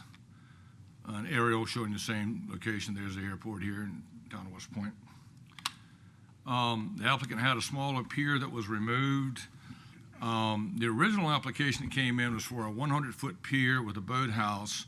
That was, we sent out letters to both adjacent property owners, and that is what was accepted to the adjacent property owners. What happened next was there was a communication, I guess, failure between the contractor and the permitting agent, and they actually built a 200-foot long pier. We got to them before they started building the boathouse and gazebo that went with that proposal. The pier at 200 foot still meets the statutory authorization under the Code of Virginia. We now are here before you today for the protest that was raised on the two roofs. There's the pier in the picture to your right, built at 200 feet. The adjacent property, Mrs. Johnson, is arguing that, or maintains that the sight lines from her property that this will have a significant negative impact on our water views upriver. You can see upriver some of the boathouses, and I'm going to show you more in a minute. She goes on to say it will negatively impact her property value, that she has no objections to the structures, but rather the distance they'd be constructed offshore. And she has brought up the potential that this pier may encroach into her riparian area. And Commissioner, it did not make the package. She is represented by counsel. I have the council's letter that came in objecting to the gazebo of the roof. Okay, thank you.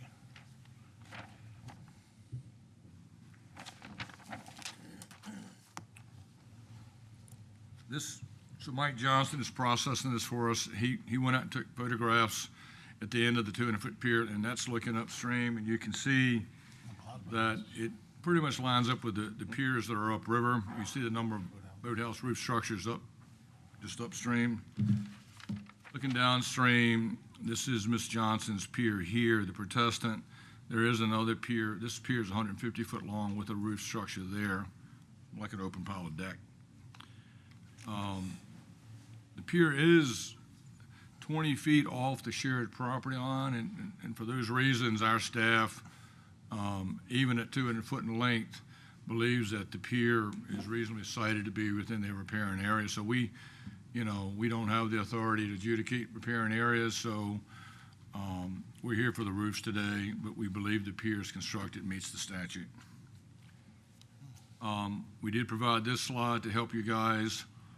You can see the Protestant's property is here. That's her pier there. This is the applicant's pier that was removed. It's been constructed to 200 foot in length on the same alignment. And these are all of the piers just upriver. I believe it's 7 of them. This pier has been removed and replaced. It's just not in the aerial. It happens to be the longest one out there at 215 feet. So you have several piers constructed 200 feet.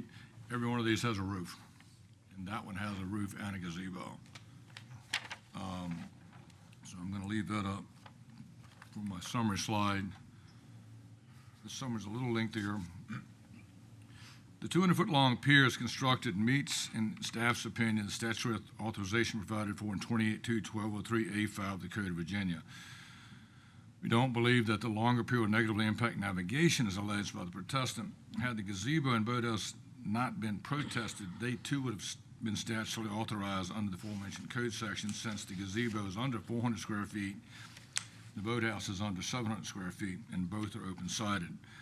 There are several piers along this reach of the York I just showed you, ranging from 150 to 210 feet in length, all of which have roof structures, all upstream of the applicant. The property to the downstream side also has a roofed structure. During our site visit in January, staff determined that the applicant's pier construction began on his property 20 feet from the shared line with the Protestant, and appears to be reasonably sited to extend into his riparian area. In this case, we believe the open-sided design of the gazebo and boathouse roof structures only minimally adds to the visual obstruction already presented by Mr. DeBoard's statutorily authorized pier and other piers with roof structures in the area. Ultimately, staff believes that the addition of the gazebo and boathouse is a reasonable use of the applicant's riparian rights for private pier encroachment over state-owned submerged lands. Accordingly, after evaluating the merits of the project against the concerns expressed by those in opposition, and after considering all the factors contained in 28.2.1205 of the code, we are recommending approval of the project as proposed. Thank you, Randy. Is there any question? Mr. Branson?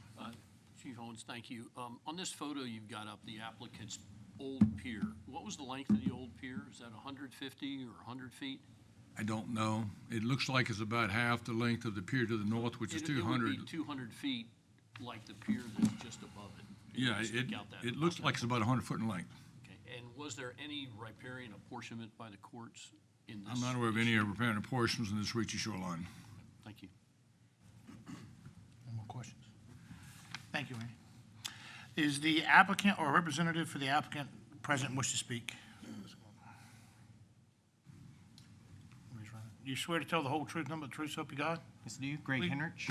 Okay, proceed. We've been here quite a while. I agree with everything Mr. Owens said, so I'm more than happy to entertain any questions that you may have. Any questions? No, that was quick. Thank you. Thank you.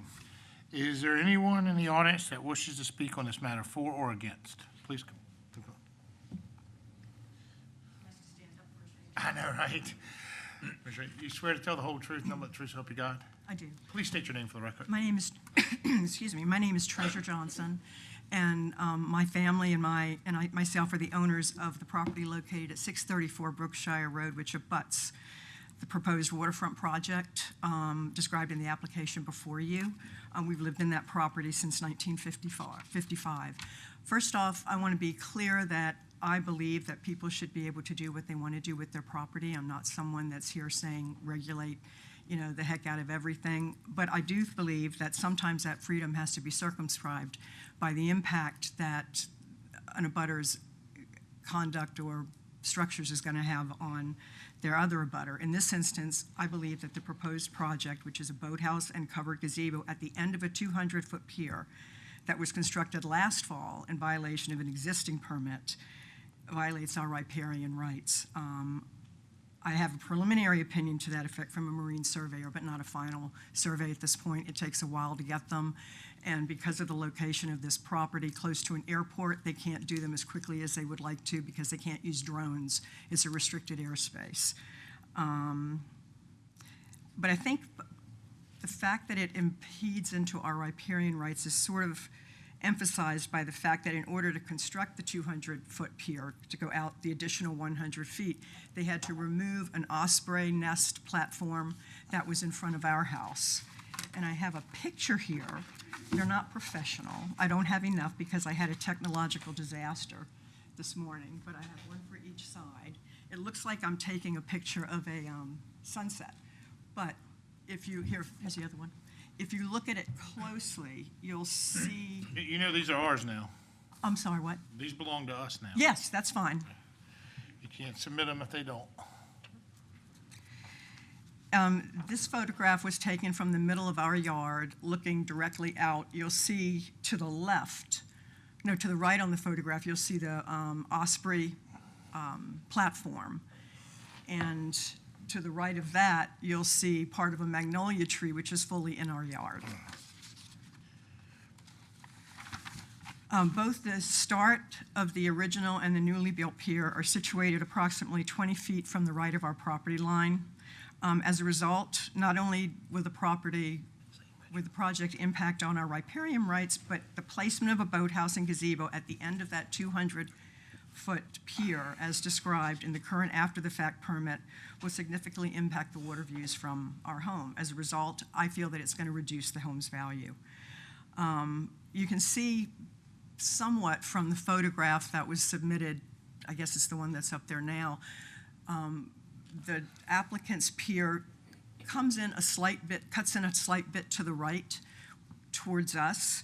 When you add another 100 feet to that, it moves in at an angle, becomes a little bit more exaggerated. I have another picture, admittedly not that great, that was taken from the middle of our yard, and that's yours too. That sort of shows how the docks converge a bit. Mr. Johnson opined in his report and recommendation, and he was wonderful to deal with and very patient with the questions I have, so I really appreciate the staff, that given the existence of the other upriver boathouses, the project would only minimally impact or add to an already existing visual obstructions. Respectfully, I don't think that's the case. The impact of a structure 20 feet off your property line is substantially different from the impact of structures that are hundreds and a quarter mile up the road. And while Mr. Johnson's opinion is based on a site visit in January, I don't recall seeing anyone out in our property or out on our pier assessing the visual impact. I wish that I had known, because I would have been more than happy to point out directly what my concerns were and then hear them addressed then. So I think that it's contrary to the public interest to permit a project like this that would result in financial and aesthetic harms to neighboring properties, especially when alternatives exist. And I want to make clear that I'm not the crabby next door neighbor. The applicant had an initial application in the spring of 2023. That application, which is number 230844, included a request for permission to repair the existing 100 foot pier and replace the L at its end with a boathouse. It specified that the existing pier would not be removed and that the overall length of the project would be 100 feet. While the boathouse would have had some impact on our view down the river because it would have been sort of around the same latitude, we looked at that as the applicant was merely improving on what was already there and had no objections or comments. And instead what happened is it was completely ripped out, demolished, and another pier built in its place that was twice the size. Had we been provided with timely notice of that was what the intent was, there were probably ways the applicant could have modified what he wanted to do that was impacting us less. For instance, if they were completely ripping out the pier, they could have moved it farther over to the left on their property, or they could have moved it to the middle so that it wasn't just 20 feet off of our property line. I would have welcomed such a discussion, but I haven't had any discussions. Ma'am, you gotta wrap it up. Sorry for that. Okay. I think that's it. Oh, finally, the staff recently told me that the VMRCA is not concerned with riparian rights. That's an issue for the courts. I just want to note that when I reviewed the statute regarding statutorily authorized piers at 28-1203A5, it says that it's predicated upon the pier and other structures constructed in, quote, waters opposite the owner's riparian lands, unquote. In other words, it doesn't authorize a pier that instead is in part opposite an abutter's riparian lands.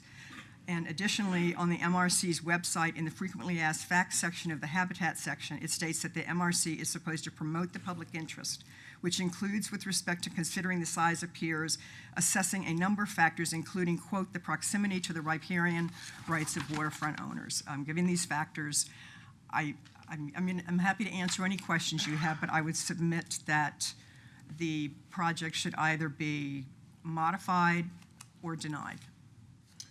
Any questions from the commission? Ms. White? Looking up at the thing, it looks like to me the applicant's pier is only 100 and some feet long. It's now compared to the rest of them. 200 feet now. It was 100 feet. And what is it, that drawing is right up? It's the 100 pier feet that- on, I think that drawing was, I think that this photo was taken before the pier was built. So the pier is really longer than what's shown on here. It's 200 feet as opposed to So- 100. And I understand what you're saying, probably with 200 feet, if you drew a parallel line to his Sight line. property line, Right. it would cross over that, which I guess you're talking about your riparian rights. Correct. But it's already been built? Yes. Was it permitted? Well, I'm not real sure how this all works, and council might know better, but apparently there was a permit, and then there was a misunderstanding, so I'm told, between the builder and the agent that was handling the project, and so they built a 200-foot pier instead of the 100-foot one that was permitted. I would defer to Chief Owen on that, and I wouldn't ask her that question. That would be a question for Chief Owen. You, please come on up. She's going to be speculative at best. Yeah. Wanted to know if this pier was unpermitted. It is not. It is, I stated in the application that the pier constructed 200-foot length is authorized by statute 28.2-1203A5 of the Code of Virginia. It is built in waters opposite the riparian lands of the neighbor. Under the case laws of Pula versus Crown, you have no authority to adjudicate riparian rights. Only a circuit court can do that. So it is or isn't in his riparian area and can only be determined by a court of law. And we have no authority to make that ruling. That answer it? Any more questions? Mr. Erskine? Ma'am? No? Okay. Oh, sorry. In the previous picture, and maybe we can see it here, is that your pier, your private pier, far to the right in that photo? And how far is that from your adjacent property? I don't know. I haven't measured that. Can you speak into the microphone? Yeah, you got to again? stay in the microphone. Sorry. No, I don't know. I haven't taken that measurement. Okay, thank you. Any more questions? Thank you for your time. I appreciate it. Thank you. Is there anyone else in the audience that wishes to speak on this matter? All right. That being said, matters before the commission. Mr. Commissioner, I just essentially a question to you and is, so we are approving a gazebo boathouse for a pier that is currently existing, that is permitted. Now, it's on the district court to determine whether it might be on somebody else's riparian rights or not. At the end of the day, this, if passed here, it might be an investment that he might have to take down there afterwards. Not my concern. I make a motion to approve. Accept staff recommendation? Yeah, accept staff recommendations. That's probably my last words for the day. Motion. And I have a motion made by Mr. Preston to accept staff recommendations. I got a second by Associate Member Branson. Any further discussion? Now, all those in favor say aye. Aye. All those opposed?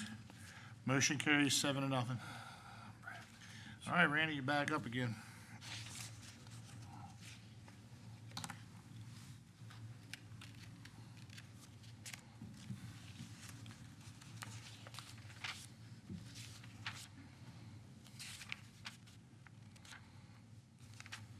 All right, now we're moving down to Virginia Beach. Lyle reminded me that I did not have my cursor highlighted last time, and now I do. Yeah, I wasn't going to say Control L. Yeah, I got that out earlier. Who's educated me on that? Yeah. So, this is Bradley Beach requesting authorization to construct an open-sided gazebo roof structure and a boathouse adjacent to his and his wife's property, serving 353 Whiting Lane on Back Bay in Virginia Beach. The project is protested by nearby property owners. And for those of you familiar with Sandbridge, this is about halfway between the market, Seaside Market, and the Back Bay Wildlife Refuge entrance in the city Little Island Park. It's right in the heart of the very densely, cottage community of Sandbridge. And by the way, this upper reach of Back Bay is actually referred to as North Bay. The applicant's home has a green roof. They have an existing pier with an L head and a small slip with a catwalk walk around. You can see directly across the waterway from the applicant's property is about an 800 square foot size gazebo here. And there is a boathouse constructed right here that's about the same size as what he's asking to build. These are the dimensions, and again, the pier is authorized by statute, not by permit. It is authorized by the General Assembly. That's what statute means. And they're asking to cover that L head and that slip with A-frame roofs for the pier and gazebo. I'll point out here, the statute, absent a protest, allows a 700 square foot roof. This for a boathouse. This is a 468 square foot roof. The statute also allows a 400 square foot gazebo roof. This is a 288 square foot roof as proposed. A-frame roofs over both the boathouse roof and the gazebo. So essentially it covered this boat and this gazebo, and you can see the large gazebo directly down the spine of the pier opposite the waterway. There's that large gazebo directly opposite the applicant's property. We received a number of protests. If you look at the legend here, Tiffany went out and did her best to find where some of the protestants' letters came from. There was an additional letter provided by Mr. and Mrs. Black that lived immediately adjacent with 17 form letters that were on that. We could not find some of the locations of those people. The comments range as follows: that the proposal is massive, a massive structure out of scale, surrounding homes, that it alters the aesthetic appeal of the community, it negatively impacts property values, compromises the quality of life, obstructs natural views, will leave less room for wildlife. It's a safety hazard for recreational users and will set a local precedent. Well, Commissioner, I began working here and was assigned to Virginia Beach for 14 years and had this area. I probably permitted most of the roofs you see in this slide. There's 23 of them highlighted in red that are within proximity of the applicant's proposal. Regarding the comments of massive structure, Again, I pointed out that both of the roofs as proposed are well beneath the statute allowances. This is the gazebo directly across the waterway from Mr. Beach and his wife's. I found a couple of others that are just a couple of examples just north of here. You can see there's some very large structures that are built in the Sandbridge community. This is the view from the Protestants, the primary Protestants yard. Tiffany did meet with them at their property. They have a floating dock here, and you can see the large gazebo directly across the waterway from them. The applicant's property is here, and adjacent to them is an existing boathouse. This is my final slide, just to leave it up for you, just showing you again, there are a number of roof structures in the Sandbridge area. There are more than what I've highlighted. I only went the limits of the slide. This is, again, the existing pier of the beaches and the view from the Protestant yard. I'm going to move to my summary. Nearly all the properties within the community have private piers, some of which, including 2 properties within the immediate vicinity of the project, have open-sided roof structures. This proposal would have qualified for the aforementioned statutory authority provided for private piers and open-sided roof structures if it were not protested by the adjacent riparian property owners, Mr. and Mrs. Black. In this case, we believe the open-sided design of the roof structures only minimally adds to the visual obstruction already presented by Mr. Beach's statutorily authorized private pier and boat lift. Staff and this commission have historically agreed that this type of private pier and open-sided roof proposal is an appropriate use of a riparian property owner's rights to access state-owned submerged lands. Accordingly, after evaluating the applicant's request and project drawings, the merits of the project against the concerns expressed by those in opposition, and after considering all the factors contained in 28.2-1205 of the Code of Virginia, we will recommend approval as proposed. Thank you, Randy. Any questions, Chief Owen? Thank you. Is the applicant or representative of the applicant present and wish to speak at this time? Patiently waiting, sir. It's so good to see you. You're an attorney, right? Yes, sir. I won't swear you. Just state your name for the record. Sure. My name is Chris Ambrosio. I'm with the law firm Woods Rogers. I represent Bradley and Dawn Beach, who are sitting right here. Also with us is Mr. Bob Simon from Waterfront Consulting. He's the designer on the project. The one question that needs to be answered is how many Menhaden will be swimming around? Oh, well, right. You do realize this room's gonna fill back up. Ain't no man-made in there. Commissioner Green, members of the board, council, thank you very much for your time. You've seen there's a large volume of purported opposition to this project. I just want to summarize a few key points about that opposition. Number one, as Chief Owen mentioned, this is a permit to construct a open frame roof on the boat lift and the gazebo on a statutorily permitted and constructed pier. It's not new construction. I believe the Blacks alleged that the roof was rejected by this commission in a prior permit. That's simply not true. This is just requesting a permit for a new phase of construction. This is actually the second attempt that the Blacks have tried to stop this project. Almost exactly 2 years ago, they filed a petition with something called the Virginia Beach Board of Building Code Appeals. We met at the Virginia Beach Municipal Center to show you how obscure that body is. The first order of business for that body was to elect a chair because they hadn't met in 3 years. That board rejected the Blacks' opposition to the initial construction of the pier.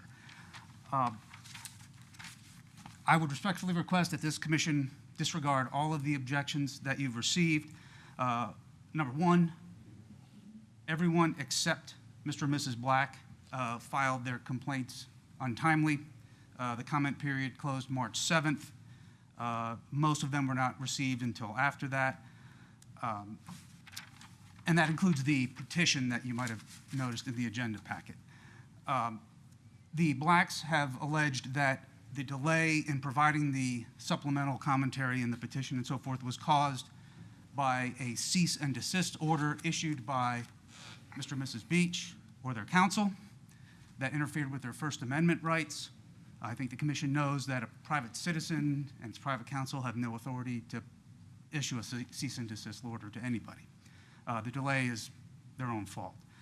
And then finally, all of the objections, the petition, the online commentary, all of it is based on this drawing, which I will happily hand up to the commission. It's in the agenda packet. It's sort of a cartoonish depiction of the roof to be constructed. You'll see that the roof itself, sort of estimating the dimensions, it appears to be 12 feet high. The actual roof in the joint permit application is 4.5 feet. And I should mention that the Blacks had the joint permit application and its drawings before they sent this image out in their communication to So all the the neighbors. Blacks generated that photo? Yes, sir. Or they took the photo and then. Right, well, drew they it, yes. created it. And again, the Blacks had the JPA and the drawings when they created that drawing. Also, they could see out their backyard that the roof was going on existing pilings. There's no walls there. The pilings were already there, just putting the roof on top of it. They could see that every day by looking at it. Plus, the joint permit application says all over the place that it's open-sided. There are no walls, there are no pillars, there are no columns. And disappointingly, I believe Mr. Black is an architect by training. So it's disappointing to see that type of depiction when professional engineering drawings were available. And then I think, as Chief Owen mentioned, the vast majority of these objections came from folks who are not neighbors. They couldn't locate some of them. If you look, just glancing through the list, about 9 of them appear to be members of the Black family. 17 of them are just cut and paste, repetitious comments. In fact, there really, I believe, are only 3 parties that have standing to object: the Blacks as the adjacent property owner, and then there are 2 other adjacent neighbors. Nothing was received from those other adjacent neighbors. So I would respectfully request that the commission grant the permit on behalf of the beaches. Thank you for that, sir. Any questions for the councilman? I will just say one thing. At VMRC, we like the process and like everybody participating. We'll take any complaint any day. We'll even take it after it's approved or denied or whatever, and we welcome it. And you don't have to be next door neighbor. We'll take complaints from Danville. We'll take it. And I use that term because that's where Brother Randy's from. So, anyways. Yes, sir. Oh, believe me, I and the beaches are all in favor of the democratic process, but we want the commentary to be relevant and based on correct information. Thank you, sir. Thank you, Mr. Chair. Is there anyone in the audience that wishes to speak on this matter at this time? Anyone? Please come forward. Are you an attorney as well? Yes, Your Honor. Your Honor. My name is Bill Lascara, and I'm an attorney, and I do represent the Blacks. Okay. Proceed. Okay, thank you. The proposed boathouse and roof over the pier is at 353 Whiting Lane. There were 17 signatures from neighbors who submitted to the VMRC, all opposed the approval of the permit due to the roofs and the view that would be blocked as a result of the roofs. There were 40 or 41 online comments to VMRC that opposed the permit. Those were people in the community who had some knowledge of what was being proposed, and the 41 of them did oppose it. So I know that there was some commentary issued today, but those actually did occur, and they are objections from other people in the community for the same reason that the boathouse that is being proposed is going to obfuscate the view of the blacks. So a majority of the most impacted neighbors object to the roof. And some of those who signed are also local realtors and civic leaders who have a vested interest in aesthetic appeal and appearance of the neighborhood and the overall value of the properties. The drawings submitted with the plans, they state on drawings, page 2, I think, of 6, that they are not construction drawings and they're only provided for a general design. As such, it lacks the important details, including the roof heights. If you notice on, the plans that are submitted, there is no indication of how high the roofs are going. The drawings also lack details of how the roof structures over the boat lift and the dock interact. And I think over one part of it, it's pitched this way, and the over part of it is 150 degree to it, pitched another way. So the block becomes even greater. The block of the view becomes even greater because they're putting a pitched roof over the boat lift, and they're putting a pitched reef that goes into it at a 150 degree angle over the dock. And so the drawings lack detail. Sheet 1 of 6, excuse me, sheet 1 of 6 of the drawings that are available and I think are part of the record don't show that pitch. As you can see, this is where the boat lift is. This is where the dock is. And there is no depiction shown on the plans that are submitted. And actually, maybe it's there, but I haven't found it. There is no indication of what the height of the roof is. Since this is not a construction drawing, there's concern that the pier shown here will not, be the final product. For example, when the beaches previously submitted an application to build the pier that is now in existence, there were changes made between the approval of the permit, so what was actually approved on the permit, changes were made to that, and the completion of the project, for which no approval from either the city or VMRC was sought or received, occurred. The largest change was that there were 4 additional pilings actually installed. A plan that was approved only provided for 4 pilings. There were 8 pilings that were, so it's in contravention of the approved piling plan.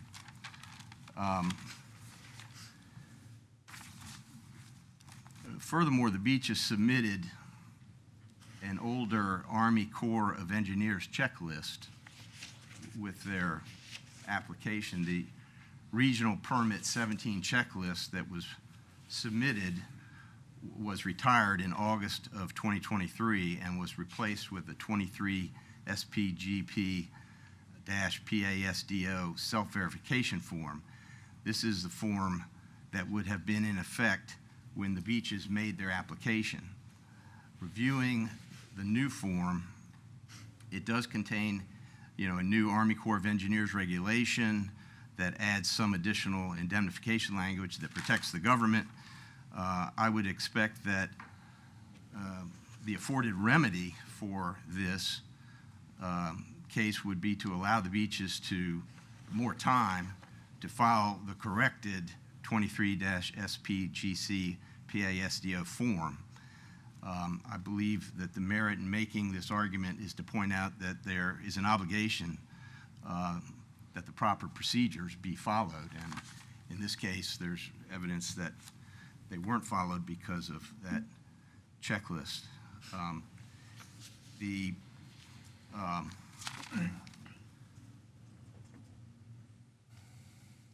bottom line concern is that the plans are vague and don't seem to be easily implemented, following up with a concern that the beach's past actions of not following the plans of the pier by adding the additional 4 pilings.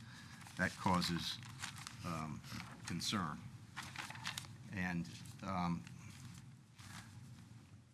I would like to point out that the Reeds have indicated that there are certain situations where the public has an interest in neighborhood development. One such situation is construction in our shared waterways, as evidenced by the requirement that such proposed construction be advertised for public consideration and comment. In the end, my client doesn't think that anyone, wants to prevent someone from having a dock and a roof if it's appropriate.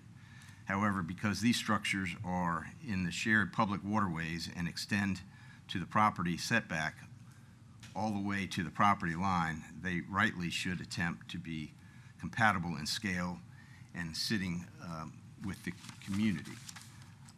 In closing, I would just say that you have heard from neighbors, 40-some submissions here. You've heard from those neighbors how this project is a nuisance due to the aesthetics of the neighborhood because it blocks views of neighbors and is a danger to boaters because it blocks the visibility of other boaters are being blocked to some extent by what would be these roofs. And for those reasons, the permit should not be issued. You also heard concerns about the deficiency of the drawings and the application itself not having the content or information that should be there in terms of the roof height. All of these requirements are set forth in the state code to give notice to applicable organizations and surrounding neighbors of the extent of the project. The lack of adequate description in the beach's application robs all of the aforementioned entities the right of proper notice. As such, we request that should the board not deny this permit, you at least require the beaches to submit more detailed drawing, inclusive height and widths of the roofs, and proper forms for the consideration at a later time. Thank you. Any questions? Mr. White? Typically, the comments you got back, the written ones, not the online ones, because everybody does online, but any written comments, what were they in objection to? The issues that I raised, I believe, Okay. the view and those same issues. So with regards to the height of the roof, I'm looking at the drawings that were given to us. And the height of the roof on drawing 2 and 3 are clearly shown. It's a 612 pitch roof, which would lead me to tell you that the roof height there would be 4.5 feet. And the drawing you passed around here, that thing looks to be 10 feet tall, which is out of scale. What am I missing? I understand the pitch of the roof, but it doesn't. Well, you can take the pitch and run the numbers, and that's what I just did, and it converts to 4.5 foot of height. But it is also what is the height of that. I just told you, 4.5 feet. Overall, it's going to be 12.5 feet off the base of the dock. So the bottom of the roof is 8 feet tall, 4.5 more feet is going to be 12.5 feet. So that's what I didn't see on here. I understand the pitch part, but there is no description of the height from the roof up. It's in front of us. in the It would be 8 plus 4.5 from the pier itself. The 8 foot's written on here, the 8 dimension, and the 4.5 comes from the pitch. but you get 12.5 feet from the pier itself to the peak of the roof. I see what you're saying there, and then it depends on what the starting point is, the pier. Yeah, well, that would be 12.5 feet. I understand. Any more questions? Thank you, counsel. Thank you, Thank sir. Is there anyone else in the audience that wishes to speak on this matter? Anyone else? All right, we're not going to belabor that. I can talk you into it. Matters before the commission. I make a motion to approve. I second it.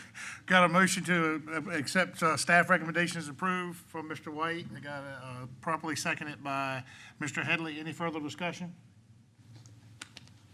All those in favor say aye. Aye. All those opposed? Lisa, can you let the record reflect that Mr. Thomas Preston, Associate Member Thomas Preston, was not present for this vote? He left prior to the vote. Thank you. So it passed 6-0. Yeah, 6-0. All right, thank you, Randy. I think we're on to Adam. Keep kicking.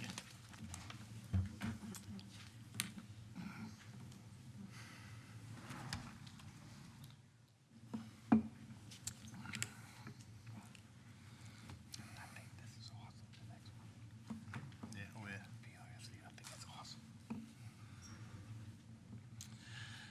This is a discussion item to request approval to support the Potomac River Fisheries Commission implementation of an oyster revitalization project in Potomac River. This discussion item is not only to make this commission aware of the project, but also recommend you consider support of the project through the approval of the sale of fossil shell. The three jurisdictions, Maryland, Potomac River, and Virginia, have been working on a collaborative project for a while. The Virginia 24-26 biennium final budget allocated up to $200,000 from the general fund to support the implementation of an oyster revitalization project. This funding was contingent on an equal amount of support being provided by the project by the state of Maryland.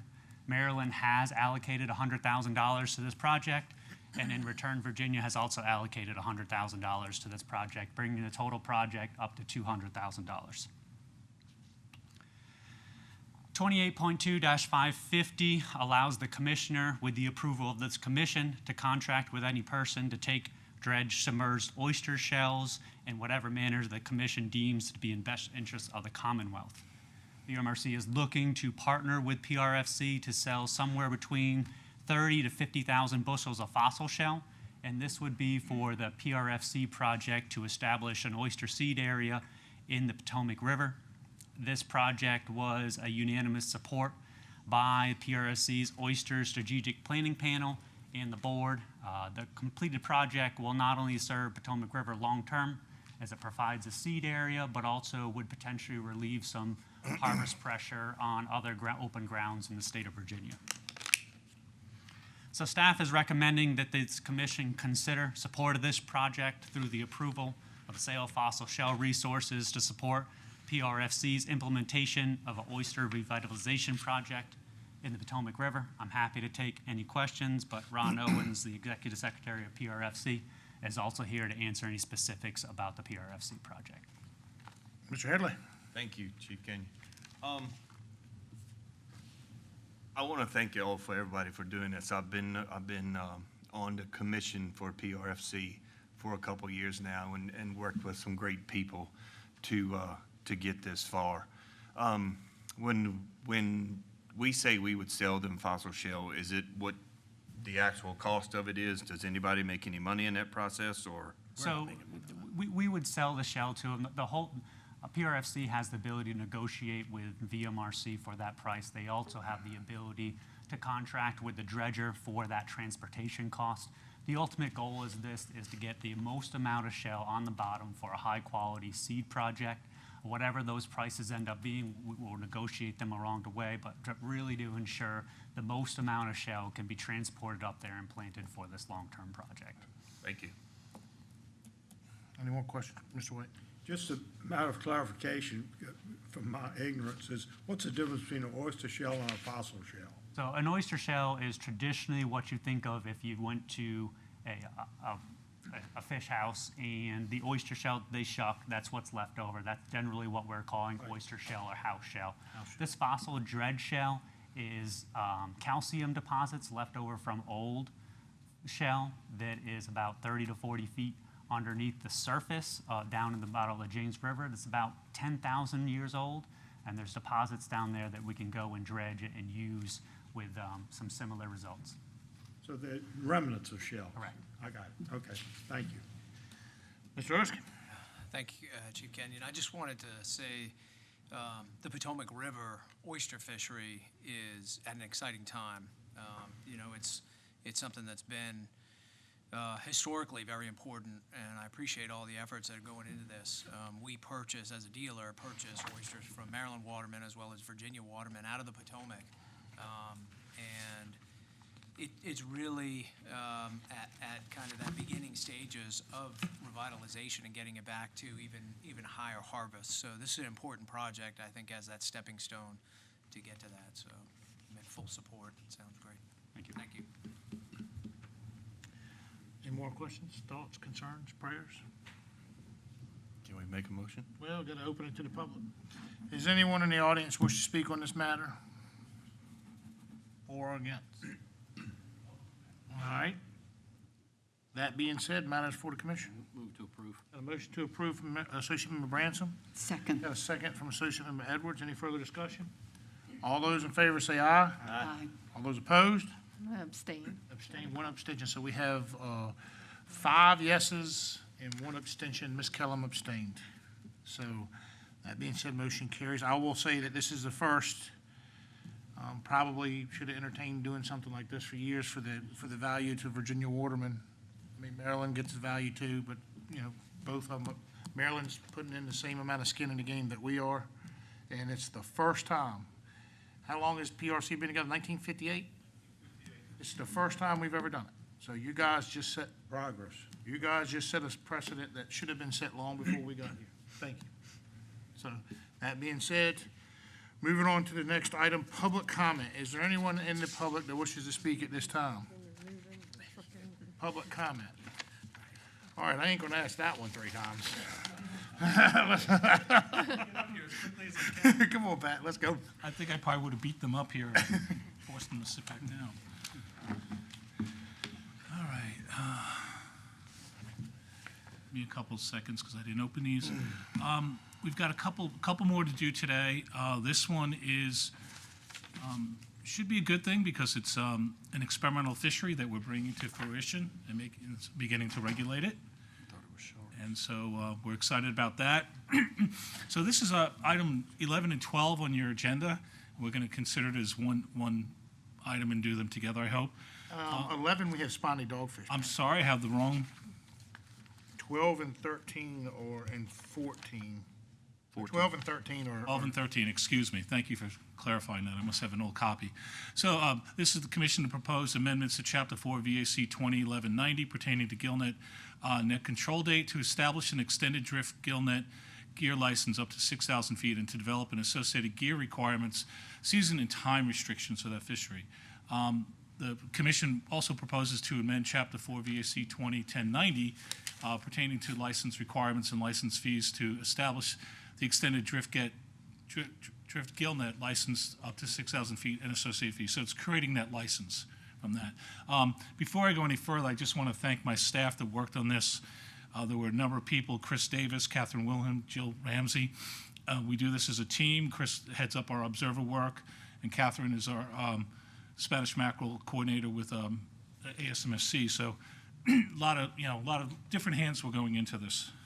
So to just give you some history of where we got here with this extended drift gillnet experimental fishery, some of the folks, and some of them in the back of the room, approached us in June of 2022 and asked about an experimental gillnet fishery specifically targeting Spanish mackerel and bluefish during the summer months in the Chesapeake Bay.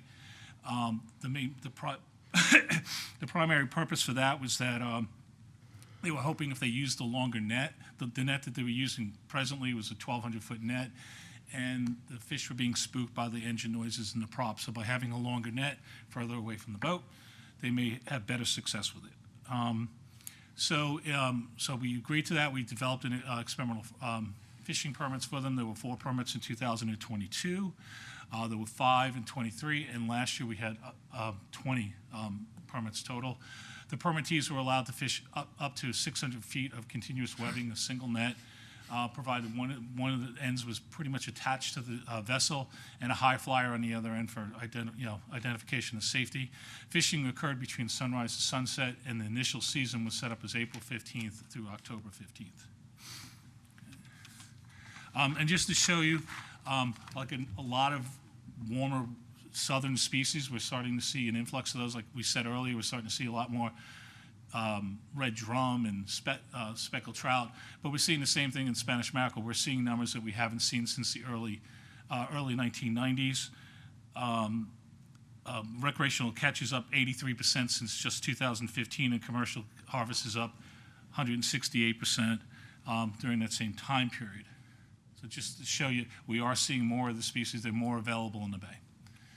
To let you know, another thing we required on this fishery was logbooks.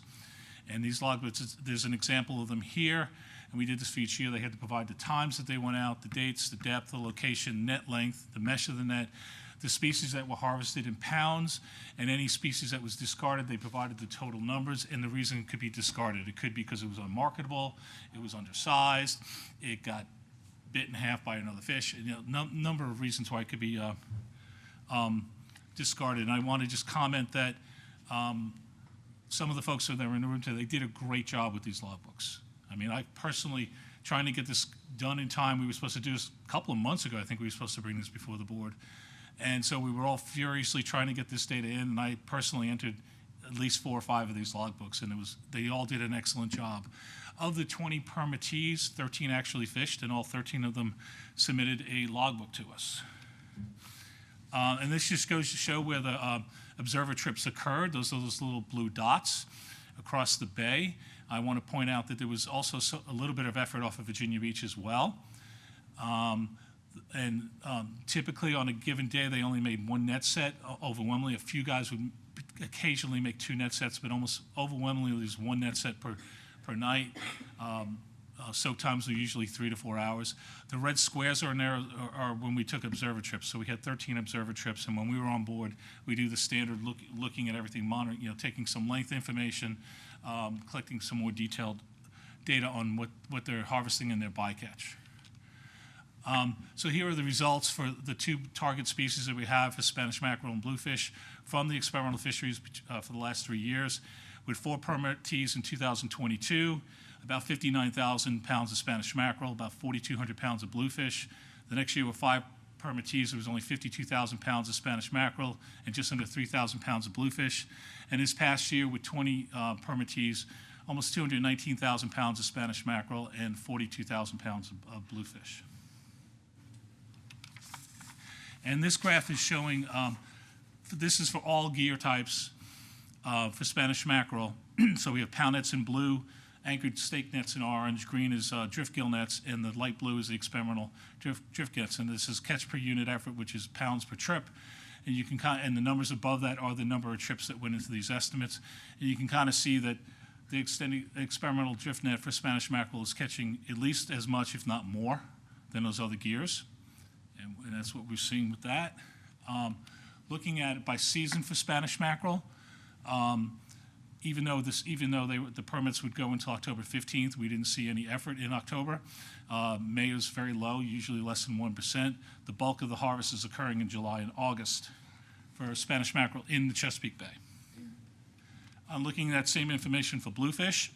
This is, again, the different gears. Pound nets are a little bit more prevalent for bluefish than they were for Spanish mackerel. But again, you can kind of see that the experimental gill nets, were catching it had a CPU at least as high, if not higher, than the other gear types. And when you look at bluefish by month, it's a little bit more protracted. Their residency in the bay is a little bit longer. We catch them over a series of months, anywhere from May through October, with the peak months being August through October for bluefish. And looking at the bycatch from the bycatch and the harvests, the top 10 species harvested on the top in pounds. It shows the frequency, how often it occurred. So Spanish mackerel were caught in 418 net sets out of the 429 evaluated. The CPU is about 515 pounds per trip. Bluefish was about 117 pounds per trip, and then it drops way down. Spot at 4.15. Cobia were caught less, a little over a pound per trip. Ribbonfish and some shark species. Bycatches in total numbers caught, and the frequency. You don't see as high frequencies. I'm not going to mention that first species on that list because if we do, somebody may come back in the room and want to talk some more about it. And under bycatch, sandbar shark was one of our largest species, about 2.89 sharks per net set per trip, I should say. Spanish mackerel and some bluefish, those are either undersized or they were beat up or something like that. So, and a few cobia that were probably undersized as well. So it just gives you an idea. The bycatch, it wasn't a great amount of bycatch in this fishery. So to summarize, for the 3 years we did this, and in the first 2 years, we didn't have a lot of effort because there was only 4 people. Last year was really good the way it worked out because we had 20 people, that we're going to do. 13 of them actually did it, but a lot of trips, 429 trips, so we got a lot of information from that. It seems to be more effective at catching mackerel and bluefish than some of our other gears. Since they fish at night, that has some advantages. We believe it reduces bycatch, and they get a better product because they're off the water. Spanish mackerel don't do too well in the heat of the summer, so they're getting off the water early in the morning, they're getting to market, they're getting a higher price. Some of the concerns that we have is that the National Marine Fisheries Service has a quota, a coastwide quota in the northern region where we are for Spanish mackerel. And once that quota is met, it goes into a 500-pound bycatch in accordance with the Atlantic States Marine Fisheries Commission. Unfortunately, it's not consistent. We don't see any trends in those numbers. Some years it's earlier than others, and when I looked at it, it's kind of all over the place. So, 2 years ago, I think the season was 128 days, but last year, even though we had more harvest, the federal season was like 208 days.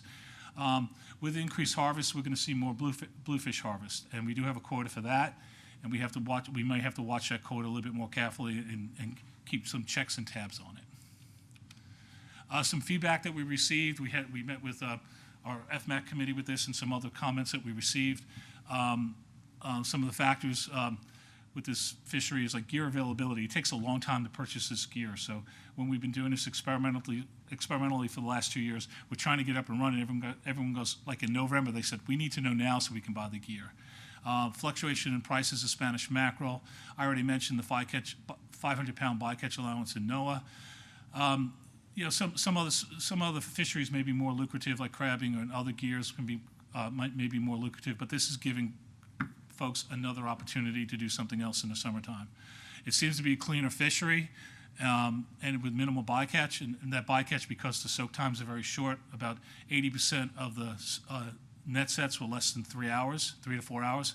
So a lot of them are being released, and we've seen that firsthand. When we met at the FMAC meeting on February 10th, 2025, the FMAC voted unanimously to remove the season, to change the hours to half hour before sunset until 9 a.m., and to have an option to either a radar reflector or a light on the end of the buoy. We told them that day that not having the season may not be an option, so you may hear from some of them later today. So now getting into the regulation itself. On page 1 of the regulation is definitions under section and Chapter 4 VAC 201190, Section 15 under definitions. We're putting in a definition for extended drift gill net, and I'll read that. As extended drift gill net means a drift gill net not to exceed 6,000 feet in total length, where one end of the gear is attached to the vessel. And we're just, the definition of gill net, we're just cleaning that up to put a comma in 1200 and adding for extending drift gill nets as well. This is the main section. We added this as a brand new section in that regulation, extended drift gill nets, and it's page 5 and 6 of the regulation. And I suppose I have to read each one of these. Subsection A is, it shall be unlawful to operate this gear anywhere except within the main stem of the Chesapeake Bay, as well as the coastal waters of Virginia east of the Culregs line up to the 3 nautical mile limit, which means they can't go into the tributaries or the small creeks.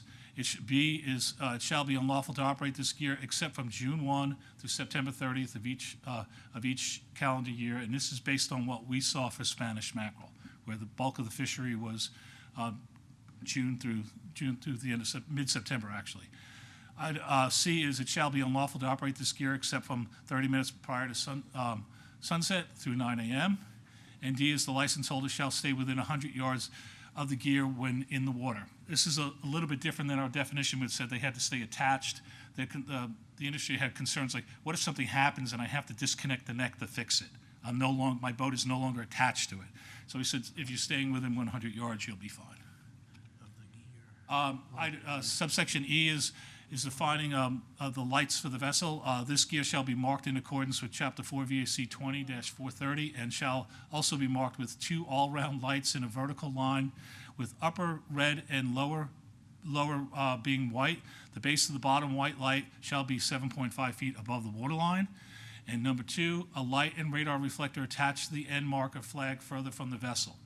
At the FMAC committee, they said one or the other. We felt for safety reasons they should have both.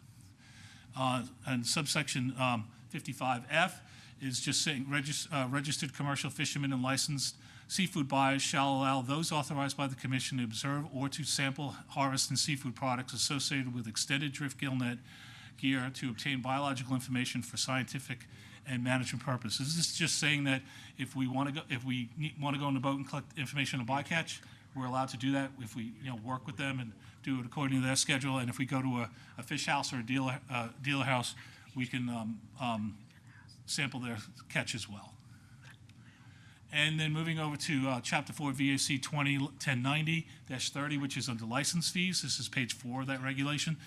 Under subsection 30.9, it's just extending the drift gill net license, gill net up to 6,000 feet, and it's going to have a $100 license. So that's all that is. So we received no public comment on this. And I already mentioned what FMAC proposed. They didn't want to have any seasons at all.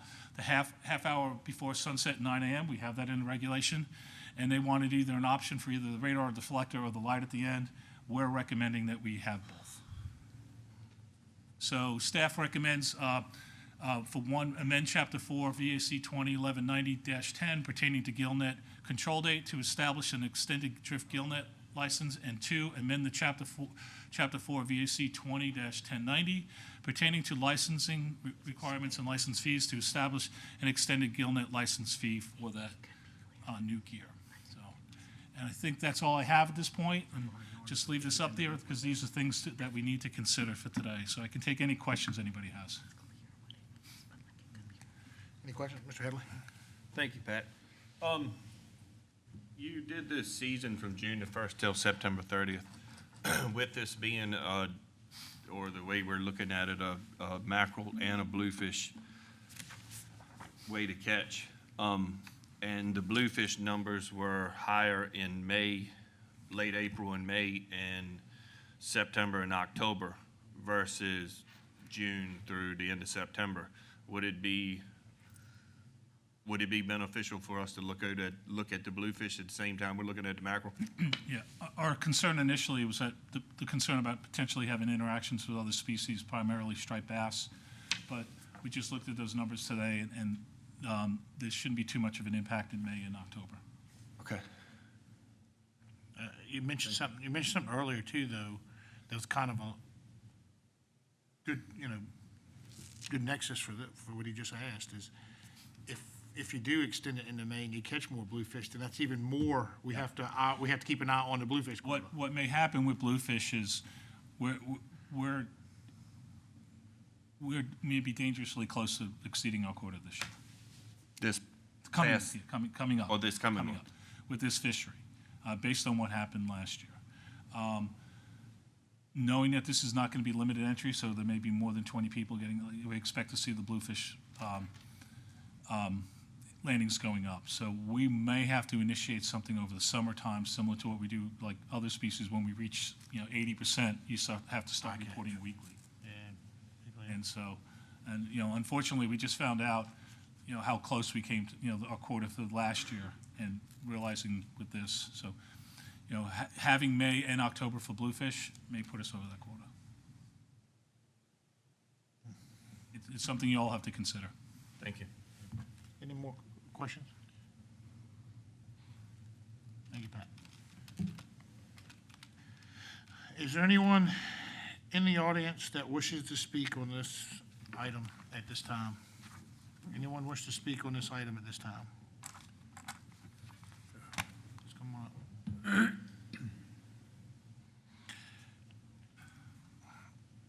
Raise your right hand. You swear to tell the whole truth, nothing but the truth, so help you God? Yes, I do. Please state your name for the record. John Balderson. Good afternoon, Commissioners. My name is John Balderson. I am one of the original participants in the experimental drift gillnet fishery. The implementation of this new gear type has been a joint cooperative effect between VMRC and the commercial fishermen.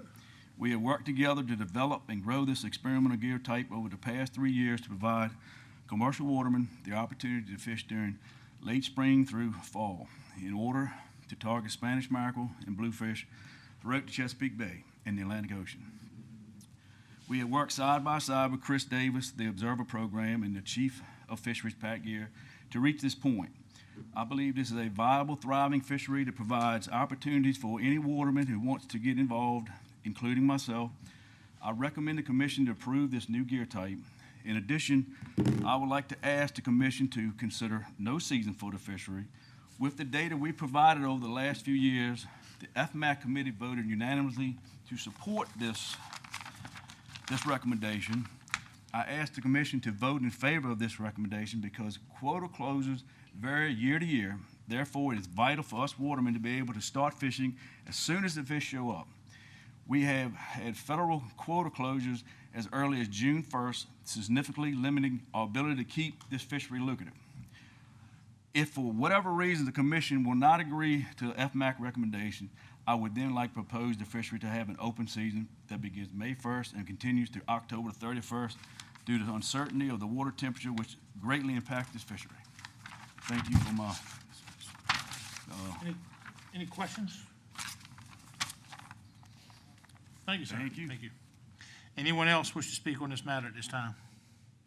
Let's come on forward. Raise your right hand. You swear to tell the whole truth, nothing but the truth, so help you God? Yes, sir. Please state your name for the record. My name's Nathan Everett. I'm also one of the original spearmint permit holders for the extended drift net, and it has definitely been a joint effort. I'd like to thank everybody for getting us this far. I don't want to go back over everything that John just said. I agree with him 100%. Just reiterate the fact that FMAC committee went through this with a fine-tooth comb. Their proposal was that they didn't see any need to have a season on it. That definitely leaves a lot of flexibility for the fishermen to utilize and get used to that gear type, which encourages the fishermen to target species specifically. This gear has been proven from Texas all the way to New Jersey that it is probably one of the cleanest types of gill net used as far as bycatch is concerned. And I would encourage the board, if you cannot find it possible to leave it an open fishery year-round, to consider May 1st through October 30th. Any questions for Speaker? Thank you. Thank you. Is there anyone else that wishes to speak on this at this time? Raise your right hand. You swear to tell the whole truth, nothing but the truth, so help you God? I do. Please state your name for the record. My name's Jacob Jewell, and I'm a fisherman from Reedville. I did have a permit last year and participated in the fishery. Right much, I would say. I'm here today. I was also at the FMAC meeting. I think what should be noted is we've got a good group of fishermen that are involved in the process and are coming to the meetings, expressing our concerns and our, position. I'd really like for us not to miss this opportunity to work together. We do have our concerns, and it's mainly with the season date. That May, we all got together at FMAC, and I respect what that meeting was supposed to do, get us on the same page and work out our differences, maybe some of what we're doing right here, right now. But at FMAC, we left that meeting with the consensus that staff was willing to work with us on the season dates. And because these dates were proposed at FMAC or talked about. And that's mainly what that meeting was about, was the dates and specifically. Staff mentioned that they thought we could work through some of that, and we did, or we thought we did, until I saw the draft amendment up. And that's why I'm here today. Not exactly disgruntled, but expressing my voice that maybe there is still some differences we can work out. June 1st just is not it, period. I hate to be so blunt, but no. We don't know when these fish are going to show up. It's going to be sometime in May, period. We're seeing them in Reedville in May. So it could and is a fishery off Virginia Beach if you allow it, especially in the month of May. One thing to be noted, this is a new fishery. We don't have all of the data to provide that I would love. We'll have it in a couple years. Work with us here. There's a group of fishermen that are trying to go to work May 1st. We have not had any instances. We have worked together, provided log books, done great things. Continue to work with us here, because I'm not really seeing what the controversy is. We're not overlapping with other fisheries. We're willing to, adjust our May 1st to October 31st. We're not going to have a whole lot of instances with striped bass or whatever else is hindering y'all's judgment here. It's a new fishery. Fisheries are trending north, and we know this. Fish are showing up earlier and staying later in the year. Why are we restricting ourselves from day one? We can catch these fish May 1st right now. What's going to happen in 2 years? These patterns are only going to continue to exacerbate. Don't make me continue to take off work like I've done for these meetings in the past and express my voice and just keep battering it down. Work with us, please, and let's figure out something we can do here today. Thanks. Any questions for Speaker? Yes, I would love to clarify anything, because I do believe that hopefully this could be an open discussion and find a, resolution here. Thank you. Is there anyone else that wishes to speak? Please come forward. Raise your right hand. You swear to tell the whole truth, nothing but the truth, so help you God? I do. State your name for the record. Wes Melvin, commercial fisherman out of Virginia Beach, mostly the ocean front. This is exciting for us, especially down there off the ocean front. It's one of the first fisheries we've had that can supplement what we do after our dogfish season. And in between that, we're pretty much limited to either running up the bay or hauling fish from somewhere, many miles to get them to market. The mackerel fishery for us, it can start early. If we do a June 1st, I think, we're limiting and excluding that oceanfront fishery with water temperatures that, fluctuate, especially down there, sometimes 10, 15 degrees. I know last year in July, we had 52-degree water, and we had, half a month where we really didn't see a fish, and it's strictly because of water temperature. So if we do get warm water early in the season, these fish will be here. They migrate, and they do migrate with water temperatures and, where their food source goes. So I would be like the rest of them here and, ask that, if not an open season, that we would look at a May 1st through October, especially at the end of that season. Those fish are going back south, and we do have an opportunity to, to have an income. So with that, I thank you. Any questions for the Speaker? Thank you. Is there anyone else that wishes to speak? Please come forward.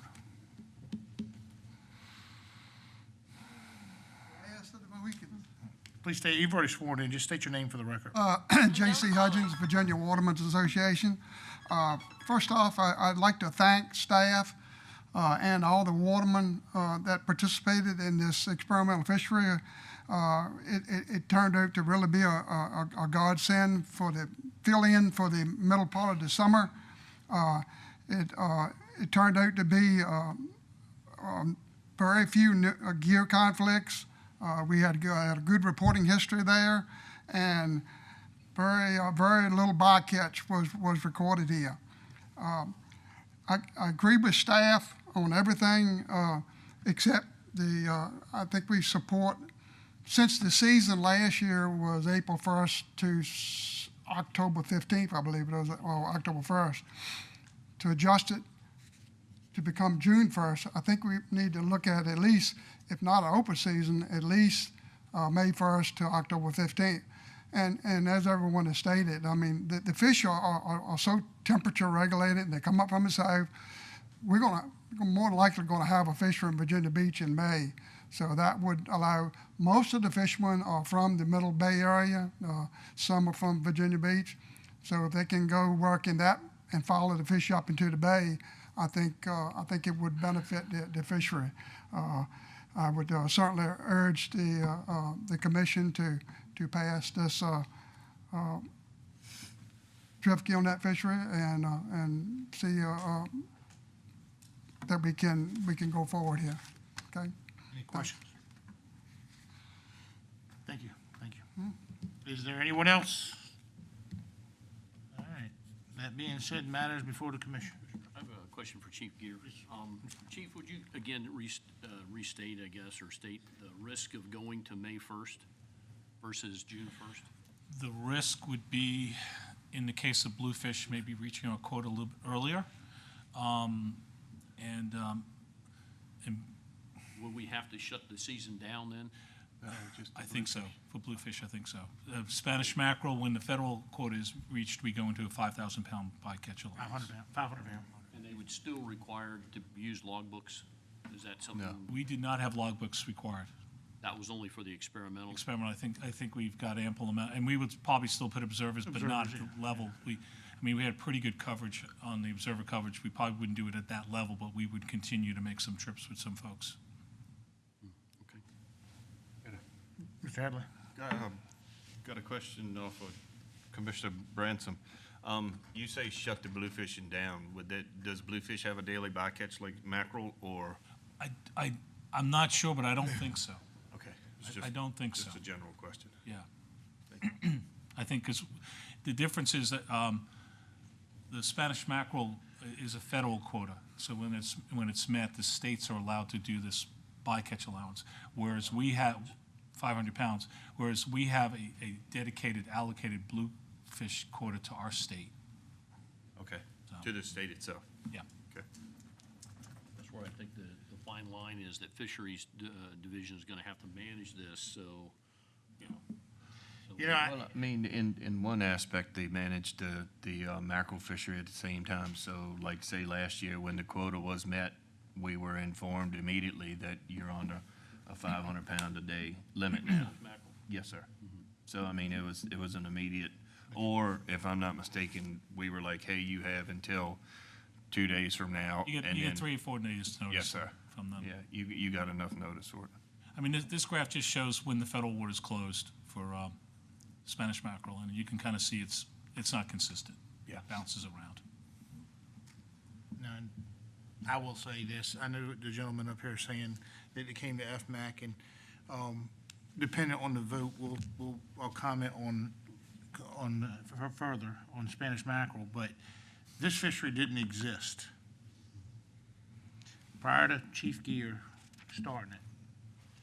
It's an experimental permit, and then working with Deputy Commissioner Grist and his staff, all of them got together and figured out how to codify. I think this is definitely the results of working together.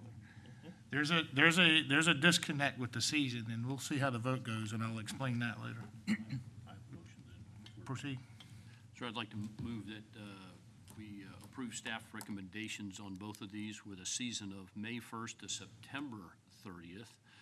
And that would also give you, Commissioner, the opportunity to extend the season if fisheries recommends it to October 15th or October 30th. I have that authority, unless it's in a regulation. We'd have to come before the public. We'd have to have another public hearing on that. I'd like to make a friendly amendment. again what you want to do? Season May 1st to September 30th is when staff recommended the closure, but the commission have the opportunity to extend the season. Commissioner. The commissioner extend the season to 15 or 30 days based on staff recommendation. So right now, it says June 1 to September 30. That's staff recommendation. Yeah. Well, I mean, the draft that was Right, yeah, published that's right. that was put out for public comment said June 1 to September 30. And we want to move it to May 1 to September 30? And for the record, in the public notice, it didn't say, it just said create a season, it didn't put dates. So it gave us the flexibility. I think we could do that without having to republicize it. Yeah, it would be a longer season. But like I said, we did not advertise in the public notice what that season would be. We just said establish a season. Establish this regulation. Season. I think you could do May 1 to September 30 without having to re-advertise. Mr. Branson, would you be willing to move that date till the 15th of October in case the bluefish aren't caught? Yeah, I'd accept that. So we got a friendly amendment, so to October 15th, May 1st, October. So you don't need me anymore. You don't need me to extend it Yeah, you're anymore. gonna be done. I'm gonna be out. Y'all are playing with fire right now, but I'll explain after this vote. All right. Just a question, some of these, they were talking about moving the date, what I heard up here was discussion, moving it into May. Yeah, that's what the motion is. The motion is May 1st to May, okay. October 15th. Okay. And for Mr. Branson, do I have a second? Second. And a second, Ms. Edwards. Any further discussion? You can close that season if our quota is reached for bluefish within the state. For the bluefish, but I can't close Not it. for Spanish Yeah, bass. I can't close it. All those in favor say aye. Aye. All those opposed? All right, motion carries May 1st to October 15th. Now, stay right there for a second, Pat. Now I'm gonna let you guys know. You got what you wanted. With that, you stand up here and say you didn't work with us, and I haven't seen the commission or staff here ever work with you guys better than what it is right now. One. Two, the reason the season was like that, there was a specific reason. And Deputy Commissioner Griss came to me with that. You may lose this fishery now, just to let you know, because we don't have much control. So you got your season, you may have it 1 year, but because you didn't take the advice that fisheries experts had, if you lose it, it'll be because you started it too early. So, that being said, let's move to the next one. But we did work with you, and we tried to tell you. Hopefully I can get through this next one very quickly. This is the last one, I hope, for the day.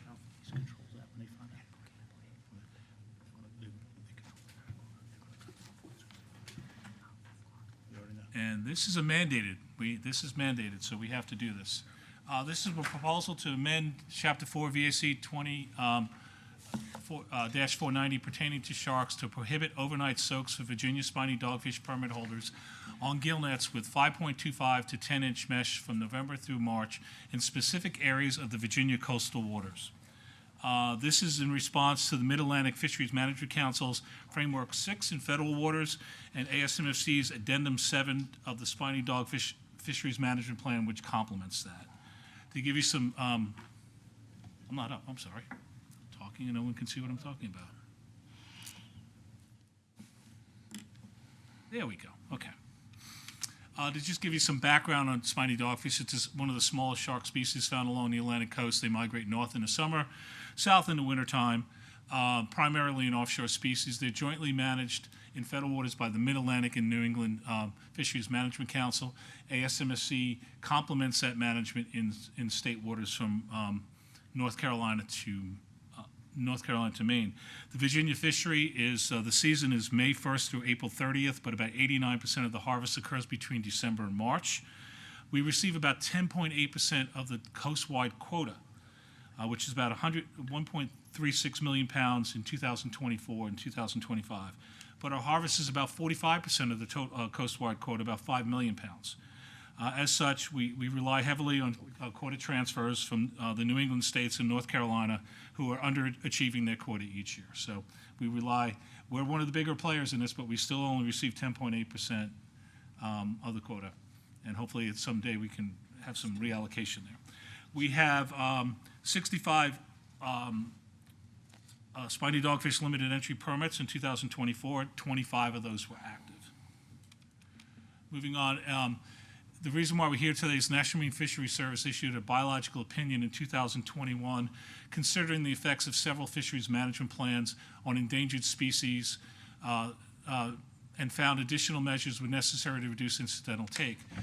Particularly in this case, the efforts to minimize bycatch of Atlantic sturgeon in the spiny dogfish fishery, primarily in gill nets.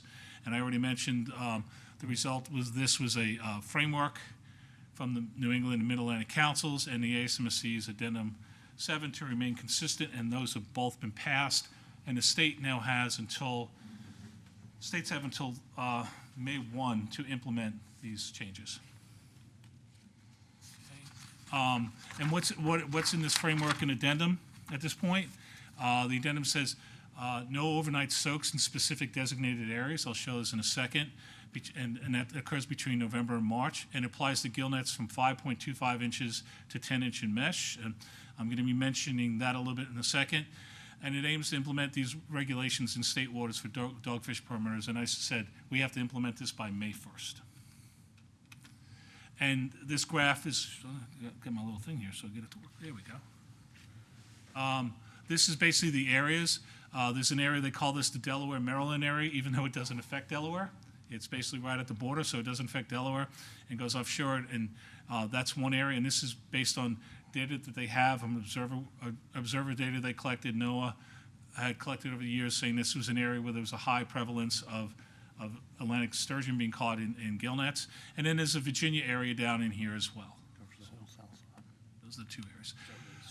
Unfortunately, my staff is so wonderful and be able to find all kinds of things. We found out there was some errors in that map.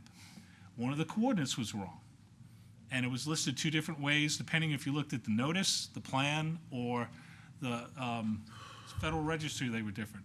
And also, what mesh was actually included. A lot of times they just said 5.25 to 10 inches. But what the intent was, equal to or greater than 5.25 inches and less than 10 inches. And it was written multiple different ways depending on where you looked at this. So in the regulation you have, it just says 5.25 inches to less than 10. We've asked council already, is it okay if we put this clarifying language in here? And they said it's okay. So if you approve this today, it's going to be with this change that it's equal to or greater than the 5.25 and less than 10, which clarifies it, which means that we won't have to do anything. But ASMFC, at their meeting in May, I'm the chairman, I'm going to have to go in the meeting, and we have to have a technical addendum because of this, because of that wrong coordinate, and because this wording was different ways. It's like a 15-minute meeting, but we still have to have it nonetheless. Going into the regulation itself, this is in definitions on page 6 and 7 of the regulation. Delaware, it's the Delaware and Maryland Atlantic Sturgeon Bycatch Reduction Area. And Commissioner, do I have to read this whole thing? No. Thank you very much. It's been advertised. You're good. And the Virginia Atlantic Sturgeon Bycatch Reduction Area, the same thing. It just has a set of coordinates on there as well. And then moving on to Section 42, which is spiny dogfish quota and harvest limits, which is page 10. We added a new subsection H, and it reads as it shall be unlawful for any person fishing for spiny dogfish with the Virginia spiny dogfish permit to leave any gill net with a mesh size equal to or greater than 5.25 inches and less than 10 inches in the Delaware and Maryland Atlantic Sturgeon Bycatch Reduction Area or the Virginia Atlantic Sturgeon Bycatch Reduction Area between 8 p.m. and 5 a.m. the following day from November 1st through March 31st. And that shows the change that the change in the language that we wanted for the mesh sizes. We received no public comments on this. And so staff is recommending the commission approve amendments to Chapter 4 VAC 20-490 pertaining to sharks to prohibit overnight soaks for Virginia spiny dogfish permit holders on gill nets with a mesh size equal to or greater than 5.25 inches and less than 10 inches from November 1st through March 31st in specified areas in the Virginia coastal waters. And I'll take any questions you have at this time. Any questions? You know, we're getting consensus by exhaustion. It's a pretty easy one, Thank you. and it's mandated. Is there anyone in the audience that wishes to speak on this matter before we carry it to a vote? All right, that being said, matters before the commission. A motion to approve staff recommendation from Associate Member Branson. Do I have a second? Second from Mr. White. Any further discussion? All those in favor say aye. Aye. All those opposed? Motion carries 5-0. Let the record reflect, Lisa, that we lost A.J. Erskine on They that want to forget vote. about it, too. They're dropping like flies around here, Randy. One more leaves, we don't have a quorum. We can send you home early. We only have one more thing. I know, early. Define early. We're ready for number 14, This- the just last let him one. go. All right, I'm going to try and go as fast as I can on this. It shouldn't take too long. Marine debris reduction plan recognized abandoned derelict vessels as the leading marine pollution problem in Virginia. Plan was established as a strategy to address this issue. In 21, the Virginia Coastal Zone Management Program created the ADV program, the Abandoned and Derelict Vessel Program. Allocated about $3 million to VMRC for this program for the removal and the creation of a fund manager at the agency. Consistent with a part of this recommendation, the VMRC was allocated to $3 million in FY 2022 to support the removal of abandoned and derelict vessels to be administered as a grant program to localities. Just as an update where we stand today, the program funds we've removed currently up to we've removed 80 vessels. We've allocated out a total of $1.358 million worth of grant funds. We still have $644,000 in the fund at this time. We have 3 applications. We reopened the application process briefly in the month of March. We received 3 applications. I'm going to run through them quickly. Matthews County actually has 2 of the 3 applications. One was a request for $4,200 in advance funding for removal and disposal of a vessel that ran aground in October of '24 on the southern shore of Dyer Creek Entrance, New Point, Virginia. Noted, and this is kind of common on every one of these, they have inboard engine, risk of seeping fluids. Some of these are starting to fill up with sand. We have pretty pictures to go with each one. So this is the first one for Matthews County, sailboat on its side, Dyers Creek. Second application, 2502. This was a request for $16,500 in advance funding for removal of a vessel near Gwynn's Island. Similar issue as the one prior. Again, not the same sailboat, but similar situation. It costs a little bit more because it's a little bit more to get to this one than the other one. The other one's a little easier to access. The last one is City of Virginia Beach. Now, City of Virginia Beach did a combined application for removing 5 vessels. Combined total of $94,479 in advance funding. 2 vessels are on Long Creek, 1 vessel in the Cape Henry Canal, 1 vessel in Lynn Haven River, 1 vessel Elizabeth River. Again, more pretty pictures. Vessel 1, 2, vessel 3 and 4, and vessel 5. Something to take home. All 3 requests align with VMRC's Abandoned Derelict Vessel Grant Program Manual. Upon approval, VMRC will advance funding to each locality. The grant agreement mandates receipts for all expenditures and requires any unused funds to be returned to the program.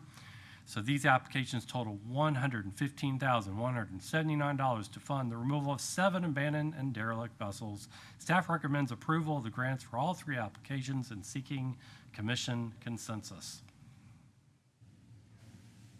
I'm leading you into it. Do they get bids on this? I'm sorry? They get bids on the removal? I understand that they've have their own contractual services. I believe Virginia Beach is putting out an actual RFP.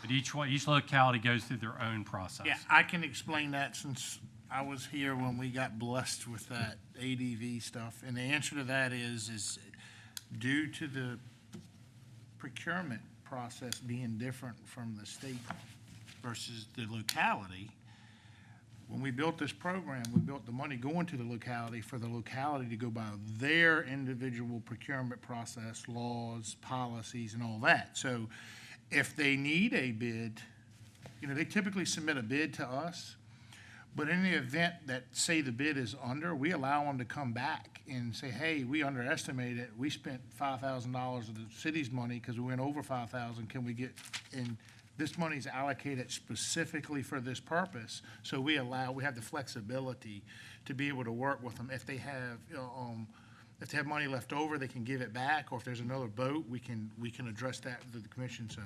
But yeah, I will say, especially the city of Virginia Beach, I don't know how they've done it, but they've removed the most vessels, and if you look at the cost for the type of vessel, when you get pictures of it, it's like, I don't know how in the world they're moving them so cheap. They're doing a very good job. It's like, kudos to Virginia Beach is all I got to say. I mean, the localities probably don't have, the other localities might not have it that well, but the program's been going pretty good. So, that being said, any other questions? Is there anyone that wishes to speak on these? Well, unless Randy wants to get up, we're good.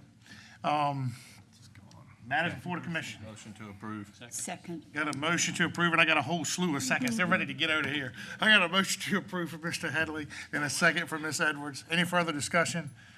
All those in favor say aye. Aye. All those opposed? Motion carries 5-0. We started with 8, by the way.